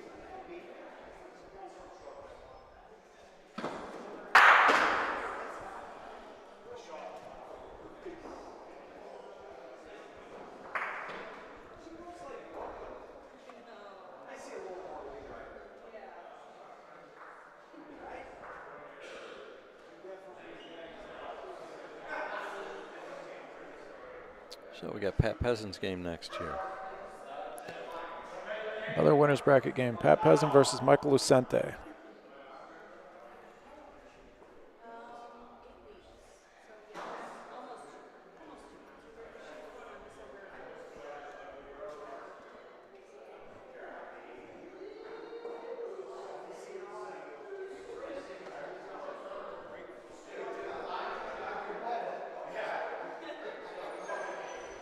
Not the original set. How is he?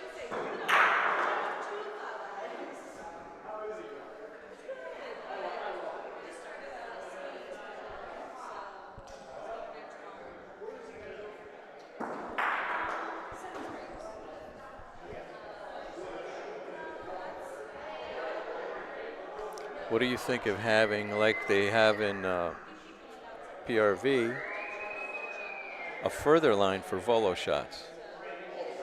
Think we should incorporate that into other courts? Like to encourage volos? Yeah. Sure. I think 4 feet is enough, though. I don't think you need another, what is it, 2 meters? Four, It's 2 3, meters. 2 meters, yeah, 6 feet. Yeah, a little more than 6 feet. Yeah, wouldn't mind that. Another 4, maybe a little more feet to encourage more volos. I like that idea. But then you get into the thing with having so many lines on the court, which can be a part of, it can be very confusing for a novice audience. Yeah, I don't think that's a big problem, though. No. Stickers, Danny Catullo, 3 points.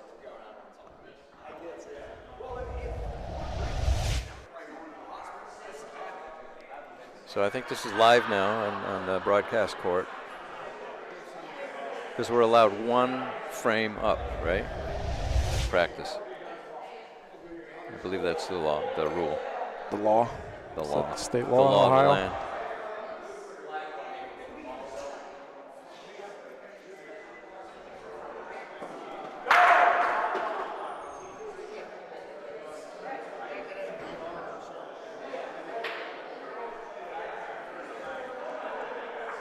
A little bit short.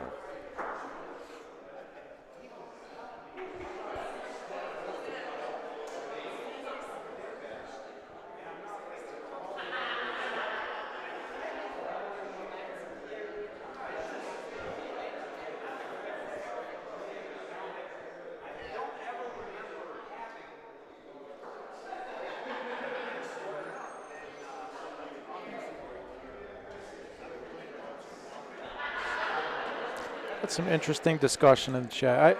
I maintain that the line should just be another 1 or 2 feet, probably 2 feet further up the court, and then it would actually be useful. I think that forcing guys to shoot behind a 9 or 10 foot line is a detriment to the game. The 3-step Rafa is just, it's much more natural. It looks way better. It produces far better results.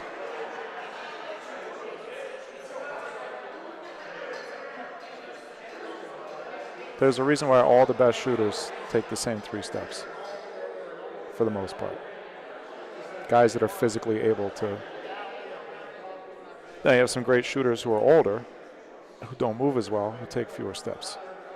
We used to have one guy in our club who is no longer with us. Because everybody else went over the line, he took 1 step. So he would stand on the line and take a step. Because that's where everybody else ended up. Just to be over the line? Yeah. Well, just to be fair in his mind, it was fair. Everybody else was going a step over the line.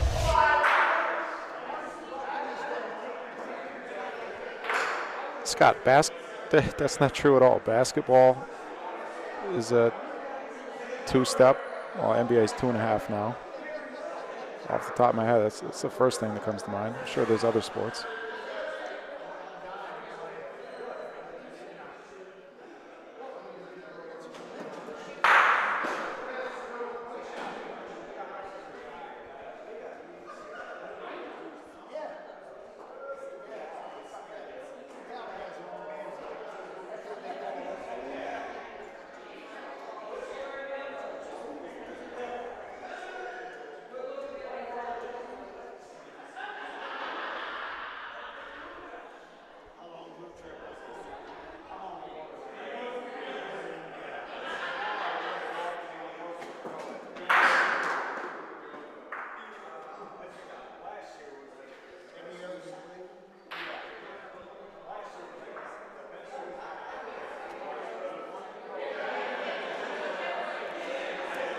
have sparked a heated debate in the chat. I guess so. I'm looking at it too.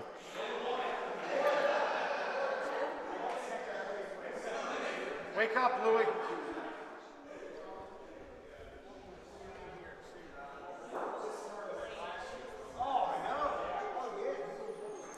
I think the USBF argument is null because those are rules made for 90-foot courts where the shooting line, like we said, is 13 feet. If you gave people 13 feet to shoot here, everybody would be 3 feet, not 3 feet, but everybody would be well behind the line.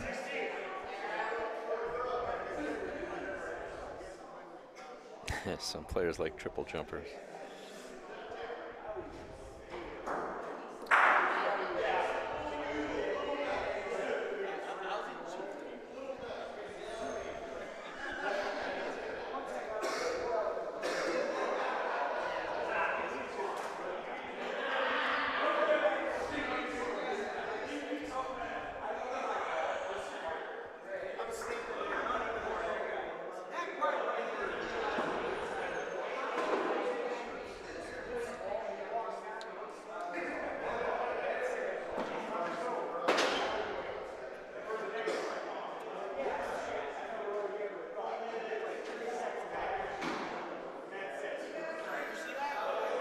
Jimmy, Marco drags his foot when he shoots.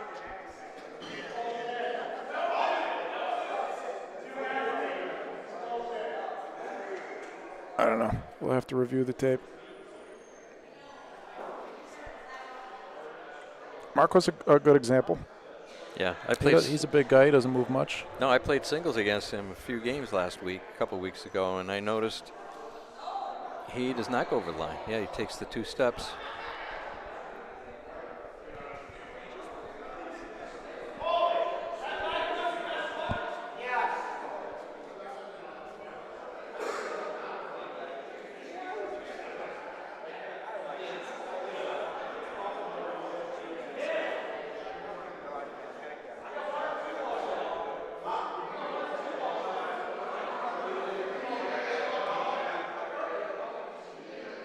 It depends what you count as a step.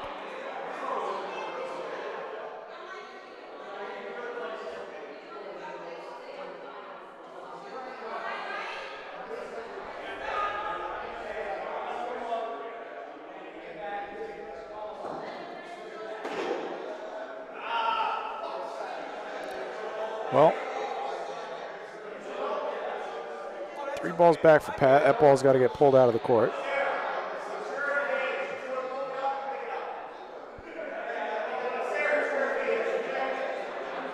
That's what Pat's saying.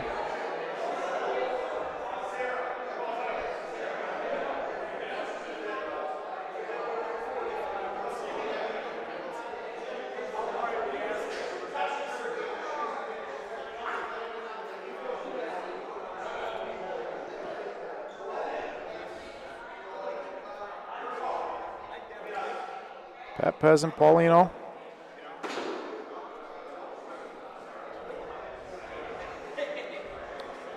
Probably take another one at it. Oh, I imagine, sure.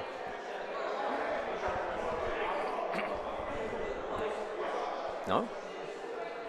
Both wrong on that one. Okay, I'm watching a video of Marco shooting right now. He takes 3 steps. He just starts with 1 foot. This one, it depends what you count as a step. Yeah, he's got a small. He starts with 1 foot in front of the other. And Marco goes just as far as most shooters. His foot is, it's touching the line, but it's over the line when he shoots.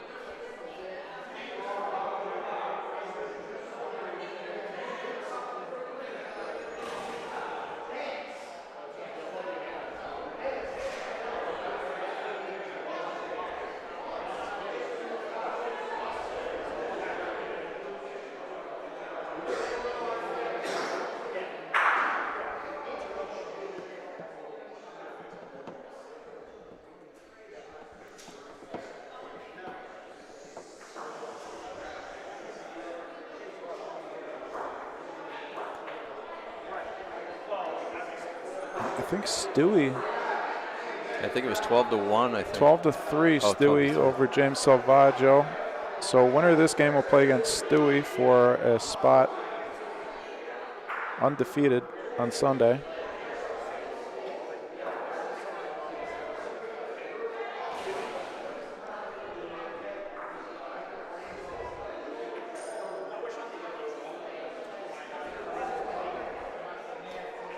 About a 10-inch point, maybe a little bit less. Yeah, I mean, that's a little egregious the way that Michael's shooting here because he's starting 3 feet up from the back wall. If he's starting at the back wall, he's fine. But he's starting almost at the pointing line.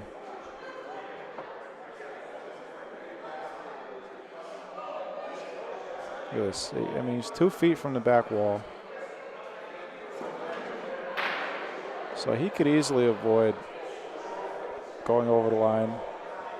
It's just, I'm sure in his, But that was a 2-step approach, 1-2. And in my opinion, there's a clear difference in effectiveness and gracefulness between the 2-step approach and the 3-step. Or the 2.5 steps, 4 meters. That's too much. That's 17 feet. He's 17 feet. We go to half court.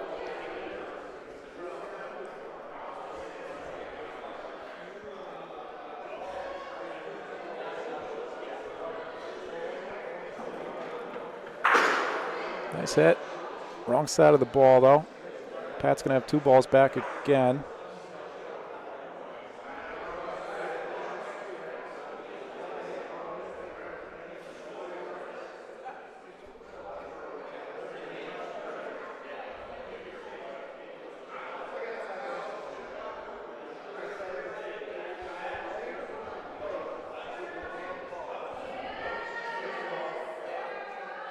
Wait, yeah, your math is off. You're right.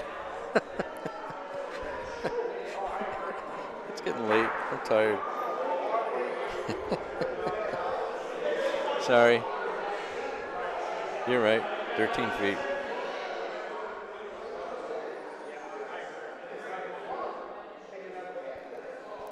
Well, I think most of us agree 13 feet is it. I would agree with that. Even 12 on these courts.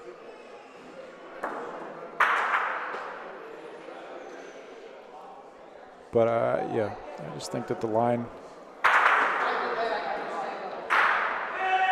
I've said it like 5 times now.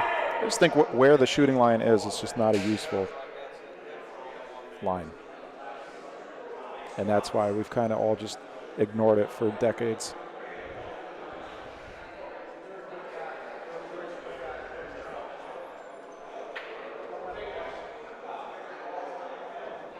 Big frame there.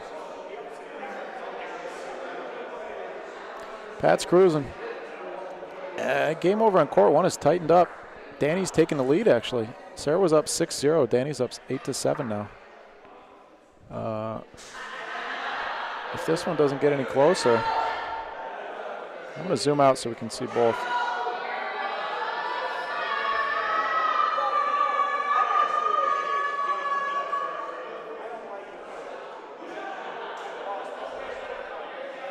Somebody's practicing screaming. I thought it was howling for a minute. Yeah, you're right. It was screaming. Is it a wolf?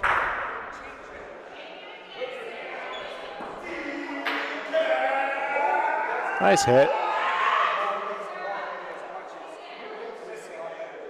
Is that Val? No, I don't think it was her that was making it. Those sounds. Somebody in that vicinity, though.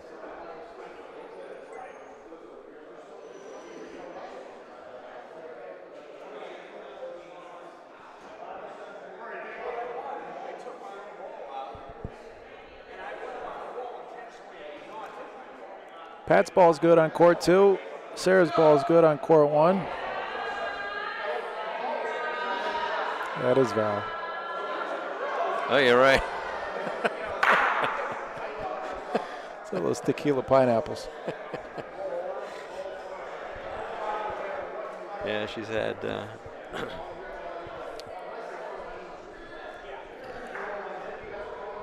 She's had a couple.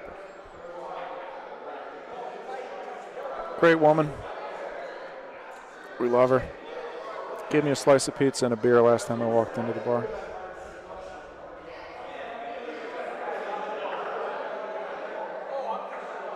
Eight eight. Meanwhile, court 2. Michael Lucene standing on the pointing line.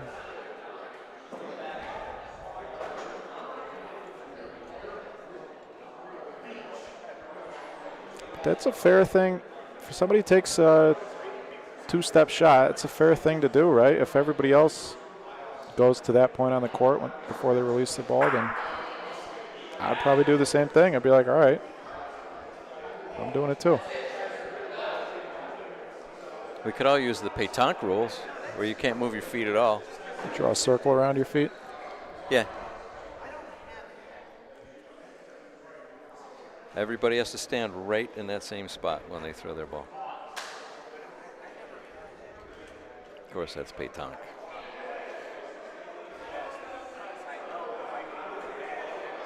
I just think Rafa, the shooting, Rafa and Volo is probably the most athletic aspect of the sport of butch. And any sort of shortening the shooting line just takes away from that. And like I said, I think makes the game less entertaining.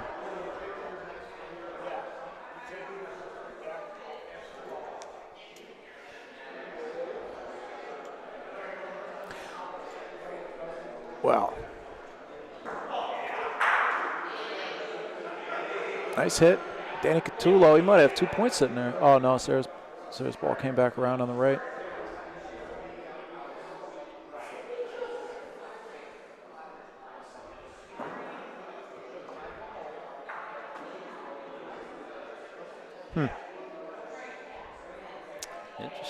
Interesting choice. Interesting indeed. I imagine with a 6-0 lead, Pat will just try and close up, point the ball on. Oh, no, he's shooting his ball on the right again, and he missed. I think in hindsight, Pat would say, oh, Michael's out of balls. Never mind. I don't know what's going on. Pat was in. I take it all back. Sarah Monteleone, court 1.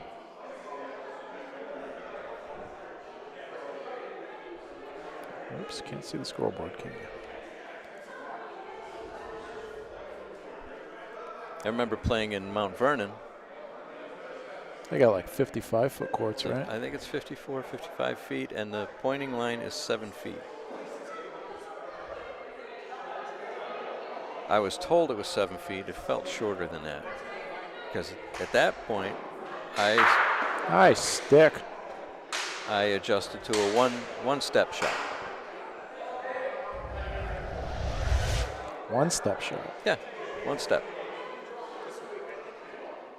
That's like old man butch. Well, the courts are short, so I'm sure they didn't want to have, somebody way out from the backboard shooting, but that was tough. Another great ball from Pat Peasant. He's on fire. He's enjoying rolling on these courts. Looks like 1 point for Danny. Sorry, missed the shot there. 9-8. And Pat's got ball advantage again.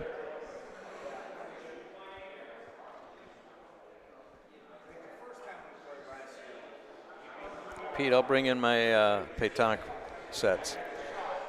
Hey, Hunter. Next time at the club. Thanks for watching, Hunter. Nice to see you in the chat.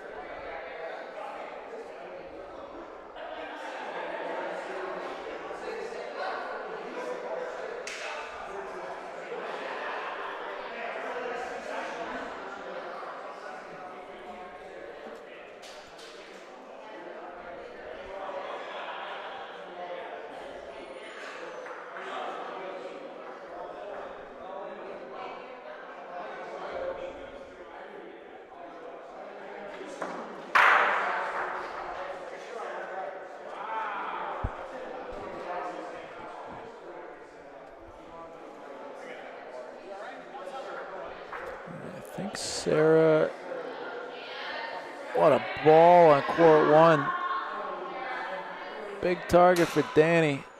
This would be a great time to stick for 2. Every time I've said that, they've completely missed, so I apologize in advance, Danny. Paulino works. That'll make 2 as well. Pat Peasant rolling in for 3. And we're going to turn our focus over to the game that's not 10-0.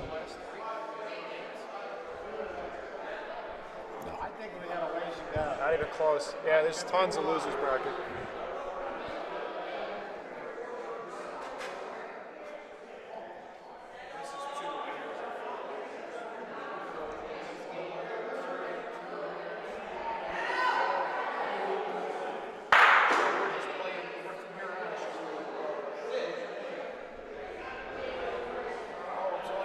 Hey, Bill, yeah, Franco Anelli. He was my partner, too, in a couple of tournaments that we won a few weeks ago.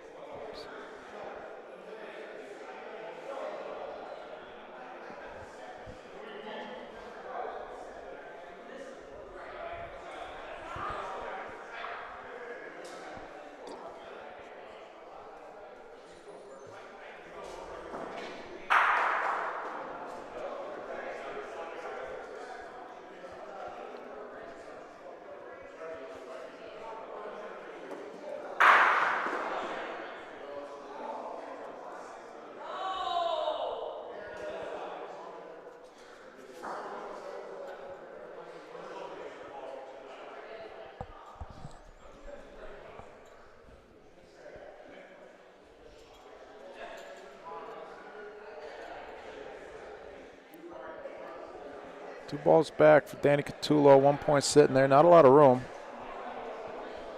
Needs both these points for the game.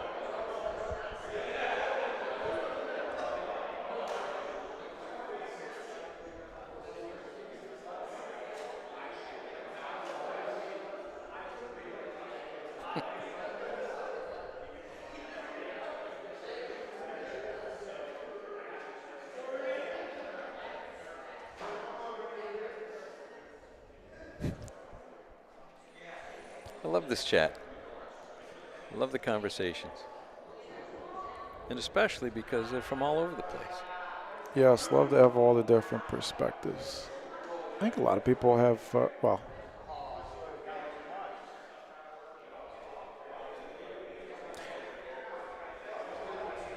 Got people watching in Italy. a lot of people have one-sided perspective for, many different reasons. But there's some truth to all of it for sure. Danny Catullo, what a comeback. Sarah was up 6-0. Danny finished it off 12-2. And that will put Danny up against Joe Zazar. Winner of that game will be into Sunday undefeated.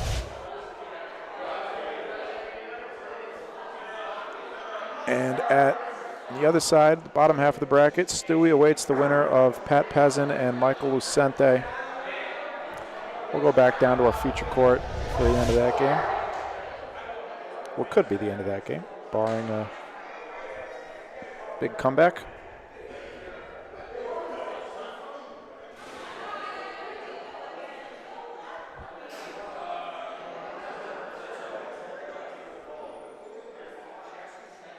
Played the last 3 World Series with Franco. No, you didn't. I played with him 2 years ago.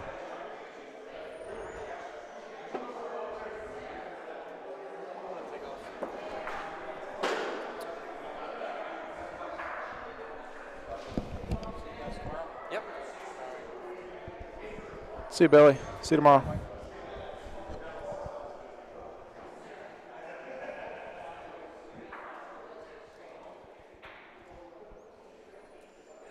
On the board. Hunter, I can tell you why short courts, what you would call short courts, are kind of popular in the Northeast. My theory is that bowling was such a popular sport that when they decided to make butch courts, they just went with the same 60 feet. That's my theory. And as far as buying lumber and materials and things, that's a convenient distance.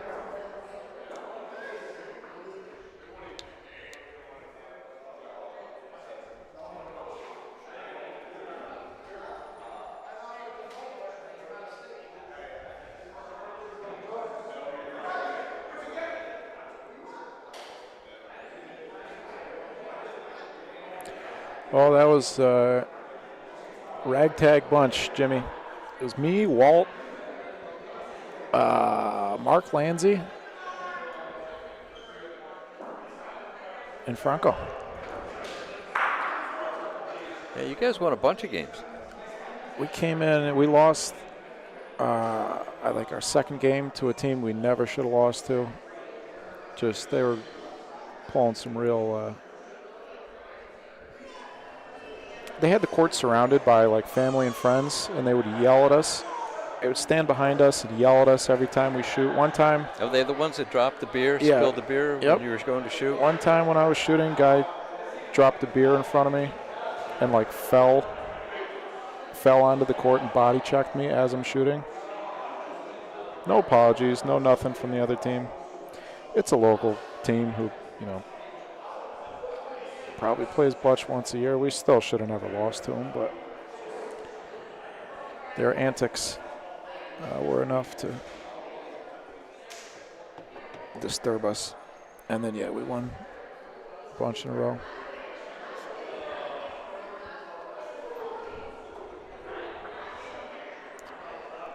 Well, oops, I never, sorry about that. You're good. Never set Pat's name. This should be the game. 3 balls back for Pat. Only needs one more point. That's going to do it. 12-2. Pat Peasant advances to face Robert Stewie Stewart in what will be, well, actually, I don't know if it'll be both of their last game. I don't know if, even if, let's see. It should be, right? That's game 30.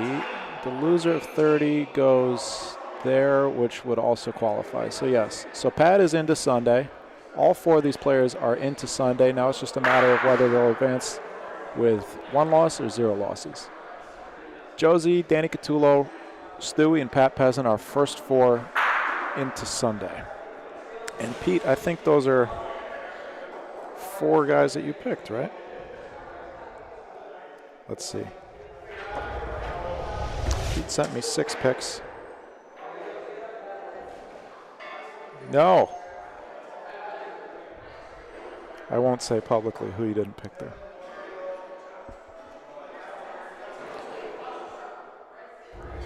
Let's take another look at our loser's side of the bracket. Nico Fox, Sarah Monteleon rematch coming up on court 1. Sarah won that match. That was the first match of the tournament. Well, not of the tournament, but of today's bracket. Sarah completed a comeback against Nico. She was down 9-4, scored the last 8 points. Nico looking to get his revenge. Court 3 is underway. And there are your other 2 losers bracket matchups.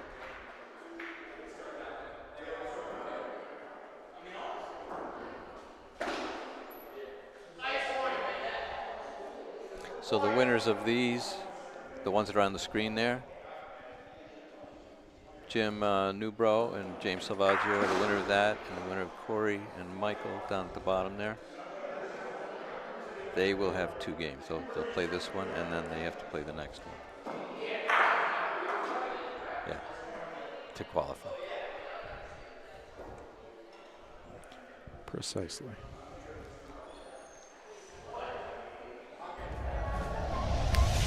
Folks, this April 25th through 27th, BBN will be in Kansas City, Missouri for the FACE Triples Bocce Bash to benefit the Foundation for Autism Collaboration and Empowerment. Drowning is a leading cause of accidental death for children on the autism spectrum. The FACE Invitational Bocce Bash strives to build on over $55,000 in adaptive swim and water safety grants that they have provided to children and families with autism through their partnership with the YMCA of Greater Kansas City.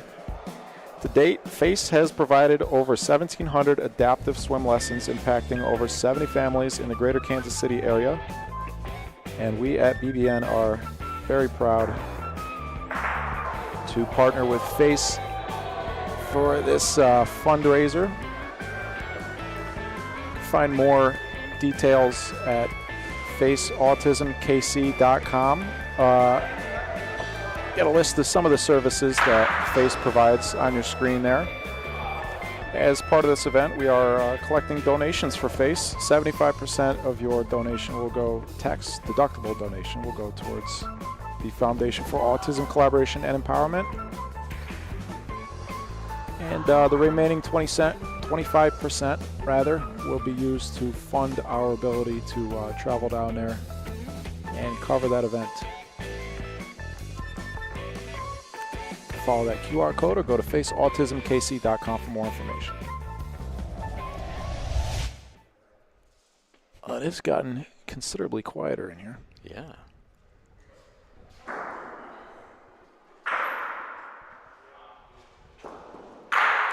It's scary. Scary quiet.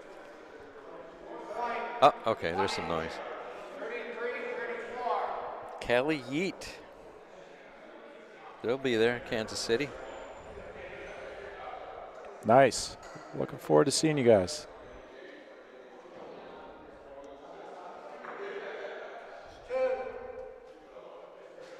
Jimmy, I'm going to answer your question about the dirt courts. I'm going to say your courts. Those are my favorite dirt courts. That's in Kensington, Connecticut, the IPIC.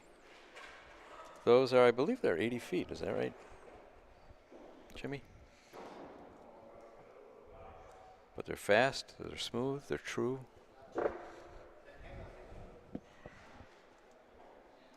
I love playing down on those courts. Levi, this is a point.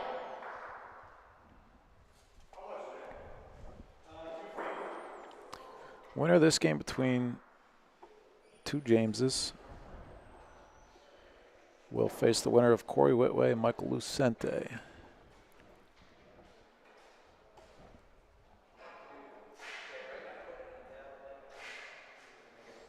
The best synthetic courts. Good question, Jim. Yeah, that's a tough one. Highwood. Not very tough, in my opinion. Highwood. Easily. I didn't play much on the Highwood courts. I only played a couple games. So. A big part of that is just the fact that they use the sand to regulate the speeds. Yeah. But there's plenty of, I mean, I love going to St. Louis, Waterside, of course, Palazzo. Palazzo, that comes to my mind. Looking forward to playing on these courts tomorrow. What am I forgetting? I love St. Louis. My favorite like club community is St. Louis for sure. On the hill there, the old school Italian neighborhood with all the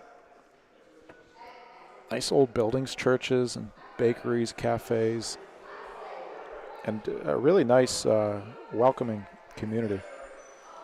That's got to be my favorite place to visit. Yeah. Montreal courts, I like those courts too. Oh yeah. Montreal, Toronto, but I'd say Montreal. Well, Chicharo, I don't think there's any member of Chicharo that would argue that those courts need to be touched up.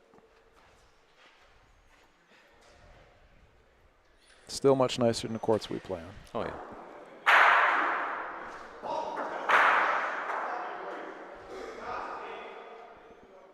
Oh, a little motion out of Nico over there. I think he hit something and he was happy with it, or maybe not. I couldn't tell. He's trying to get his revenge on Sarah. I think he caught a bad break, actually, now that I'm... It's usually when you hear from Nico. Yeah. Good night, Pete. Thanks for watching. Good luck tomorrow. Safe travels. Hope you're feeling real nice. Yeah, good luck, Pete.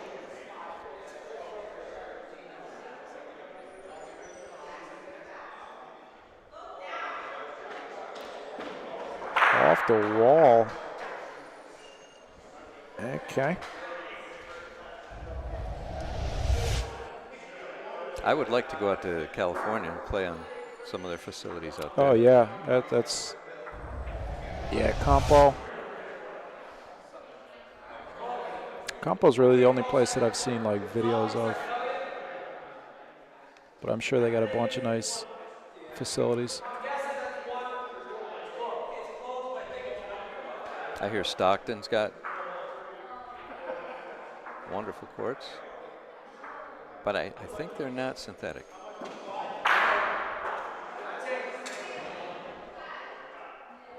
You gonna get lucky here? Still 1 point for Jimmy.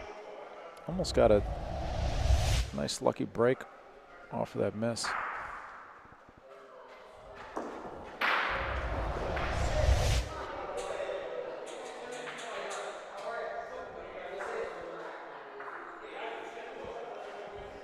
Levi Policaro, Patsy Carbona in court 3 is 7-5 in favor of Patsy.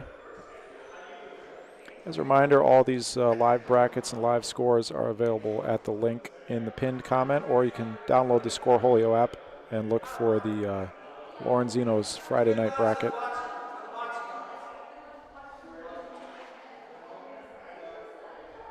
And you can check out Wednesday and Thursday nights brackets too.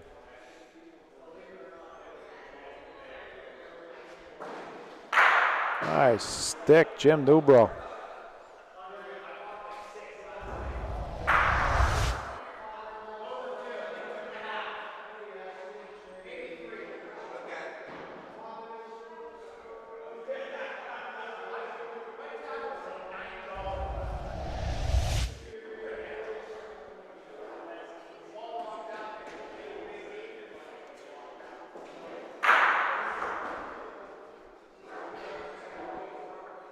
Might still have 2.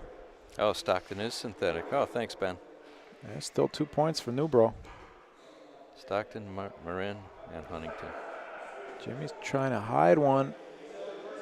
It's going to be in the open from the left side, though. Jim should shoot again. Can hit twice more for 4.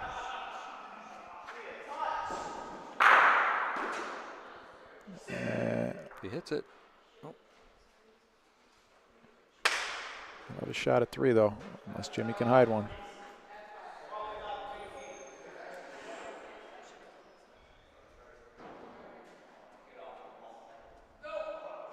Uh-oh.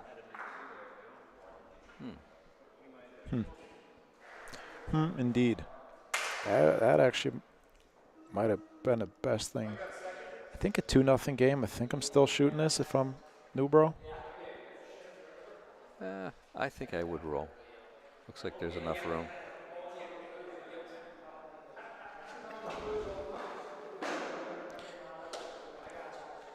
I'm not sure. Maybe I would have rolled. I probably would have convinced myself to roll as much as I would have wanted to shoot.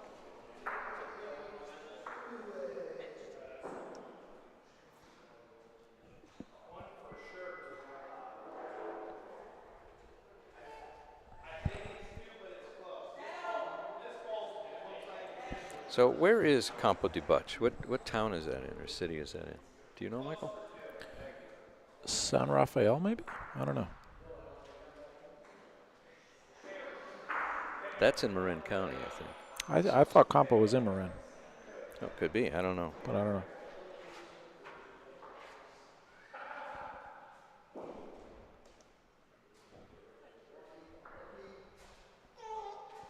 I'm sure we will be enlightened shortly. How the tables have turned. A couple of sticky Jims on court 2.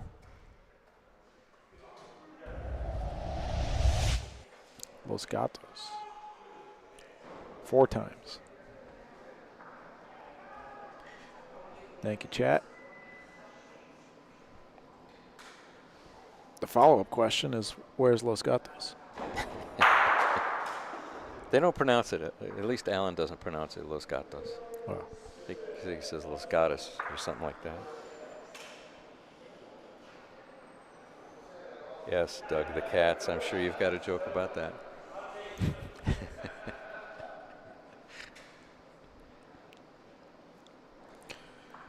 Thank you, Matt. We're going to need you tomorrow morning. Fiery commentary. All right.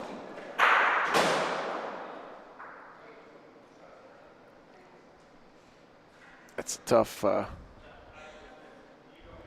ask. Drive 8 hours and commentate Butch for 8 hours. It's a long day. Hard to keep the fire stoked. We need you, Matt.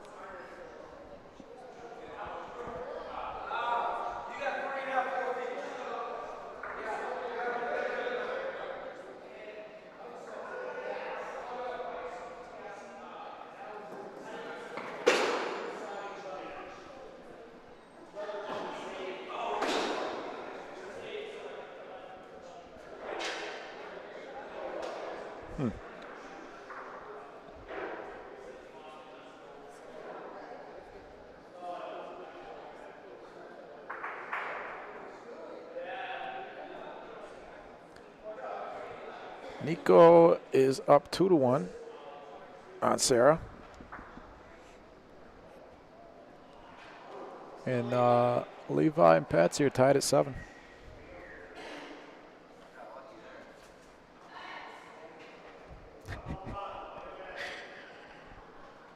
Go on, Doug.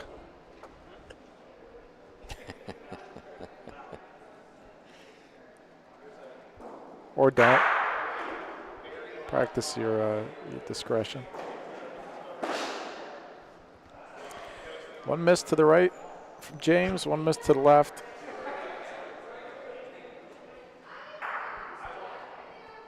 Hunter, we got, I don't know, I think 3 more rounds of games.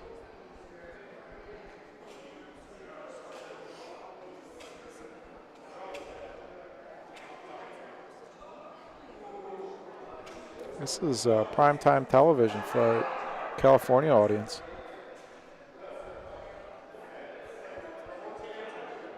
They rarely get this sort of primetime coverage.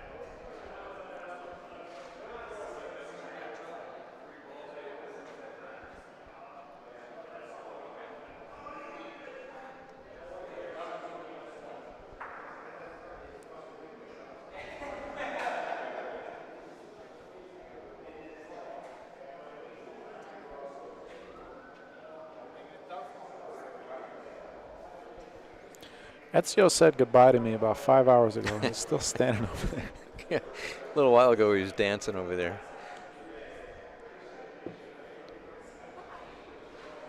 I don't know if he ever took his hat and vest off.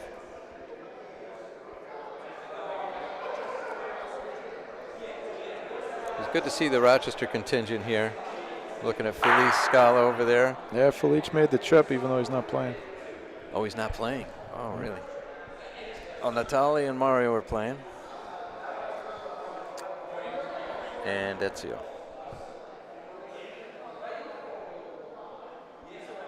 I'm sure Lubro's lining up ball Paulino, favoring Paulino. No bueno. Jimmy could escape 3 balls back for Lubro. Salvaggio, I mean, could get 2 points out of this.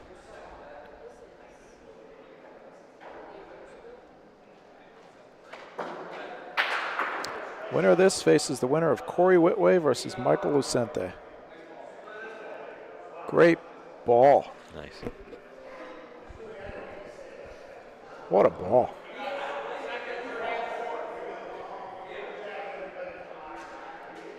That's how you recover from 2 misses.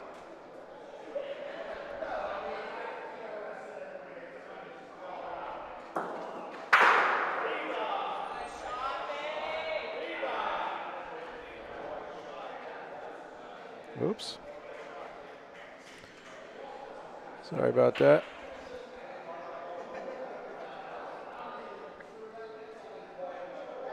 A little bit deep on the opening ball. Big target for James.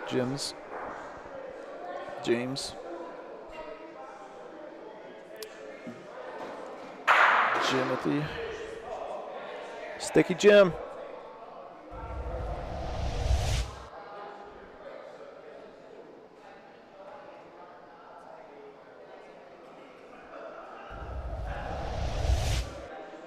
Nico's up 4-1 now.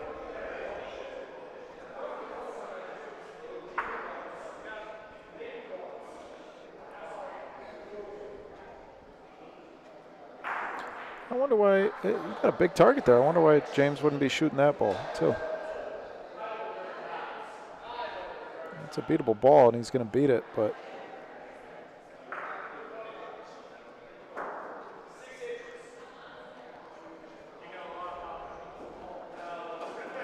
Oh, yeah, Jimmy Pisano on earlier, who was saying James Salvaggio tends to be a more conservative player. Saw it there a little bit on that call, although his ball didn't travel all the way down to court. Now he can shoot for a big frame.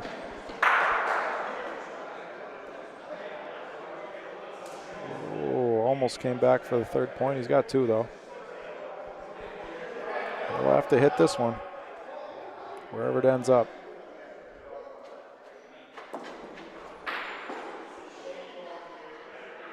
(5-1) Nico, and Levi is on game point, 11-7 over Patsy Carbone. James Salvaggio lining up the shot. Certainly does not want Paulino here. Missed it again. That's at least the second frame where he's had to shoot on the last ball,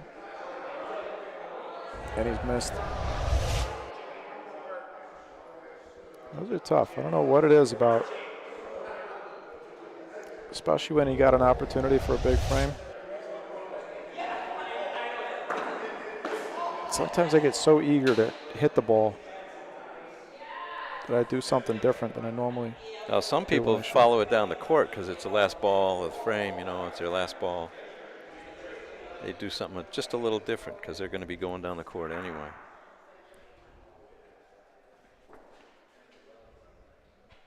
It's my theory.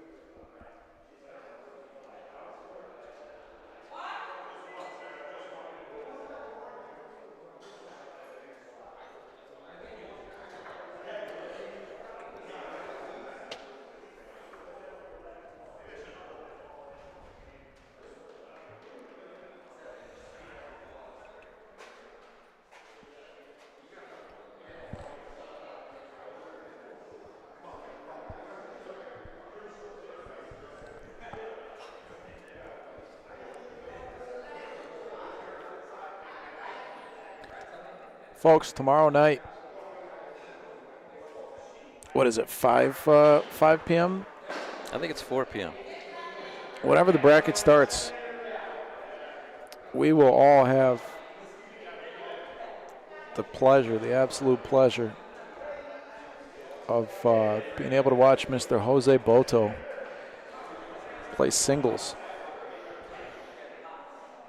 on these beautiful Coleone courts. You don't want to miss that. That's what we all, well, some of us came here for.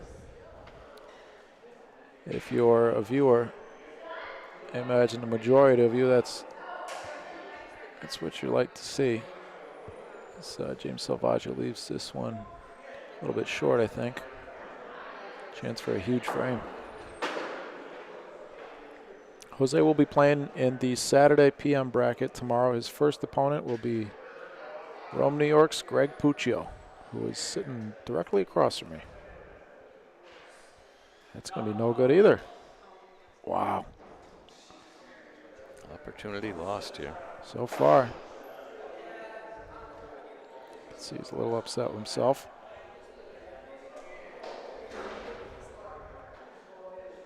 Trying to make 2 maybe. Uh-oh. No. 3 balls back, about 3 feet to roll in. Still down by 1. Got to forget those and roll a good first ball. Put the pressure on Jim. See, I don't think Jose is up in the first round of games. Do you remember? I think he's in the second round. I think you're right. Yeah. Yeah, I'm picturing the brackets in my head. Yeah.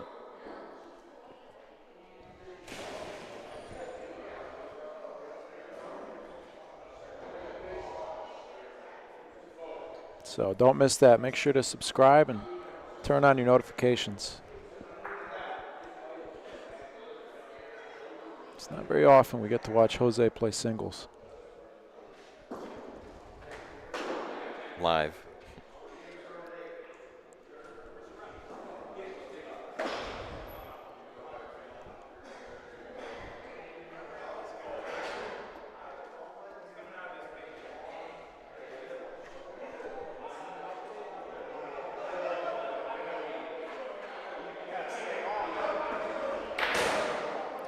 Great recovery.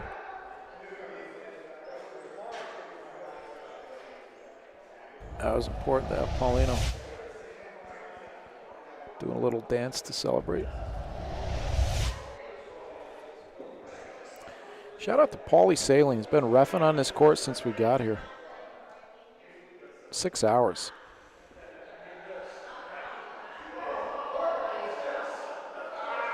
As has Nick over on court 1. Nick Capogreco. He's been reffing a lot of games. Nick's into Sunday already.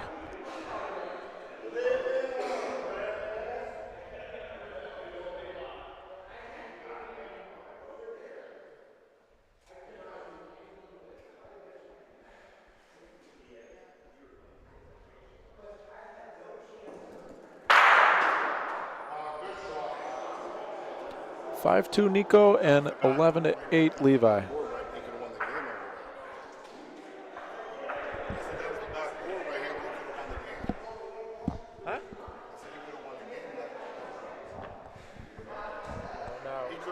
We're not watching this game. We're not paying attention to this game. We're watching court 2. Oh, I'm sorry. I thought you were on this one. No, you're good.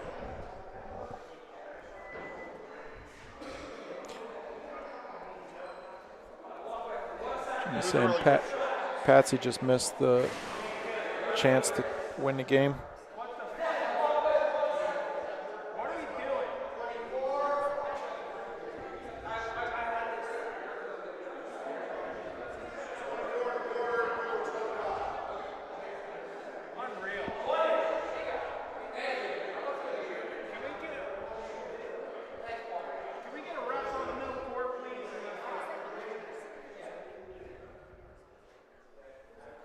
I don't know what's going on. I don't know. Oh, Paul, who was reffing on court 3, went over to court 2 to measure.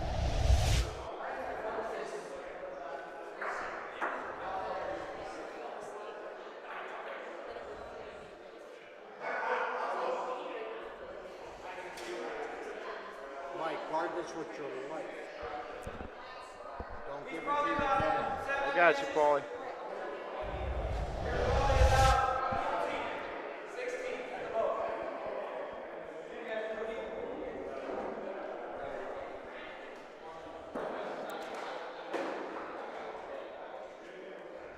I don't know what the expectation was there.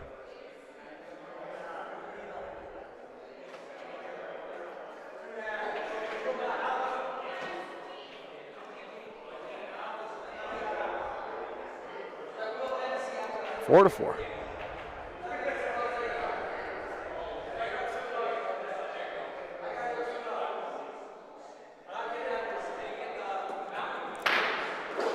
Next broadcast, our next scheduled broadcast, be Friday and Saturday, the Al Serra Memorial Tournament at the Tokelana Club. Did I tell you we were going there? You did not. I signed us up. Okay. I have to look at my calendar to make sure I'm around. Yeah. Did you look at my calendar? No. Figured I'd let you know eventually.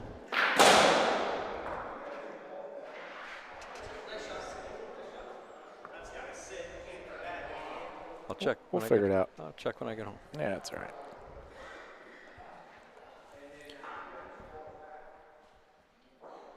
We may have. Is that a Friday, Saturday, or Saturday, Sunday? It's Friday, Saturday. We may, hopefully, we'll be able to cover the Ryder Cup here between Pennsylvania and Ohio.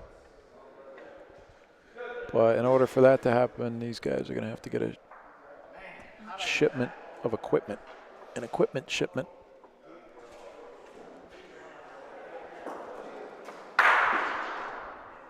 It's a decent name for a band. What kind of band? That's a terrible name for a band. I take it back. Yeah. The equipment shipment.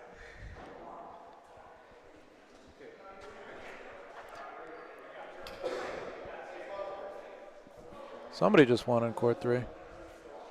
Who looks happy over there? They- Can't tell. They both look content. Oh, Patsy Carbone, 12-11 over Levi Policaro. Another comeback win. The ball's going to sneak in. Nice. Welcome to Youngstown, fellas. Nice to see you.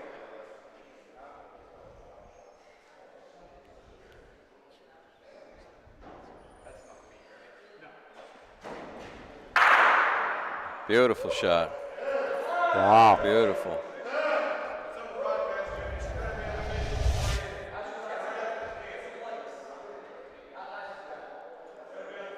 He's had a bunch of those today. You know, sometimes a shot, you can just feel that that's going to turn a game one way or the other. I got a hunch. That shot's going to turn a game.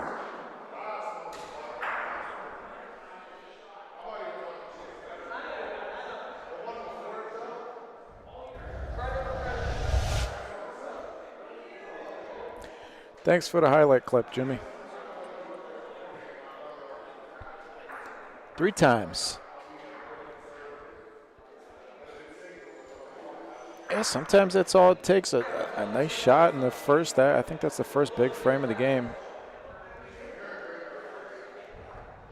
Let's see if he can put the pressure on with that first ball. This is so important.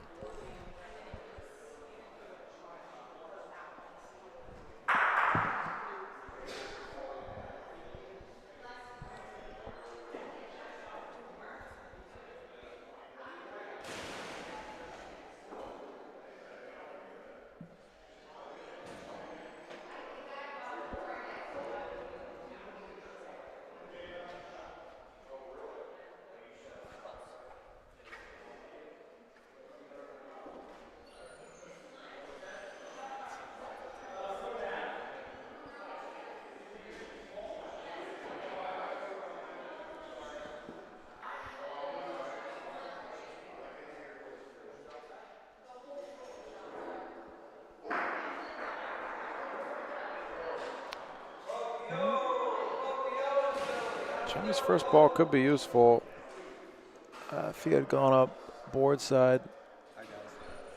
Could have hit one in there. As it is, it's a good spot. Jim's got to go around the board. Giving himself a slap, I don't know. Yeah, it looks strong. I do that myself, and I know what it means when I do it. Oh, never mind. It's a great ball. Yeah. Well, hard to imagine what James can see. This is definitely a ball that could be pointed on.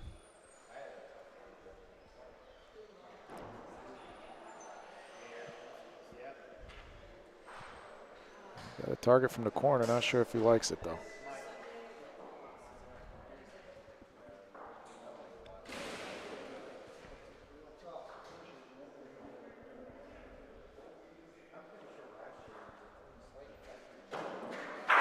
What a shot. Nice.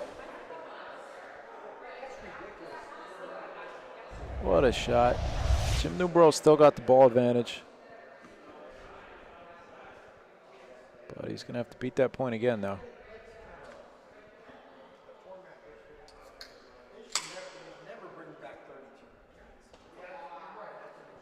Just missed his front ball.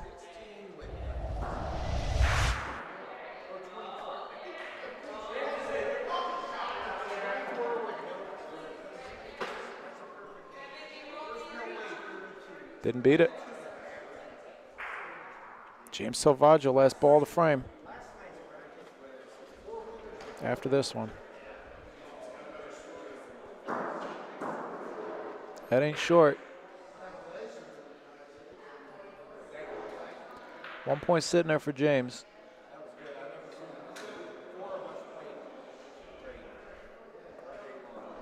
Maybe 18 inches or so, maybe a little less.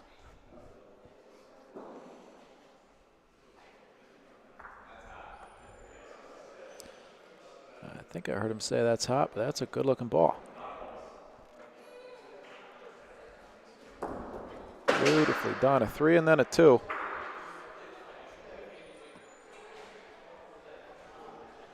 could be right. Yeah, well, he didn't put in that first ball. It wasn't a good one, but let's see if he can do it here.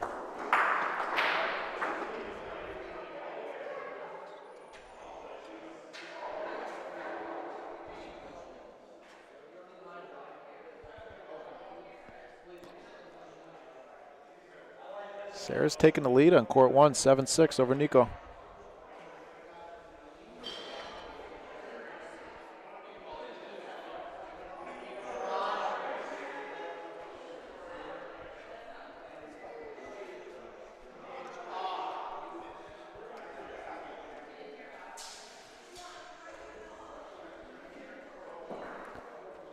And on court 3,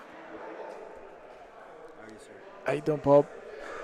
We got Cory Whitway versus Michael Lucente starting right now.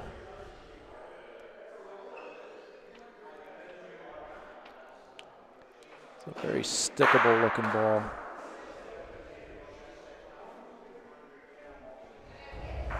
Kenny made that first ball short, though. He didn't put the pressure on.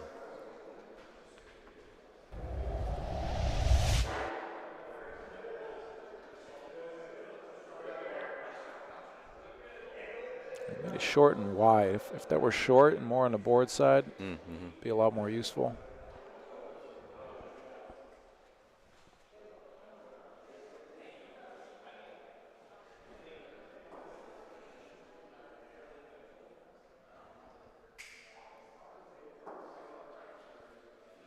It's gone. Big time,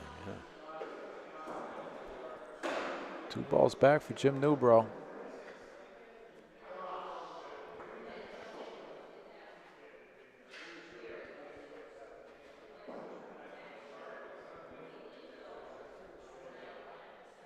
That's a good spot for it. I don't think he's going to beat the point. Might be better off not beating the point there. If I'm Newbro, I'm probably going a little earlier on the wall. Try and come off the rondina between those 2 balls. Or straight at it. I think he can go straight through it. Yeah, I don't know how. These courts are pretty straight. Yeah, went straight as an arrow, didn't it? It did. Daniele Coglione knows what he's doing.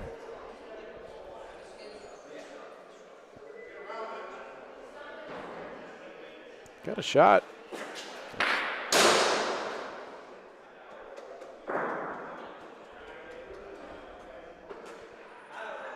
Right. From our angle, easily looks like 3, doesn't it?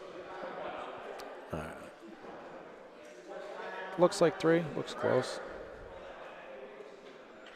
Can't tell which one of James's balls is the closest. If that one's the closest, then I think he's got it beat. Yeah, 3. You got 3. Right back in it.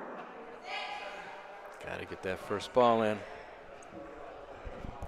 This is a loser's bracket game. Loser goes home. Winner advances to face the winner of the game that just started on court 3, Cory Whitway, Michael Lucente.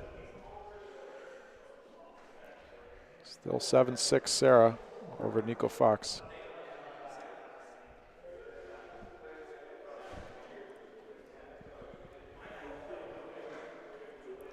Looks like it's 8-6 now.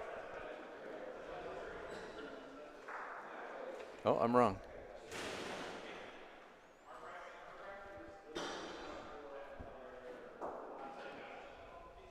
Seven. I was wrong.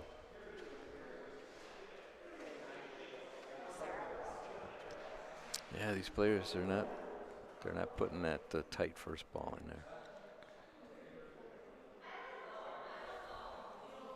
It's a real good looking ball.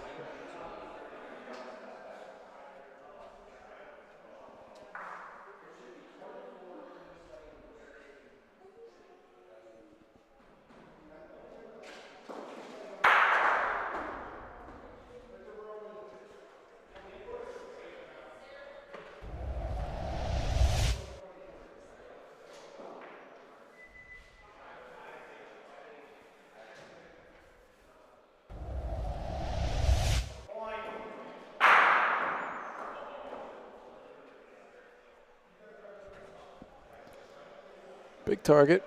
Salvaggio owns the right half of the backboard. Nubro owns the left half. And now he owns that part of the court as well.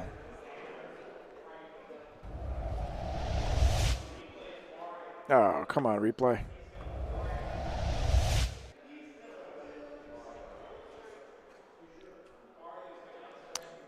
Well, Salvaggio's got the ball advantage. I think he's short though. No, He just made it. Nubro just made it. really has no choice but to roll. If he shoots and takes his own ball out, it's an easy, at least one for Salvaggio. Yeah, this one's drifting.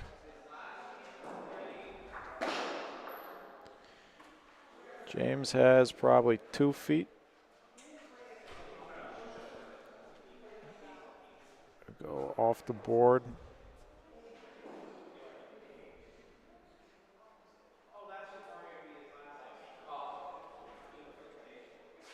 That'll be short. Not gonna make it. Yeah. Could have put that on game point. Still just a tiniest bit of breathing room for Nubro.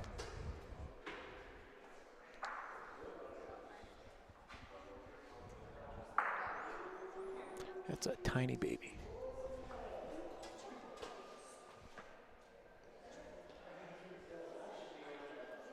Was I ever that size? Yes, you were. You were even smaller. Of course, I don't know what age that baby is. I'm guessing. I think that's Levi's newborn baby. Yeah. I don't know how many weeks she or he looks whiter, you know, very observant. It's a good sign. Well, it is. Yes, it is. I'm going to guess that's a 6-week baby. I'll take the under.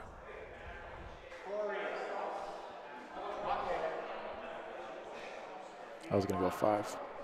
Were you? Trying to remember how old you were when you were that size. Do you have water? Yeah. Thank you.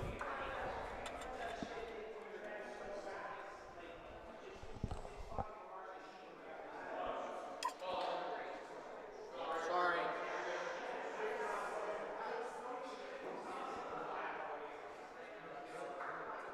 Mike, can you tell on court 1 who's winning the game? Sarah. No problem.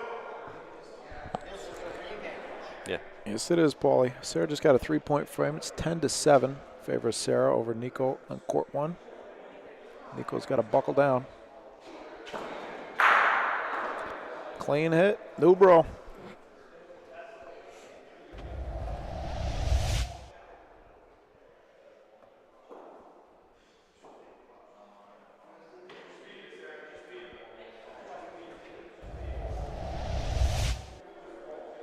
Uh-oh.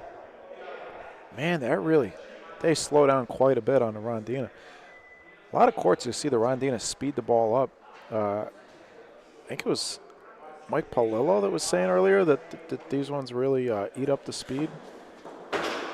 And I'm starting to believe it.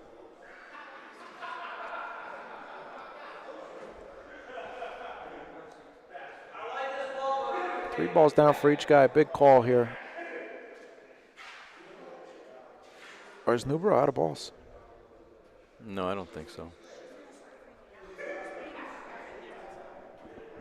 I think Salvaggio's got the point.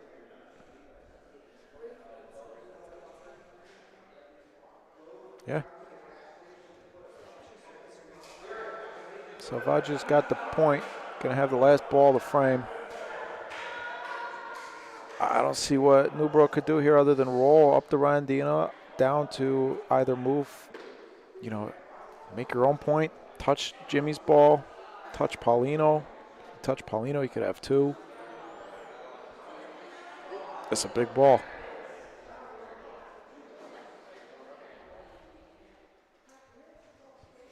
Nope. It looked early. Throwing his hands up. Yeah, quite a bit early. Gonna have to have perfect speed to backdoor it. Nope. Wide open. James Salvaggio for the game. He will have to win one more after this to move on to Sunday.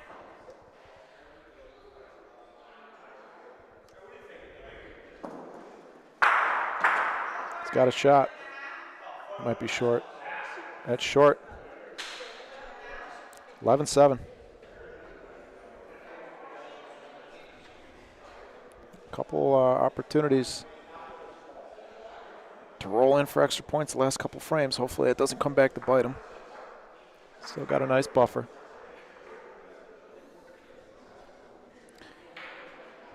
Good night, Hunter. Thanks for watching.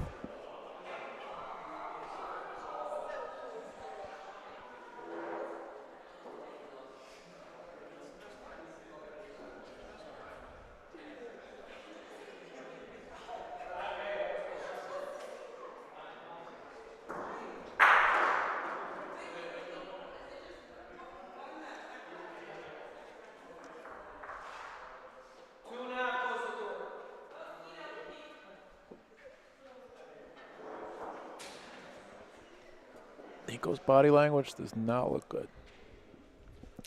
It looks like he's out of balls, and Sarah's got at least one back.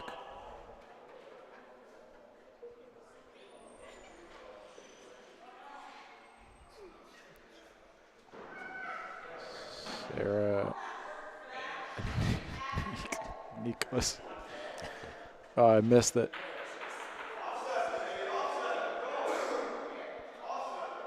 He just threw his hands up in the air and looked up to the sky. Sarah sold the point. Looks like she might have had a chance to roll in for a game, but instead Nico gets one, 10-8. Salvaggio trying to close it out on court two. That helps.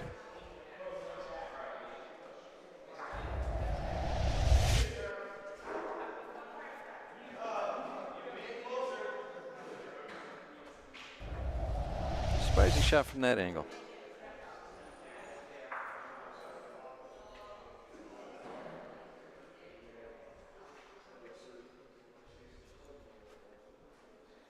Salvaggio's got to hit two more times for game.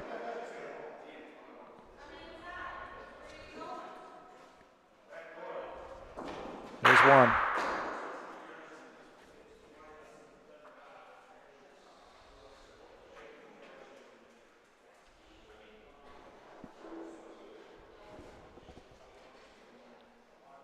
Might not have to throw this ball.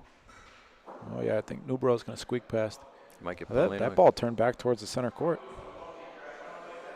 Behind Paulino, though. Easy to go clean. James Salvaggio for the game. Got them both. Beautiful shot. Salvaggio moves on to face the winner of Cory Whitway and Michael Lucente, and my replay, I guess, is getting tired. Let's catch the end of Nico's game. and Sarah's game. It's 10-8.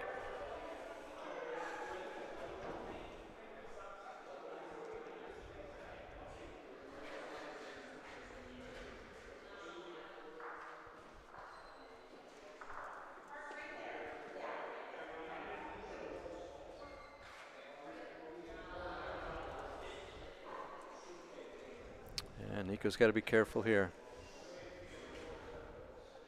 If that Paulino moves. Nice shot. Great shot. Is there a way for him to go out here? That's what he's looking at. He could shoot. He could stick twice for game. Yep.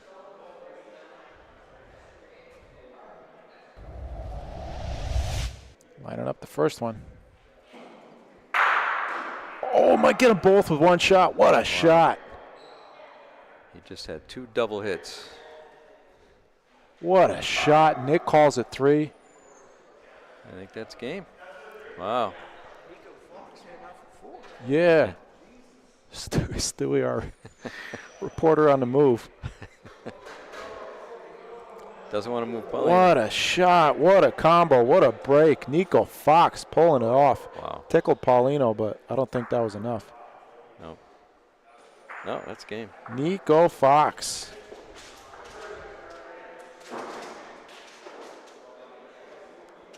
Why is this not going to work now? You get Felice, he wants to throw. Oh. He's going to throw some balls.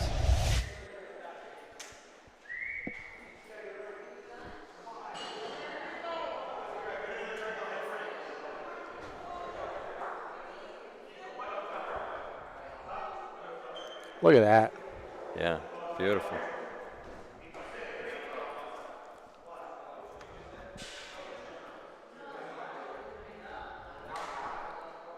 Wow.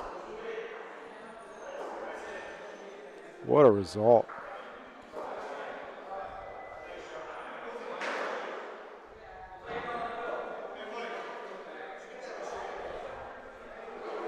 Nico's asking me if I got it on camera. Wow. All right. I got to figure something out real quick. Why is this not?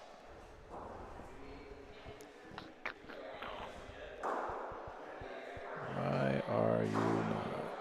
One of my buttons isn't working in my replay.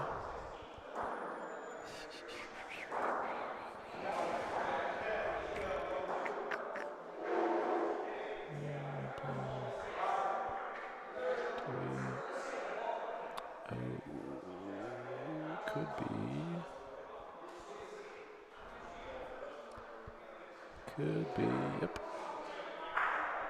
That'll do it.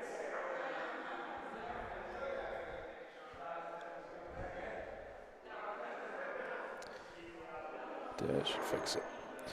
So,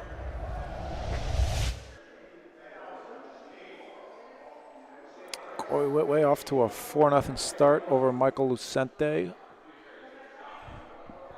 Wow, he won his last game 12-zip. And Lucente, I believe, only scored 2 points on Pat Peasant. So Cory Whitway probably a heavy favorite in that game, if that math works out, which is, I guess, not how it works. Nico will play Patsy Carbone. Winner of that will advance to Sunday with 1 loss.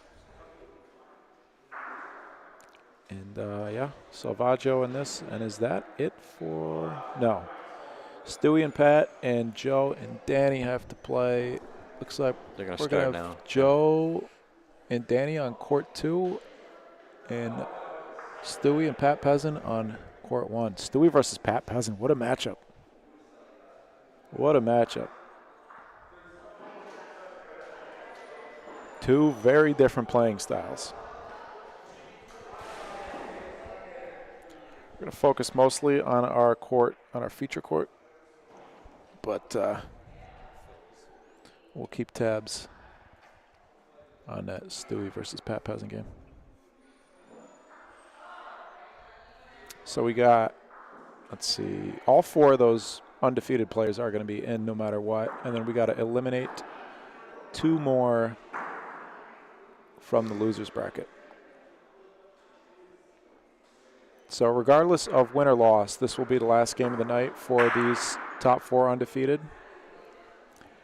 And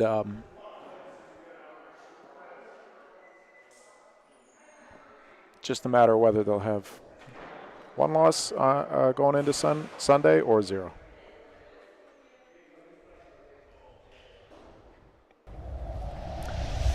Good point, Pete.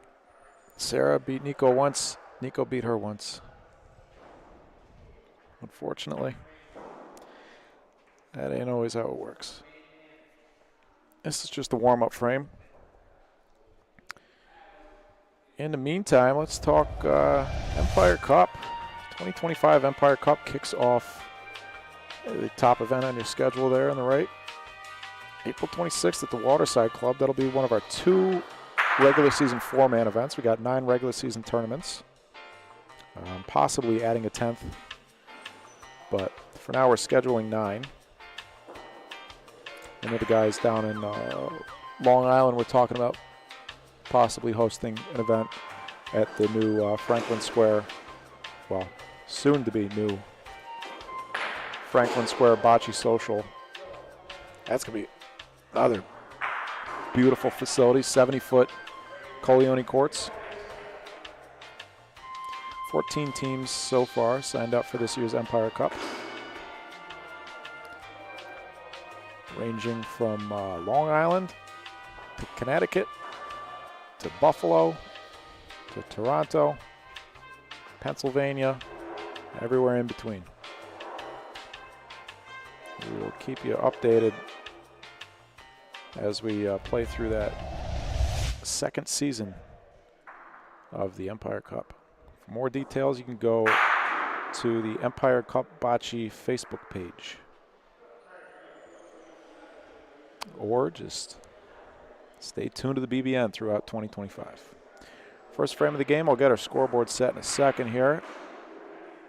Nearly a miss from Joe Cesar, but caught just enough of Paulino. I think Danny still got the point.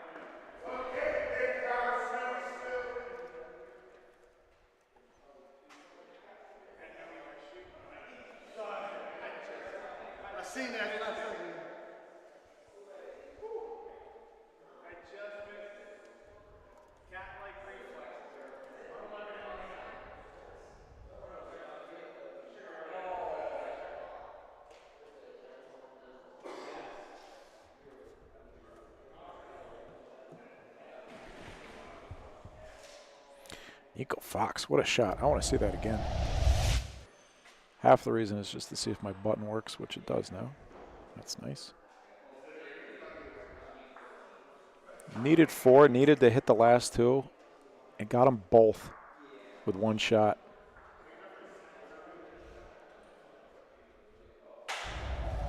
Wow.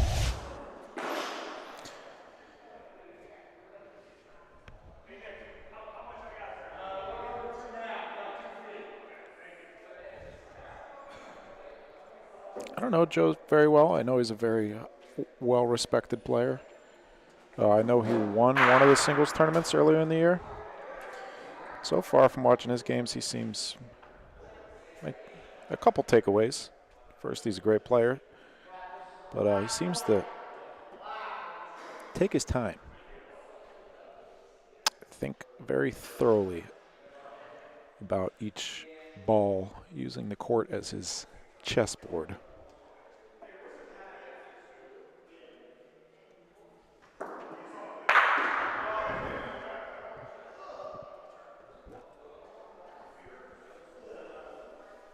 Thanks for the water, Dad. There's more where that came from. I would hope so. Ooh, there's big Butch news. Did you already talk about it? The name change? Senza Mutande changed their name. I got that on there, didn't I? Oh, I didn't update it. Toronto 777 changed their name too. Oh, what's their name now? Thanks for pointing that out, Joe. Visions. Visions.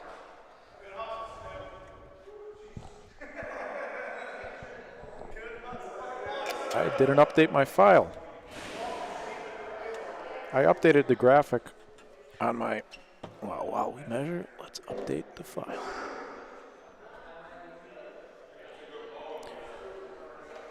Nobody cares except for me and Joe, but that's all right.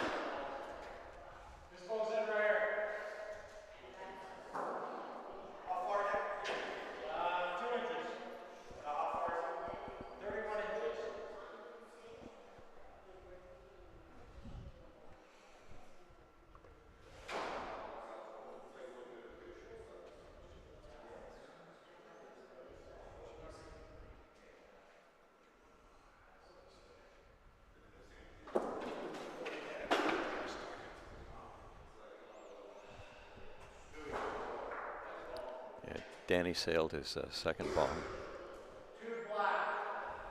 His third ball might be short. Okay, I give up on that. I'm going to update that at the end of the broadcast.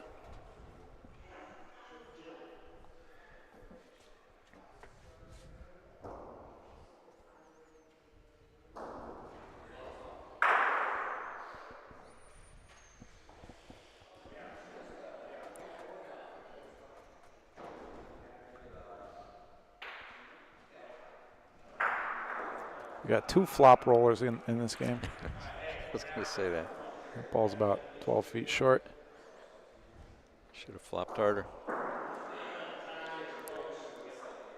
Let's catch a Stewie Pat Peasant frame. It's 1-0. I can't see. Can you see over there?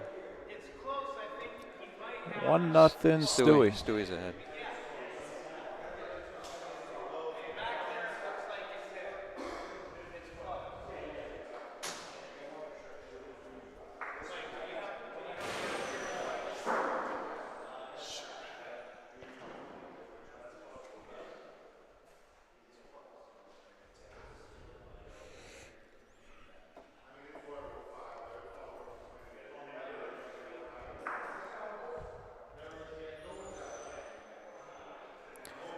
Oh, the new name's a little more broadcast friendly, Joe.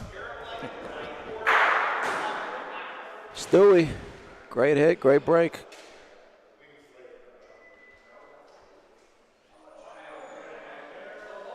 And no noise, no reaction. And he's drinking a water, Matt. Did you tell him to do that? I've never seen Stewie drinking a water.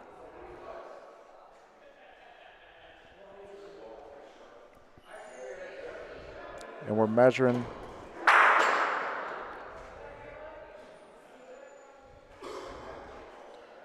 You got an 8-minute measurement on court 2.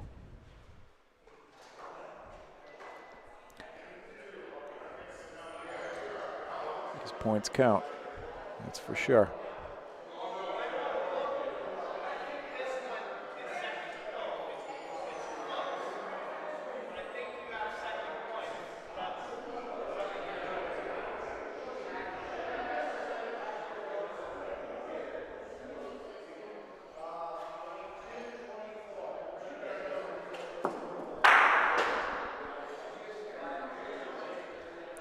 Cory Whitway up 5-2 on court 3 over Michael Lucente.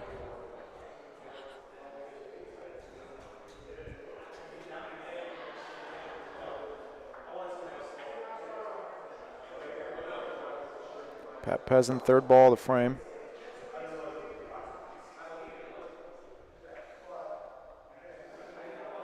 It's a good looking ball.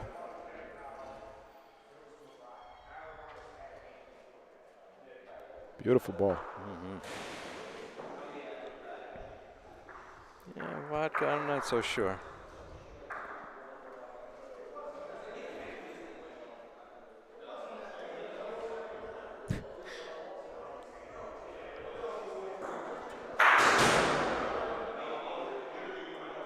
I think that'll work. He might have made his point better.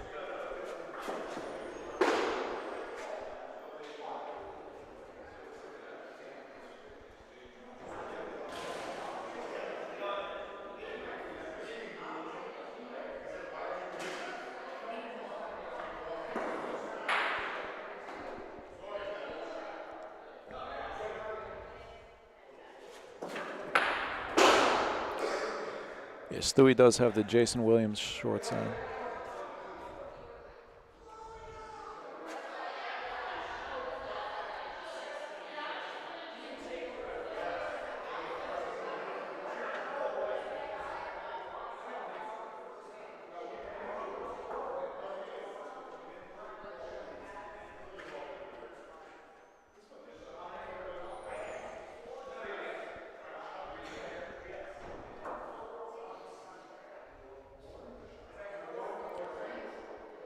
Stewie looks like he's ready for a pickup basketball game.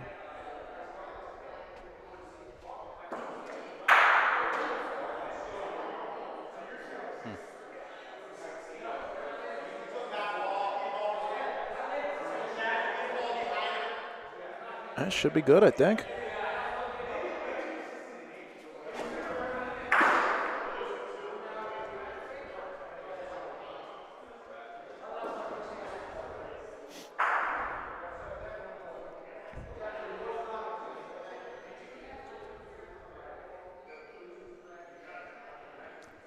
Two nothing Cesar on court 2.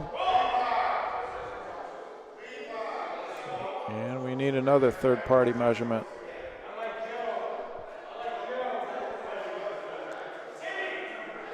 Not enough carpenters in Ohio or something?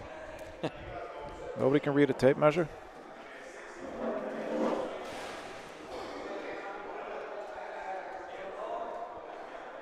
We're measuring on both courts.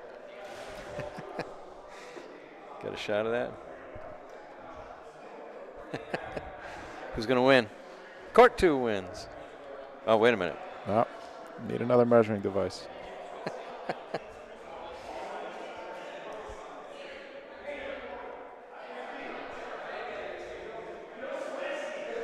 As we do on court 1, I think. Need another measuring device on court 1. What is going on? Maybe it's an eyesight thing. Maybe it's a vision thing. There's plenty of lights in here. Oh, they're done on court 1. Stewie got the point.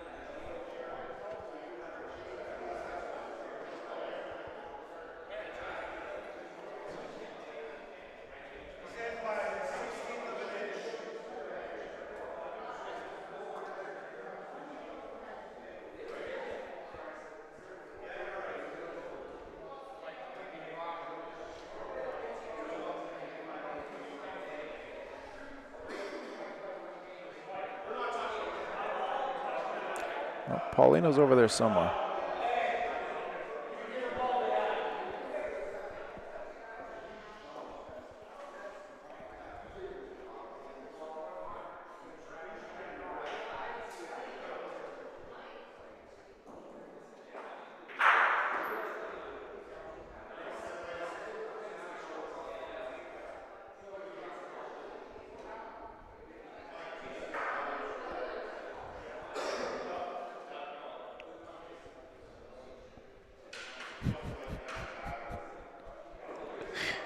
Jimmy's over there talking the whole time.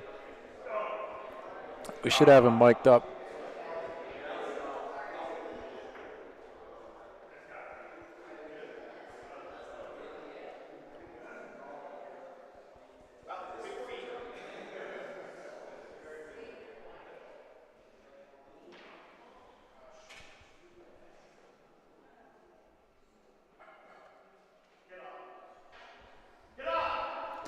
All right, well. We can't see anything on court 1. Yeah, we can't see anything over here. I see the top of one ball, but that's about it.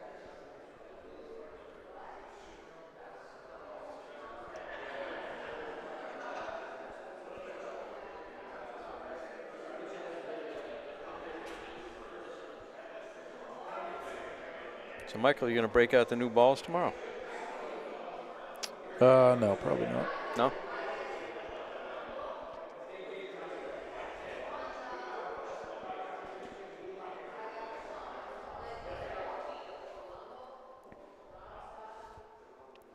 One point set and one ball back, Danny Catullo.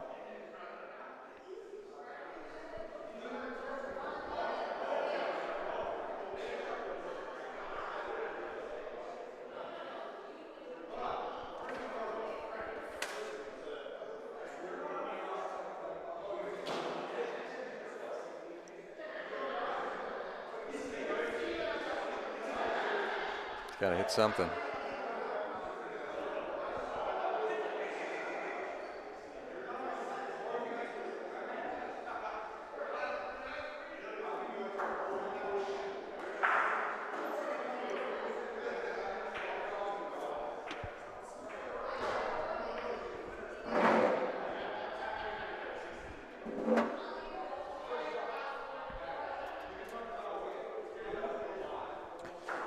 Pat pointing on court 1 looks like the last ball of the frame. Looks like Pat is set up to score. Bending down, picking up Paulino. 1 point for Pat Peasant. Jimmy Pisano is slapping the sidewall. 2-1 Peasant.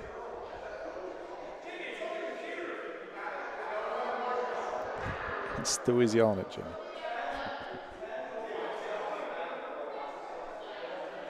Or 2-1 Stewie. What did I say?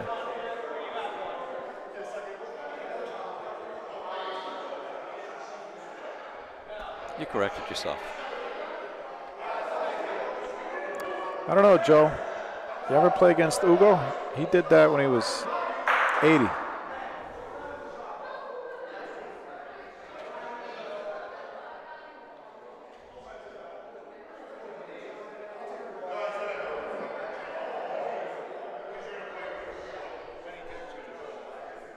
How many guys you got on?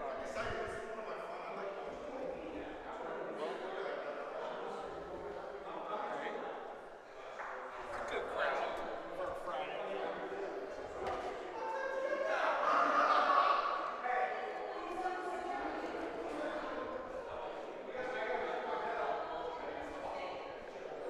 Let's see. See if we can get both courts in frame. Pat shooting on court 1. Good hit. And he's still got the point. Pat does.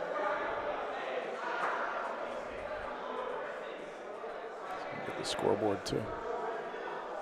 7-5 Lucente over Cory Whitway on court 3.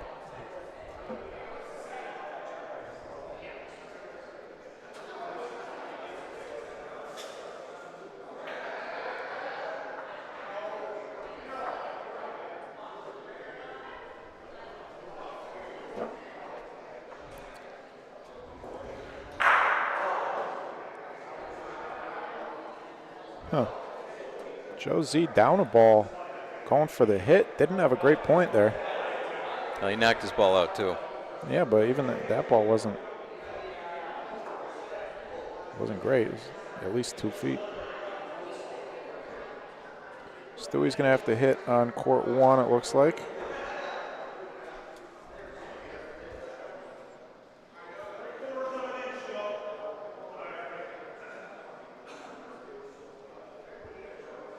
Oh, no. No, he's going to roll.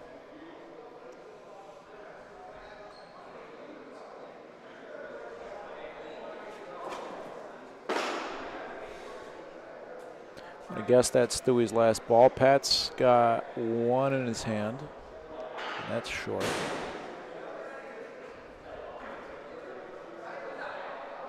(9-5) Lucente over Cory Whitway.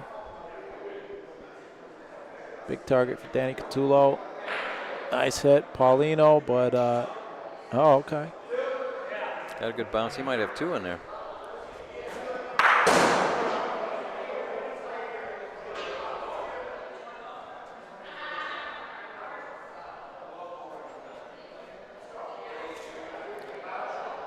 Two points, Pat Peasant, 3-2.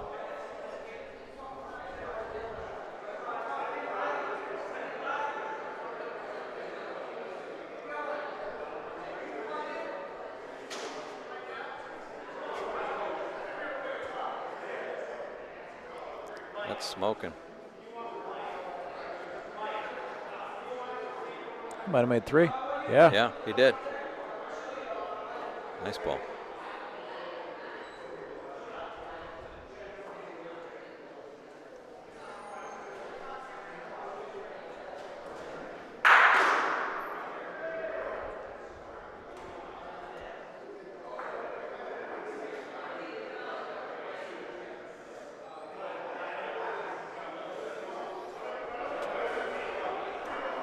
And the players have left the court. Okay.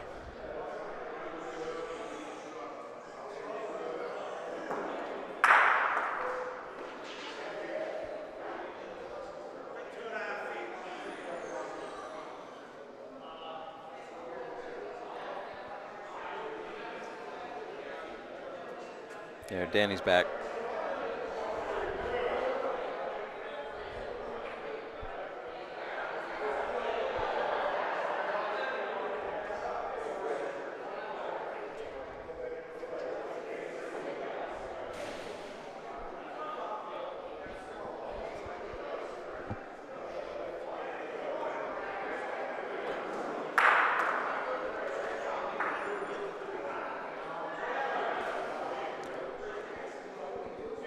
Seven 5/8 inches from Robert Stewart.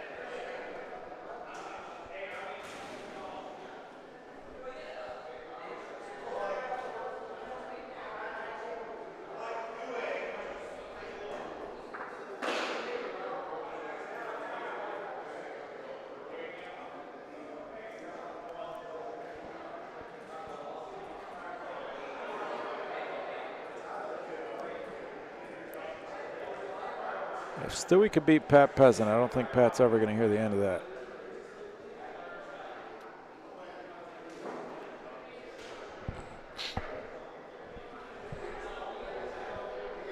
This ball is no good.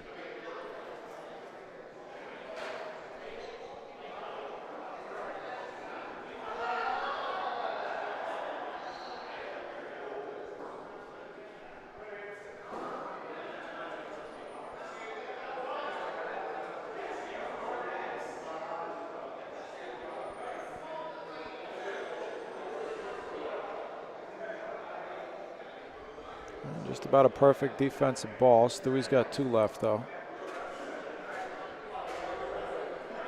I think he's got to roll the same way. He'd have to be pretty strong to sell it.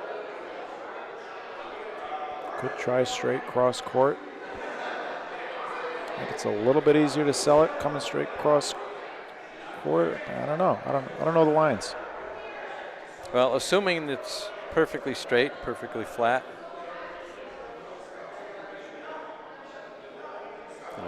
His right side seems to be the way to go.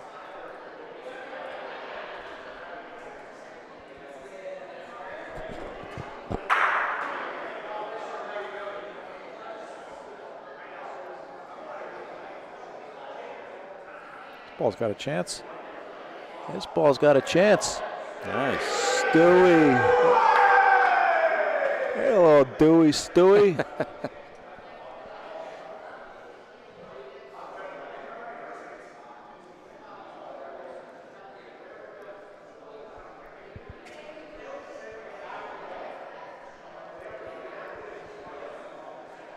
Ball's got a chance too.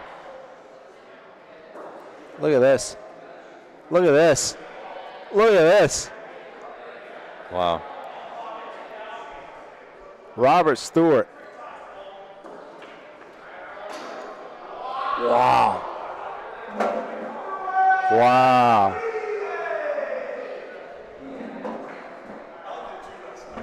Wow. 5-3 Stewie over Pat Peasant.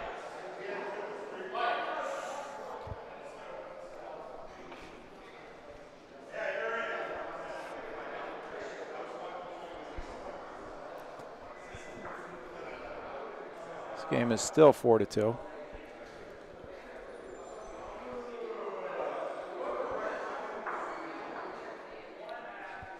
And now it's 5-2.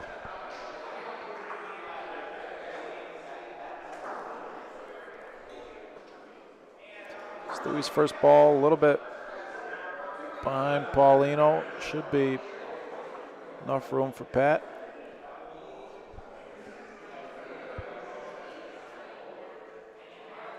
That'll do it. A lot could happen on this shot.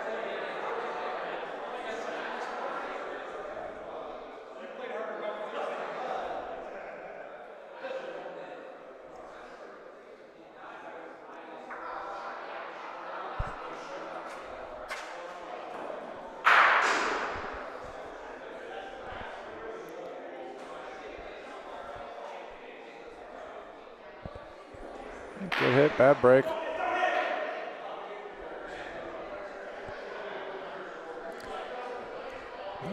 Good hit. An all right break on court 2. Joe Z.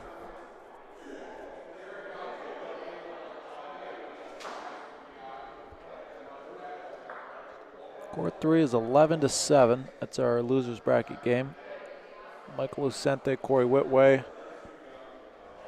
Winner of that game. So all 4 of our winners are already into Sunday. It's just a matter of who's got who's in the winners bracket, who's in the losers. Winner of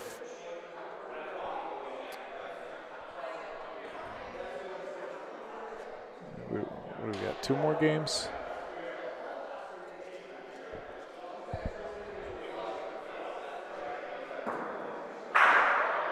Another nice hit from Josie.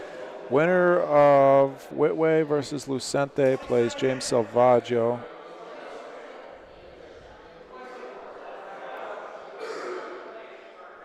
Another great ball from Stewie.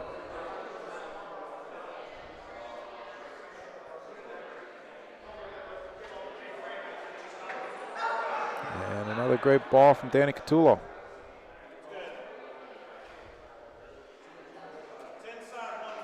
Pat shooting Sotomano. I haven't seen that. I don't know if I've ever seen that. I gotta see that again. Left side of your screen there. Pat used to shoot Sotomano until he hurt his wrist. Pulled it out there. Going for big frames, and he stuck another one. He just shot Sotomano twice, hit them both, stuck them both. 3 points. That's a statement. Pat knows these guys don't respect him as much as he deserves. 12-time Canadian champion.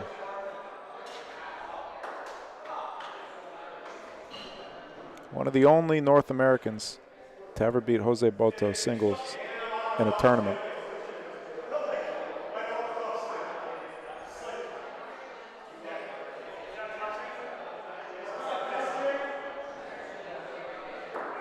Some of these younger players, though, they don't care. You're only as good as your last tournament.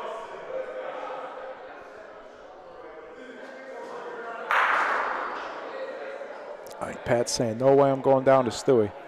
Not going out like this. Even though this game, you know, loser still advances.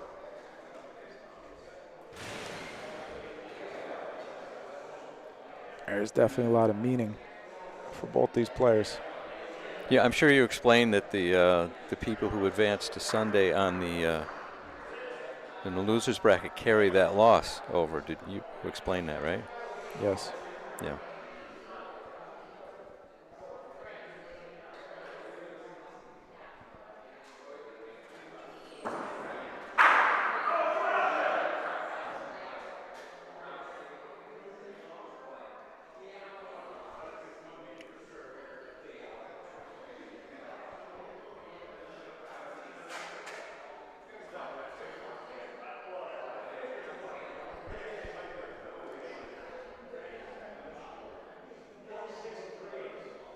Can't tell if that's in.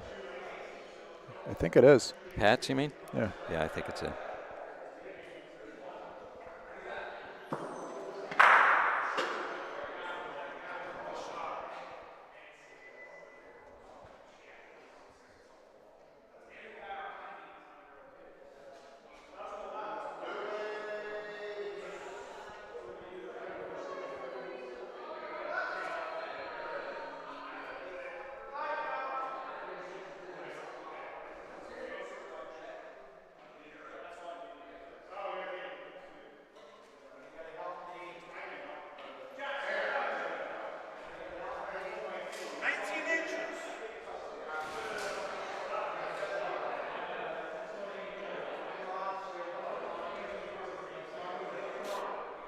I was taking with 3 guys to measure over there.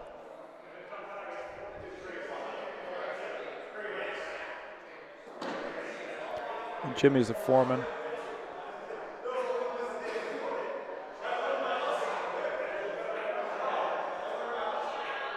His hat, as the hours go on, his hat gets higher and higher on his head. I think it's it's like a hot air balloon. All the hot air under his hat is lifting it.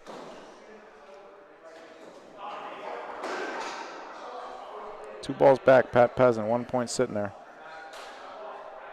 Is the Cinderella story over? Not yet.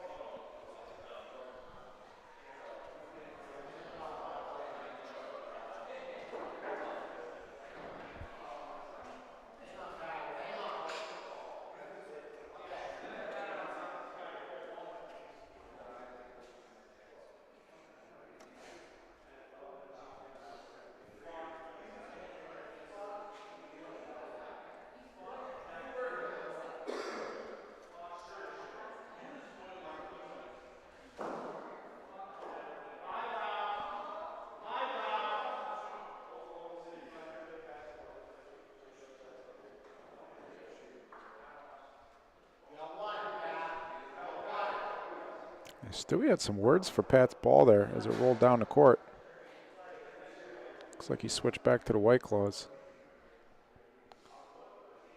Could be black cherry.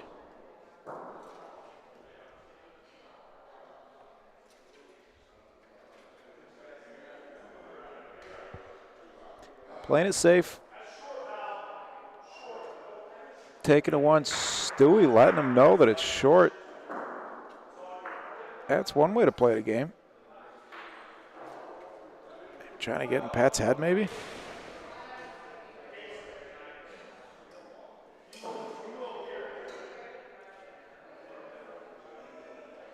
Stewie started talking now.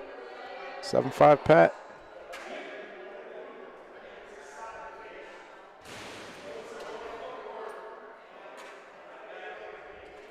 Stewie's got a lot to say.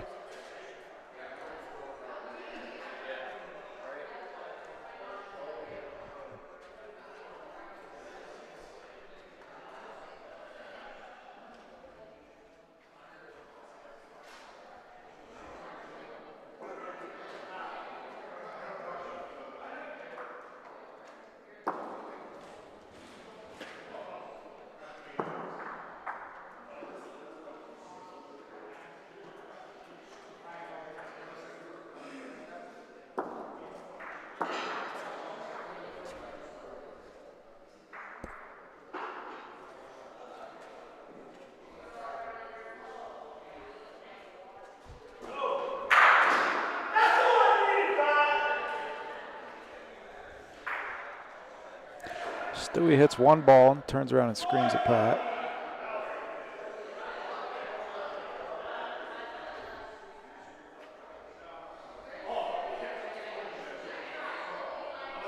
Oops, I got the scores backwards.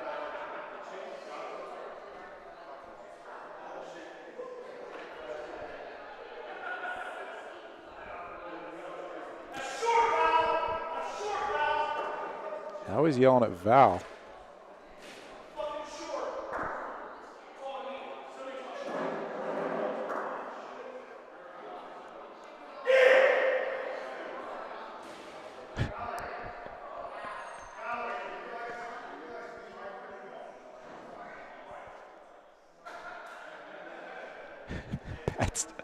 Pat's telling the Canadian contingent to be quiet. I think that might be what got Stewie going.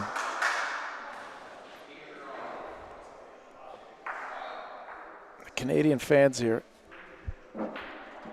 might have enjoyed a couple of maple syrups.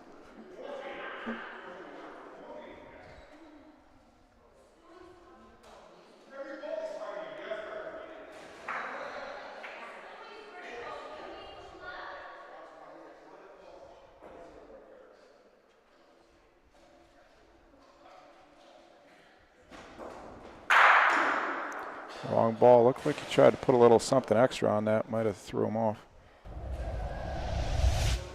Didn't seem really cocked back on this one.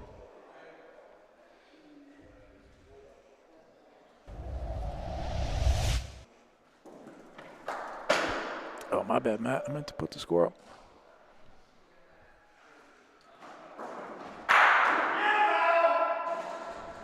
He's still yelling at Val.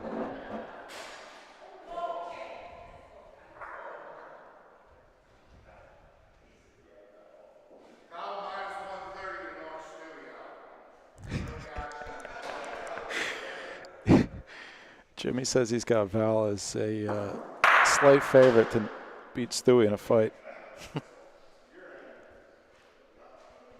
I think that just made it.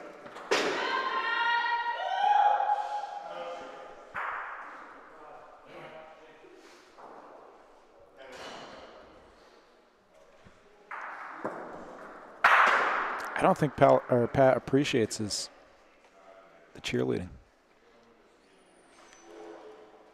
I think it could be bothering him just as much as it's bothering Stewie.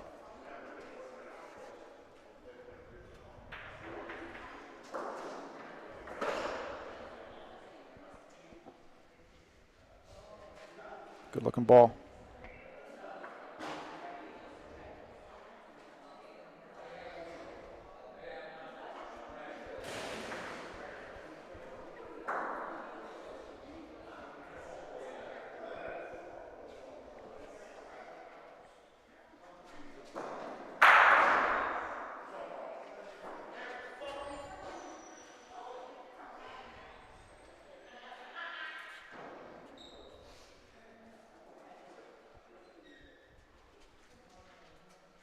(6'3" Danny Catullo over Joe Z on court 2. And Nico and Patsy's game is in its first frame on court 3. Pat's going to have to shoot. Big target.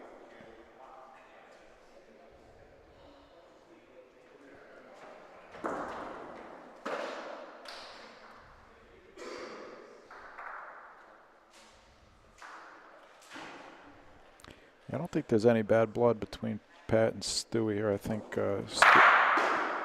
Against Sotomano. Yeah, Stewie's doing what Stewie does. I think mostly he was just getting upset at the chirping from the sidelines.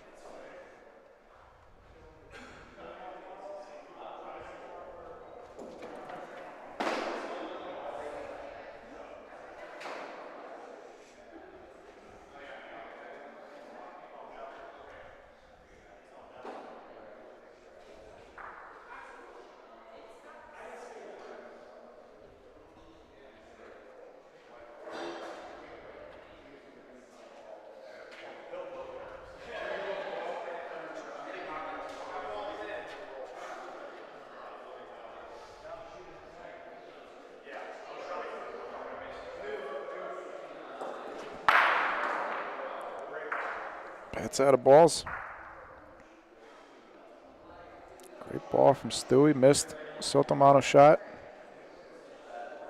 Not sure why he went Sotomano. Maybe he's just feeling better that way. I think he missed 2 shots. So does he have 2 balls off the No, court? Stewie hit the first ball. Oh, right.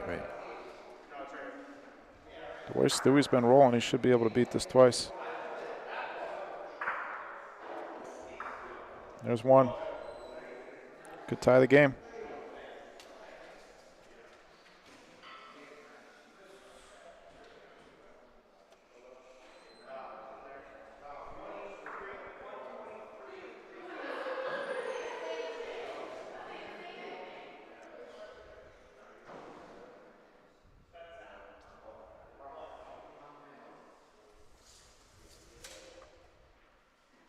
Three times.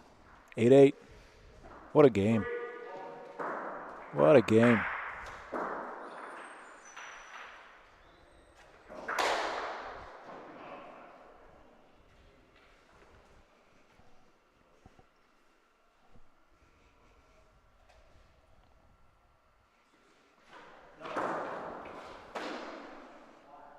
Court 2.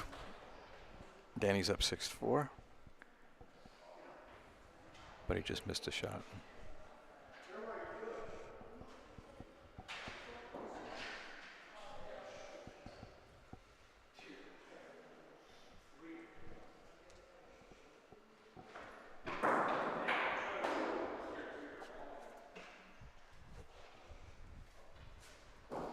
Sotomano again. Stickers, Pat Peasant.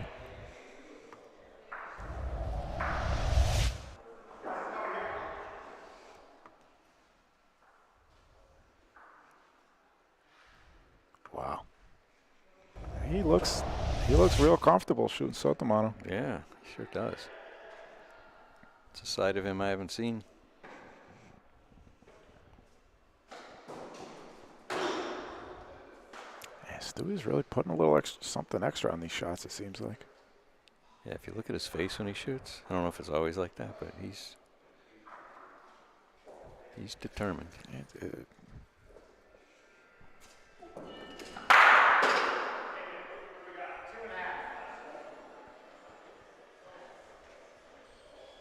This ball's gone.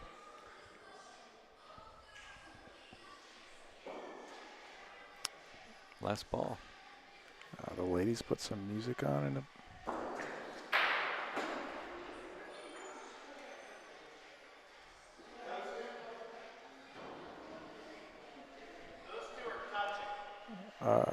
We might have to have them turn that off.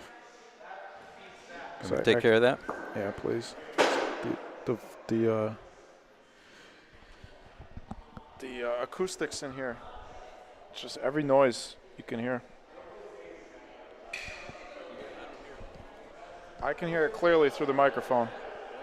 So I don't want to get the whole stream taken down because they think it's funny to play.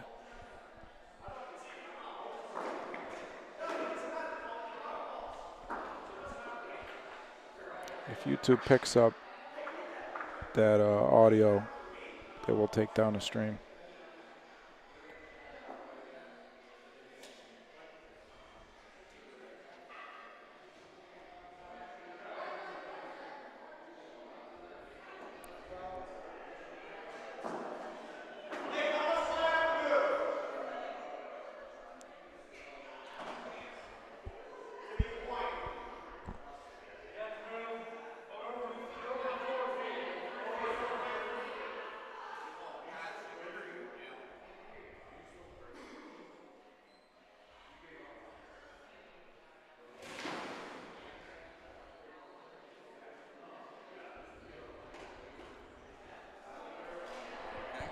Yeah, thank you.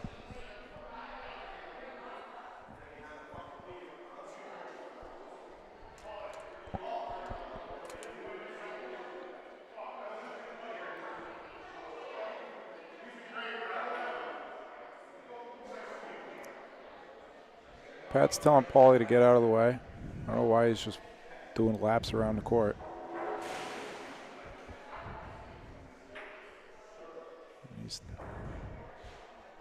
We appreciate him reffing, but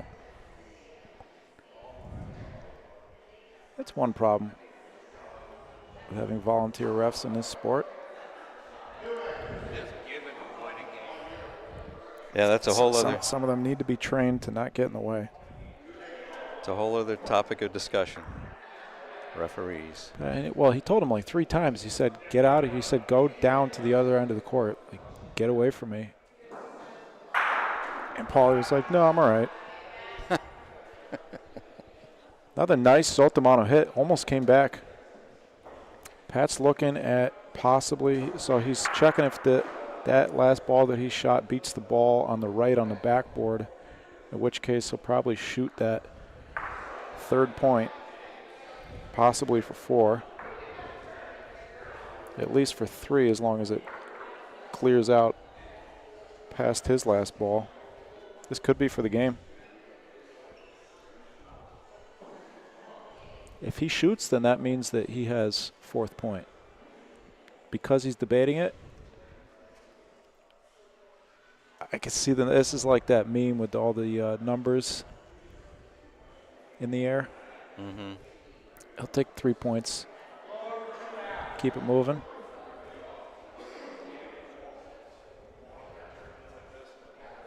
(11-8). Patrick Peasant. On court 2, it's 8-4. Again, Paulie's talking to him. Leave him alone.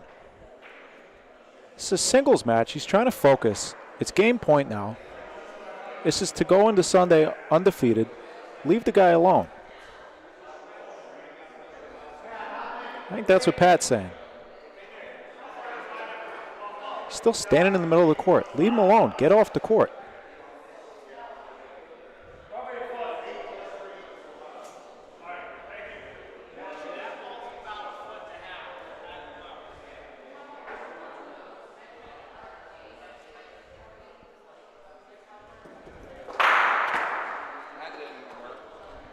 Stewie's got to buckle down. No more mistakes. Got to find this shot again, too.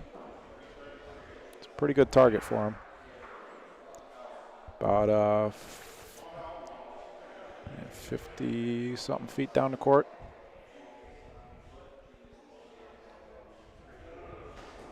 I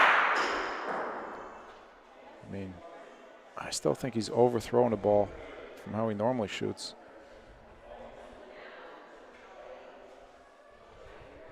Good hit, though. Got the break.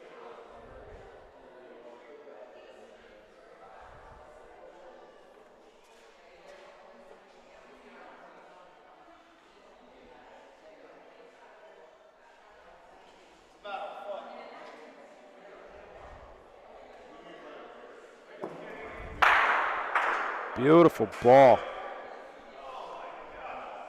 What a ball. It's, from where I'm sitting, looks like 19 inches. Ball Paulino. That could be game.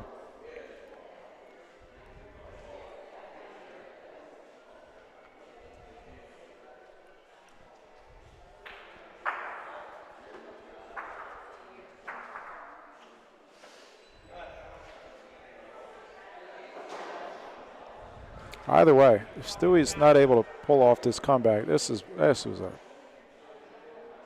heck of a game for the young man.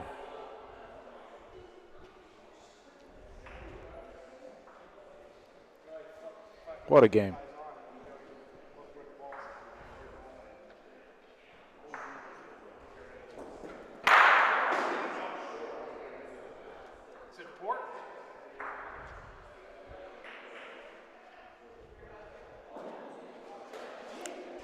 Game saver for now.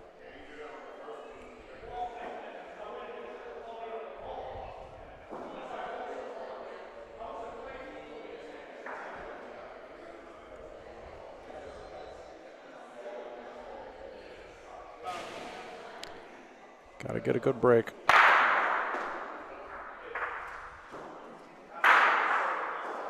Clean. That's it. Pat Peasant, 12-8 over Stewie. What a game.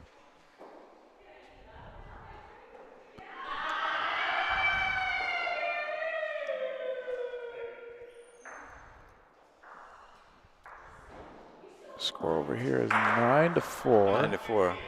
Danny's ahead.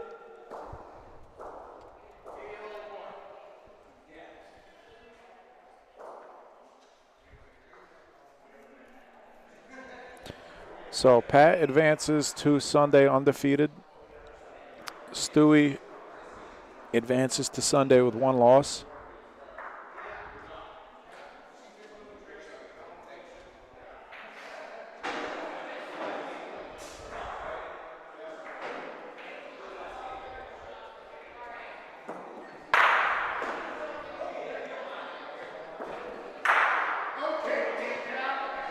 Danny Catullo.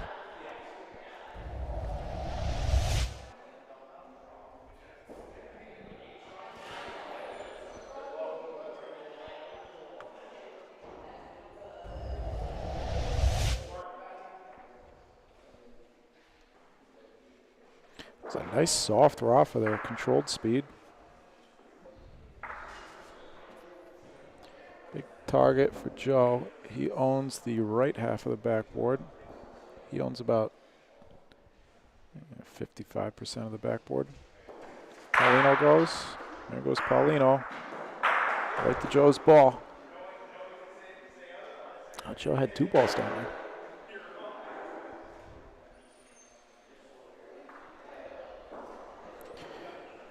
Ball advantage, Danny Catullo. Got to hit this one, though.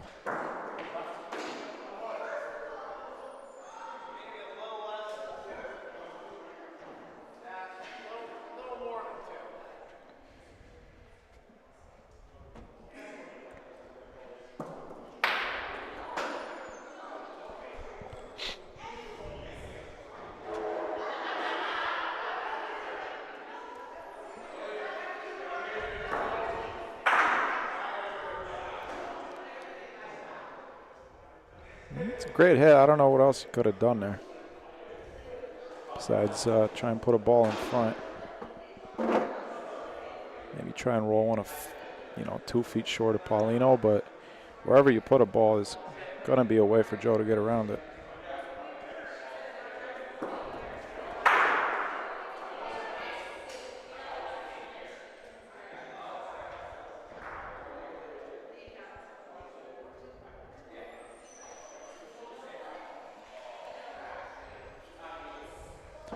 Thanks, Alan.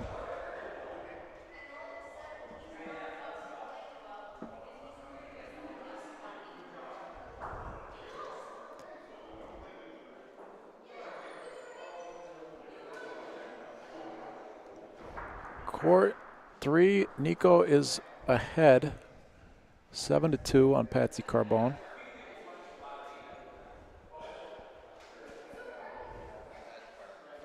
And Patsy's going to burn a ball here, it looks like. Yeah, that was his last ball. So Nico's got a point sitting.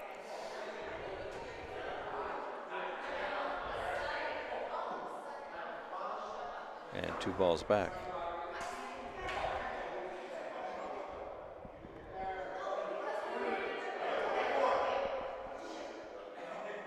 It's a good ball. Beauty. Same side of Paulino as Joe's ball and a little bit in front of it. If Joe hits it, could easily take out his own ball too.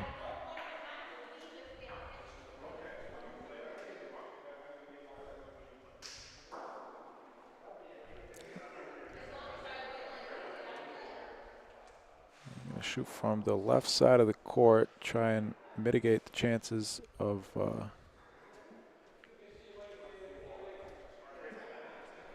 comboing on his own ball, but he gives himself more of a chance to combo on Paulino. And he adjusted a little bit, I think. Still got a good shot at hitting his own ball here. There it goes.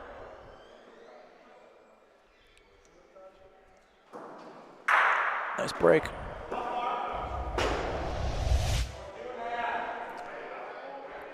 Replay, come on. I'll never understand why that happens.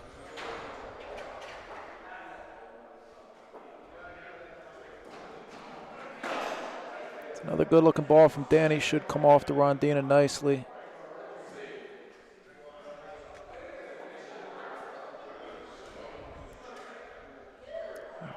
Enough room for Joe to roll. 8-2 Nico.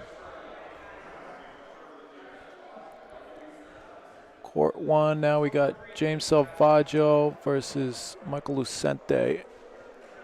That is our last game of the night. That's not a bad time. 12:30, last game of the night.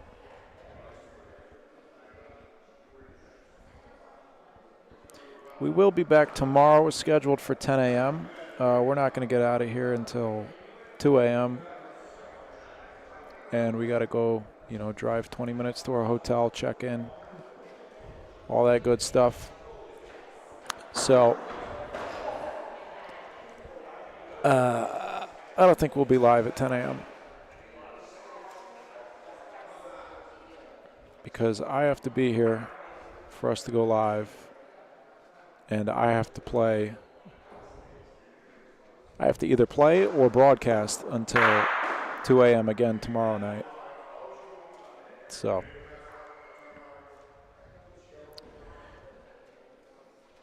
I appreciate you watching very much, but I'm not going to sacrifice my tournament for another hour or two of broadcasting.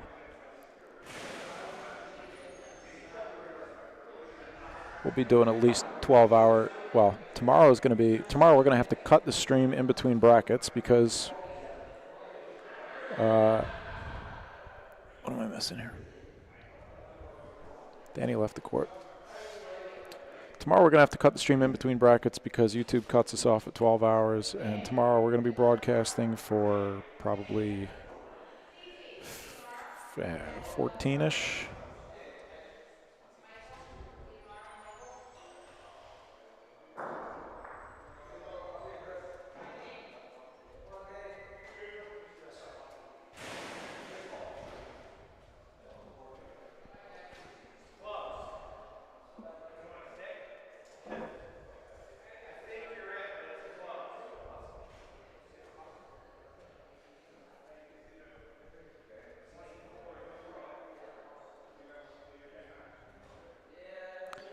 Probably more.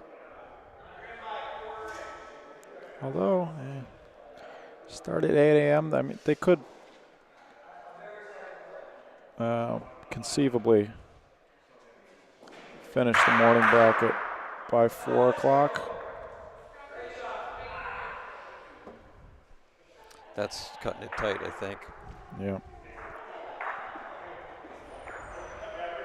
And then I wonder if I don't know if there's a break between brackets.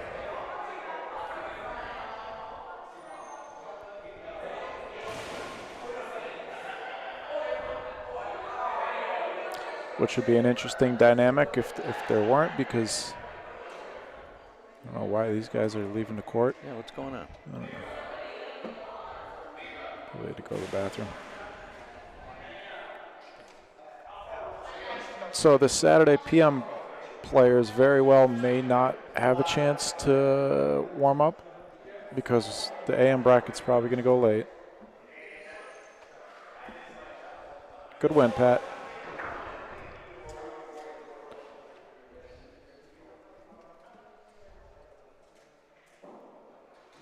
Yeah, the AM bracket's going to go late. They're going to rush the PM bracket to start.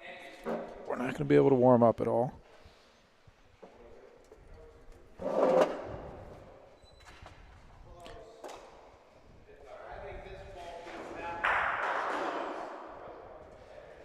Yeah, and I've got to buy, so I'm going to have to play somebody who just won a game and are warmed up.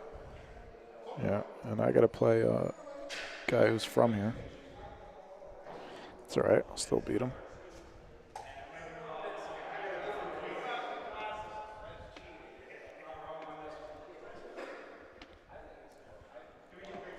Oh, now neither player is in the room.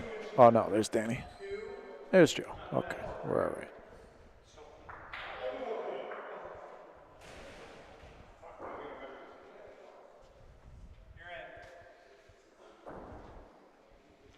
This is the last game on the broadcast court tonight? Yeah.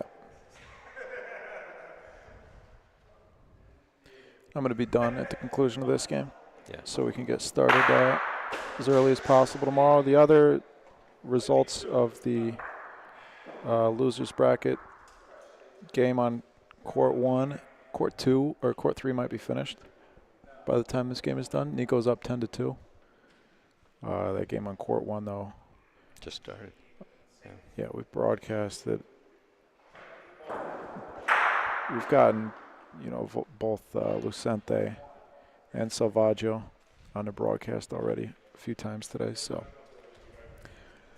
I don't feel bad cutting out early on that losers bracket game to save ourselves at least probably an hour, 45 minutes, 30 minutes, whatever it is. Ball number 2 from Catullo. Missed. Could have been a big frame for him. Nico could have rolled in for the game, but he just had one, so it's 11-2.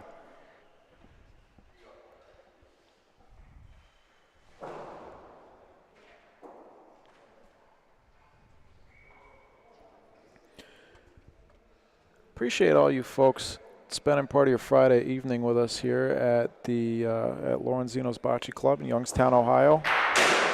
This has been and continues to be the Friday bracket, the 2025 Best of the Best Singles Tournament. We'll be back, like I said, tomorrow, probably around 11 or noon, because we're going to be going late tomorrow night too. Another good hit from Mr. Catullo, but Cesar's got the ball advantage.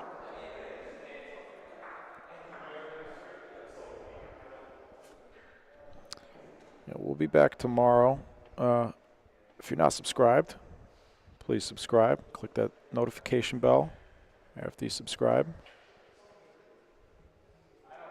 And if you haven't done so yet today, please click the thumbs up for me. That's all I ask. I appreciate it. Danny had a ball. Oh, that's right, because he missed one. Yeah. 9-8.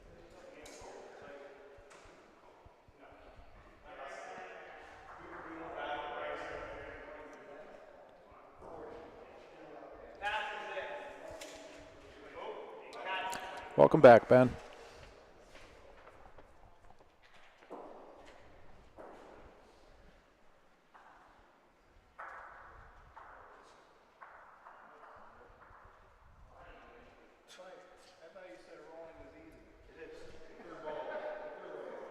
Super. Once you get 3 tries at it, it's easy. It's not hard.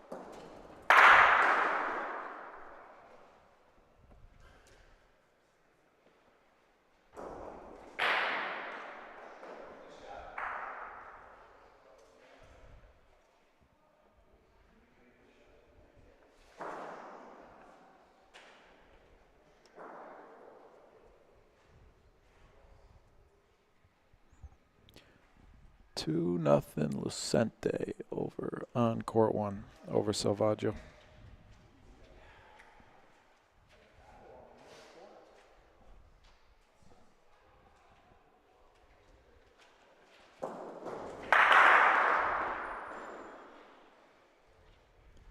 Got them both again.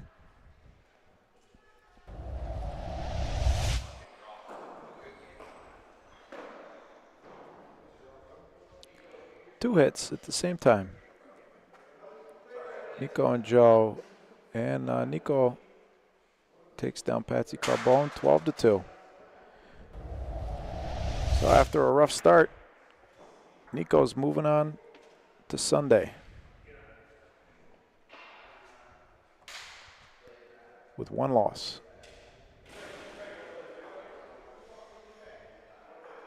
So your Sunday players so far, for sure, are Nico Fox, Stewie, Pat Pezin, Joe Z, Danny Catullo. And the last one will be either James Salvaggio or Michael Lucente.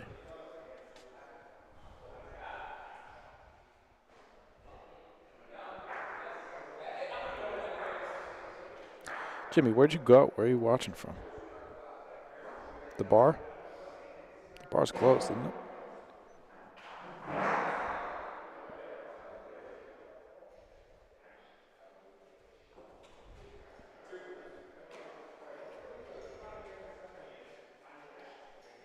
And short.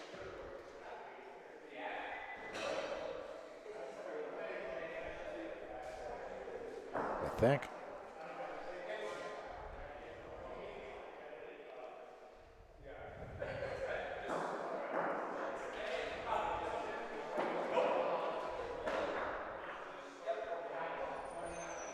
He did have 2. I was trying to find his second ball. There it is. That could have been for the game. Does he have... I don't think he can shoot now, but he's going to.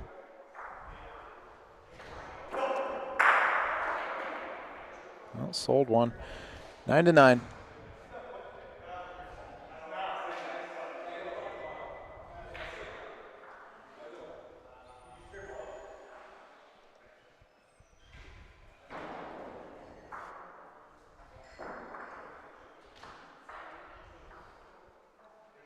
Jimmy, you're in Pennsylvania? How close are we to Pennsylvania? No, not too far. Okay. 10 miles, maybe. Oh, all right. Maybe not even. 2-2, Salvaggio versus Lucente. Thanks, Jimmy. Thanks for the kind words.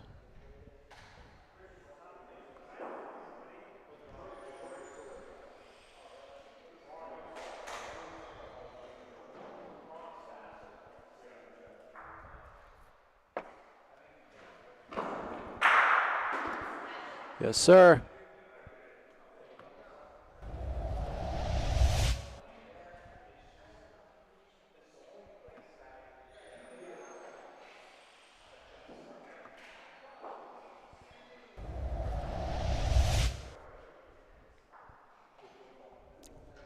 Got to do it again. Putting Paulino in play. What a great placement for that ball. Yeah. Paulino going right to his own ball. I don't know if I've ever seen Danny shoot Sopromano.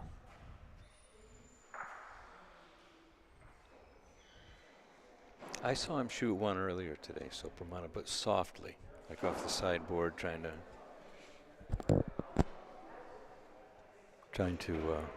make a soft hit.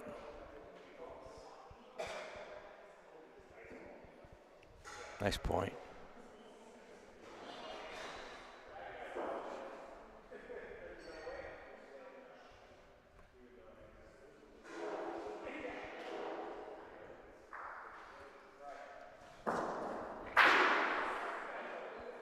Uh-oh. Joe's got ball advantage, 2 points sitting there. He might have a shot at game.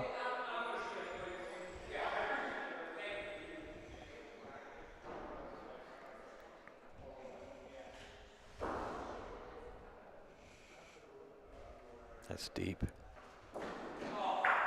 That is quick. Hopefully he beats one of them. He might not beat either of them. Oh, boy. No. Oh, boy. Joe's got 8 feet to roll in for the game.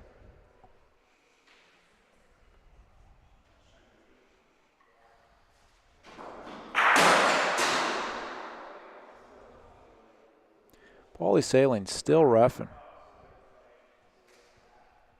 Good for him.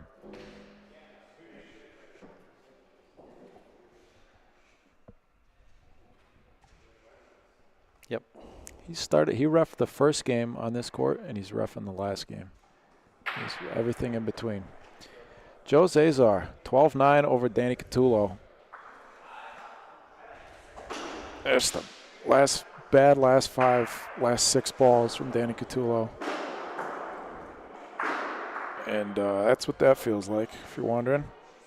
After a long day of playing singles, major way to that point. He had a shot at the game the frame before. 2 shots at the game the frame before. That's right. And dealing with running the tournament, Running the tournament, trying to figure out these cameras and stuff the last couple days. That's tough. He was right there. He was so close. And then to finish the day on that ball, putting a ball 8 feet long like that. Yeah.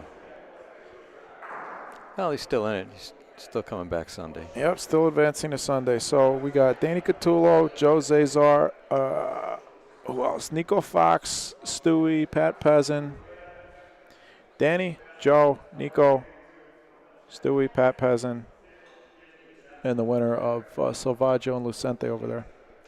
Which is 2-2 right now. It is 2-2. Unfortunately, we can't stick around for another hour because we got to sleep. Oh yeah, and we got to do other stuff in between. Thank you all very much for tuning in. I, as always, very much appreciate you guys watching and chatting with us in the chat, all that good stuff. If you're not subscribed, of course, please subscribe. Click the notification bell. Hit the thumbs up button, all that good stuff. Facebook and Instagram, Bocce Broadcast Network. BocceBroadcast.network is the website. We'll be back. It's 12:41. Probably, I don't know. Probably 11:30-ish, I'm going to say, even though we're scheduled for 10. I apologize for that, but it is what it is. Like I said, I can't sacrifice the tournament just because we're going to go late. This is probably the earliest day that we're going to have here. So, whatever. We'll be back sometime around then, 11:30-ish. Turn on the notification bell on YouTube to be notified when we go live. I'll post it on Facebook and Instagram and stuff. We did get an extra 4 hours. We started the broadcast 4 hours early today, so there you go. I love you. Thank you for tuning in. Mike Chaldone, my father Lou. Christopher, you want to say hi? Christopher Caligari.